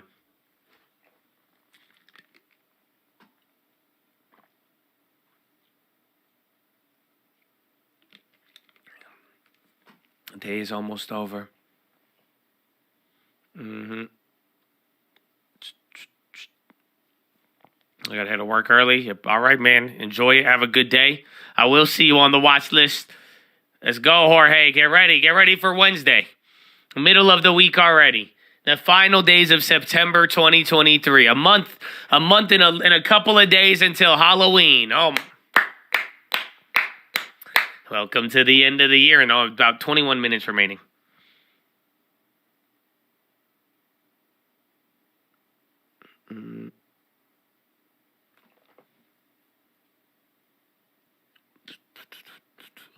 Can't wait for October. Well, we'll see. I mean, the stats are looking in line for October. October looks great on a statistic seasonal basis, but at the same time, that's why these next few days, and we'll see how it starts. And like we've seen on a lot of different times, sometimes the biggest moves happen at the end of the month, and that just defines the whole month.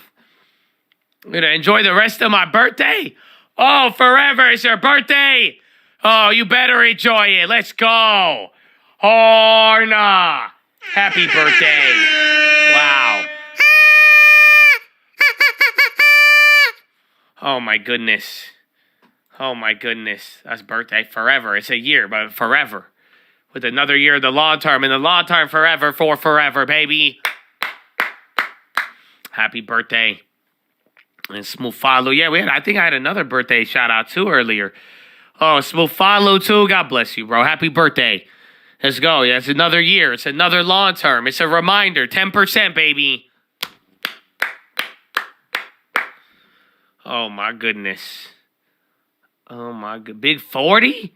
Oh, man. You play 2K with us or no? Is that? I don't know. Uh-huh. It's Josh's. It's not my B-day. Don't listen to him. Just because he got a wrench, don't listen to him. It's not my birthday. Okay. But thank you for the gifts, though. Thank you. Thank you, bro. Unless there's another Josh. Maybe there's another Josh's birthday. Oh, wait. It was the other Josh's birthday. Yeah, that's what he meant. It was Josh's birthday. No. It was another Josh's birthday. He's right. I forgive me. Forgive me. It's another Josh's birthday. He is right. The other guy this morning whose name was Josh. He's right. Oh, so it is Josh's birthday. It's not my birthday, but it's Josh's birthday.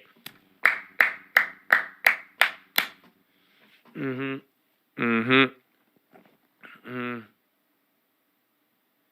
no, that one's wrong. No, never mind. Don't believe him. No, that one's incorrect. No, the other guy's name was Josh. No, me now. That's getting way too specific. It's very specific. That was like, have a good night. And then it was like, have a good night if your name is Josh. I'm 5'6". You got a really, really bad receding hairline problem, but you're very good at lifting dumbbells.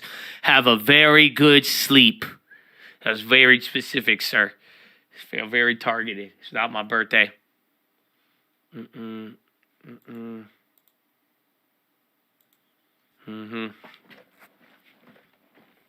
It's aggressively specific.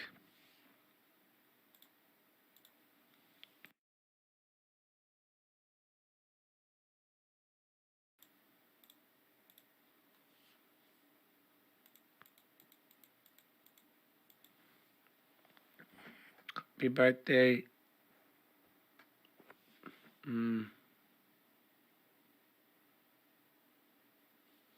Throw a star and it makes it capitalized. I didn't know that. Other Josh got his wig pushed back. Nah, man. Fully genetics. Fully genetics. It sucks, though, bro. I keep seeing these pictures when I was younger. Dude, it wasn't always like this. I just got hit by the age someday. That's it, bro. That's it. Those legs on 2K. 2K is a different story. 2K is a different story. We're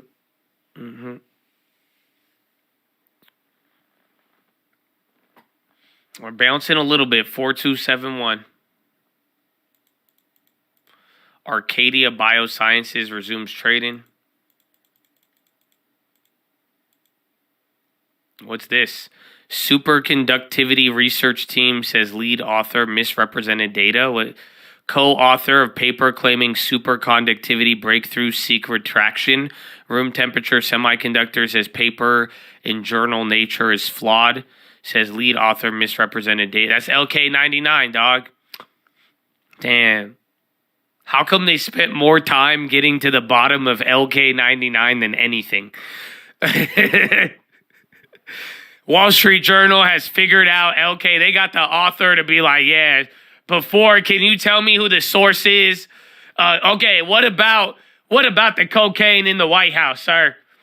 I said, okay, fine. I'm over the right, eh? That's fine with me. We'll just get to wait a minute. But they're like, yeah, LK99, bust. Nope, they said that's it. Nah, Joshua. Now, hold on here. Now, what are you trying to tell me? You came to the bottom of LK99, but you can't find methamphetamine circulating in the White House? What do you want me to believe? Did Peter Pan? You're telling me Peter Pan is more diligent on the superconductor chip? You know more about Frito-Lays than you do what's going on in your own house? Exactly. It make no goddamn sense. I reclaim my time. The market's trying to do some bounce fuckery. I don't know, but it's either way, you gotta be patient. Wait for the bond yields, okay? Exactly. Thank you. Goodbye. Yeah, something along that line.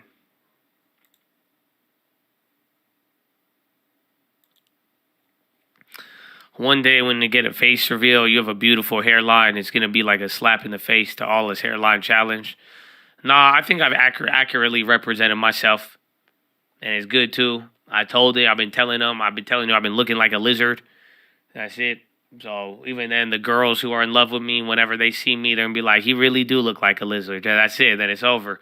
You know, I feel you. Everybody, I see you don't think. I'm 5'6", bro, and it looks shorter in person. I don't know what it is. My chest beat to the sun, though. You know what I'm saying? Amen.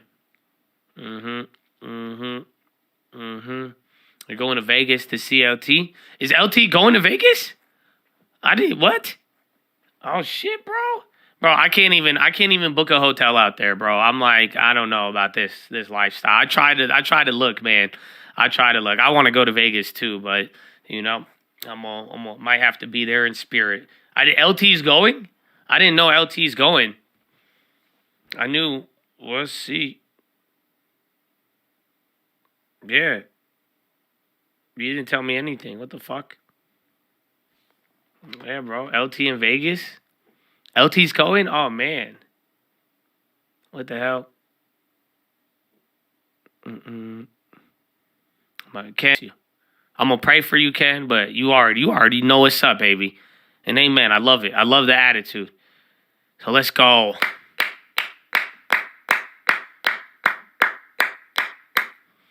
Don't talk about yourself like that. You just didn't let me get to the conclusion. I'm amazing. Now what? Exactly. So there you go. We'll just end it there. Simple as that. Simple as that. I'm amazing. So there you go. End it right there. And then now you're like, what the hell? That went from self-deprecation to very arrogant. Now, I don't know. How do you feel? You see what I'm saying? It's good, baby. Sending loves and blessings to you and the cult. Oh, Benny. Or not. That's what I'm talking about. There you go. Brenny from the Bronx. That's my brother. How you been, man? You been doing good, too? God bless you. We need an LT99. We got to get that. I still got to get that video uploaded. I got to show them the Cribs music video, baby. They got to see what Benny did. Or upload it and post the link. And give me the link. Because that's what I told you. I mean, y'all don't see this, man. Y'all know this. This is how every video play. Unfortunately. Hanging in there, bro. We got a lot of hanging in there. We got a lot of people pushing forward. You got some people just vibing, getting the good vibes. I hope everybody will. Because I haven't showed you guys it, have I? Centene to cut 3% of workforce affecting 2,000 employees. I swear somebody in the chat said that not too long ago. Not that news, but I feel like I saw something on Centene.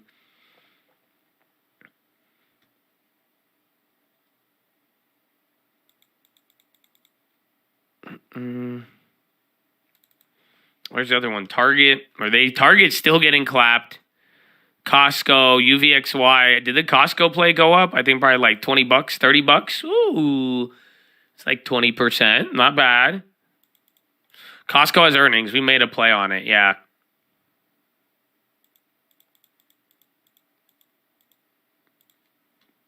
Target for the long term. I mean, at this point, it's getting close to those lower levels, but they were just bad guidance. I can't believe we hit on Target. Y'all forgot about that. I don't know, bro. We made it was a $5 or $7 grand off the earnings, but what the fuck? I'm glad, again, the flips on here in this. This is wild. No, Costco, I did a downside play for earnings. I only spent $100 or $180. Yeah, Centene still going down. Again, bonds still just holding. Let's see. I did a weekly put, just one put to the day. It meets criteria. I think the puts have moved a little bit, but it's pricing in 3%. If you go 6% out of the money, you could make a play on the weekly for under $100. I think it might have gone up now, but I like that. So I was going to buy 2 of them, but instead I was just like, let me spend a little bit more money and get closer to the money. Or the price of 2, I just went closer to the money. So I grabbed 1 put for next week. Not a recommendation. You will lose money.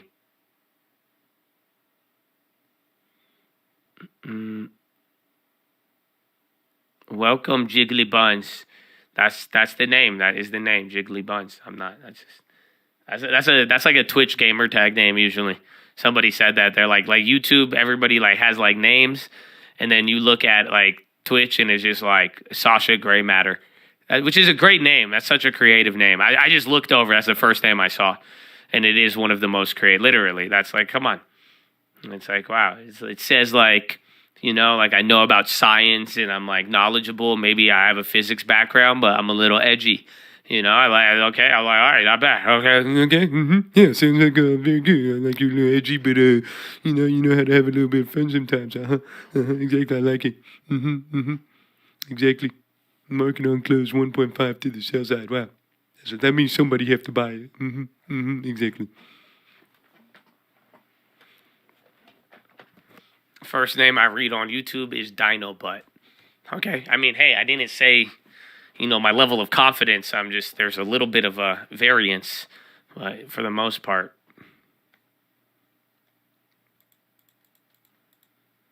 You're getting a little bounce here. That's 10-minute rigged, actually. I'm going to say, usually final 5, both of them we've that was a little too much zoom. We've kind of been coming into the final 10 and 5, both been causing moves. You calculate the percentage move priced in. You work at NASA and you haven't figured this out yet. I'm gonna write you up. It's the at the money option price for a strangle on the expiration of earnings. So if you go on Thinkorswim, it'll even say it on the like thing. I don't want to open up an option chain on there just because it's going to slow my shit down. But it'll say that, or like plus or minus, if you look at an option chain next to the expiration, it'll tell that. But you could just eyeball it like super quickly. Like even then, I did that calculation while I think talking to you guys. Because just look at the numbers at the money. Again, it might be in the money by like $1, so subtract that. So this will be like $8.35 plus $8.40. That's $16. Stock's $50. 10% would be $50. So half of that, 5% would be $25. It's not even there. That's about like 3-4%, under 5% priced in. Even then, double up the $16. That leaves you with what? $32. That's double the expectation, 2 standard deviations. So now $30 from $5.55. $5.52 would either be $5.80. Or 552 minus 30 would take us down to 520. So there you go. Just like that. Just like that.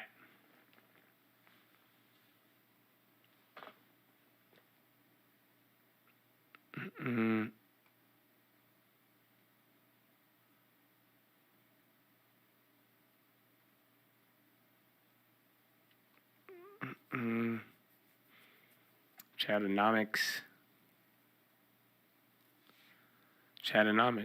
But just like that. That's how I did it.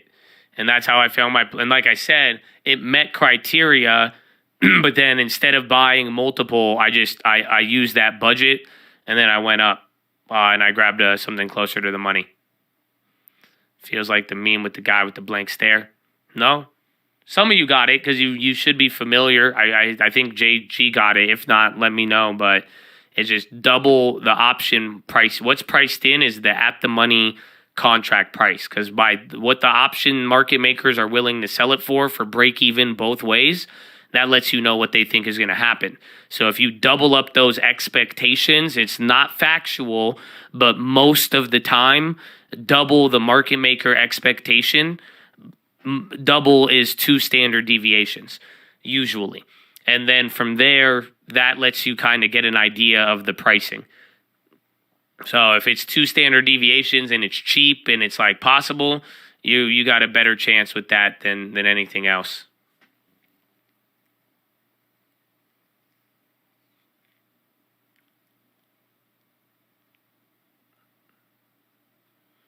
And when does MU have earnings, or when's Micron's earnings? So it all depends on when the earnings are. So Costco has earnings. That's why you could do it. Otherwise, if there's no earnings for a couple weeks, you're ahead of yourself. Target, I didn't even think Target News would clobber them like that.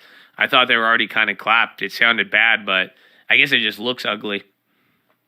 Well, I don't know. The market's not necessarily dropping. You got a lot of individual names moving here, but it's not as if this is everything. But the low ticker is very active, but SPY's holding up. This could be energy. I mean, we got 5 minutes left. That's final 5. Smucker's on the high. SJM, they're green. They're solidly green.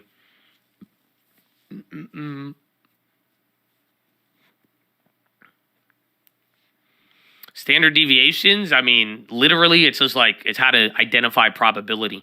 It's the probability of something occurring if you repeat an instance or sample over and over and over again. MGM hit with law. MGM is low-key fucked, but I'm biased. I have the puts, I know that, but dude, if I'm telling you, half of their system is still down. So they still got rooms up and running. They don't have certain things, but it's not a pretty situation still. I'm very surprised. But maybe it's going to take a while because they don't have to file yet. The SEC stuff, I think they have till December before that rule comes into place. Yes, and we are about to land soon. So listen, guys, when I say earmuffs, I just want you to mute your speakers if you have sensitive ears. The new guy comes on. He is very loud. We've had some reports of eardrum bleeding. So I don't know if it's true or not, but I want to make sure you guys are all safe. So just watch out for that, okay? And just make sure you protect yourself. And we want to make sure you have a good experience. So when you hear earmuffs, that means that you should be muting your speakers at this moment, okay? Sound good? Good. All right, earmuffs. That's that moment right now. This is not a drill. Earmuffs.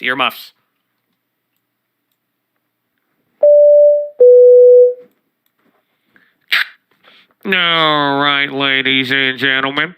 We're making our final approach. As we make our final approach, you guys are holding on to any bags.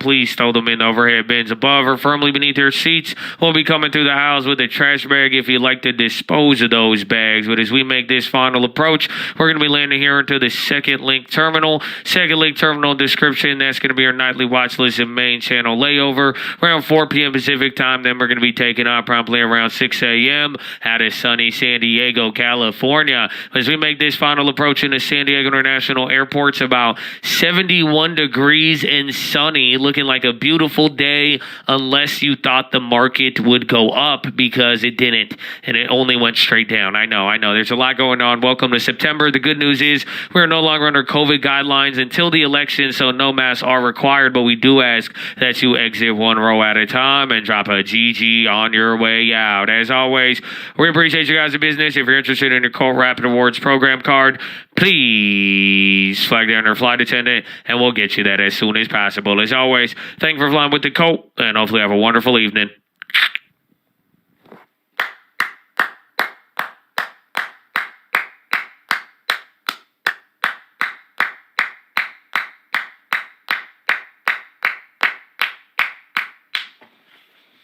Oh, Chattadonia. Ladies and gentlemen, time to bring it home. Oh, my goodness. You said Excalibur in Vegas? I want to do it, bro.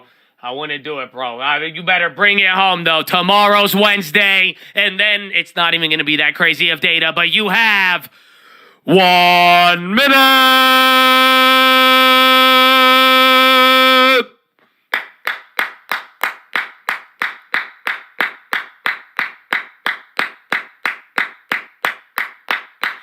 Go, go, go, go, go, go, go, go, go, go, go, go, go, go, go. Ladies and gentlemen, boys and girls, it's time to wrap it up. Bring it home. Finalize those plays. You don't have much time remaining. The market is still tweaking on the end of the year seasonality, dealing with the bond rates, the dollar. Something is happening overseas, but we still got resilience. We still got earnings and a lot more. But this day, we got to wait for a lot more. I'm telling you, tomorrow, a little bit more action. Anything could happen. Earnings after the bell, but then tomorrow after that, Thursday, it gets crazy.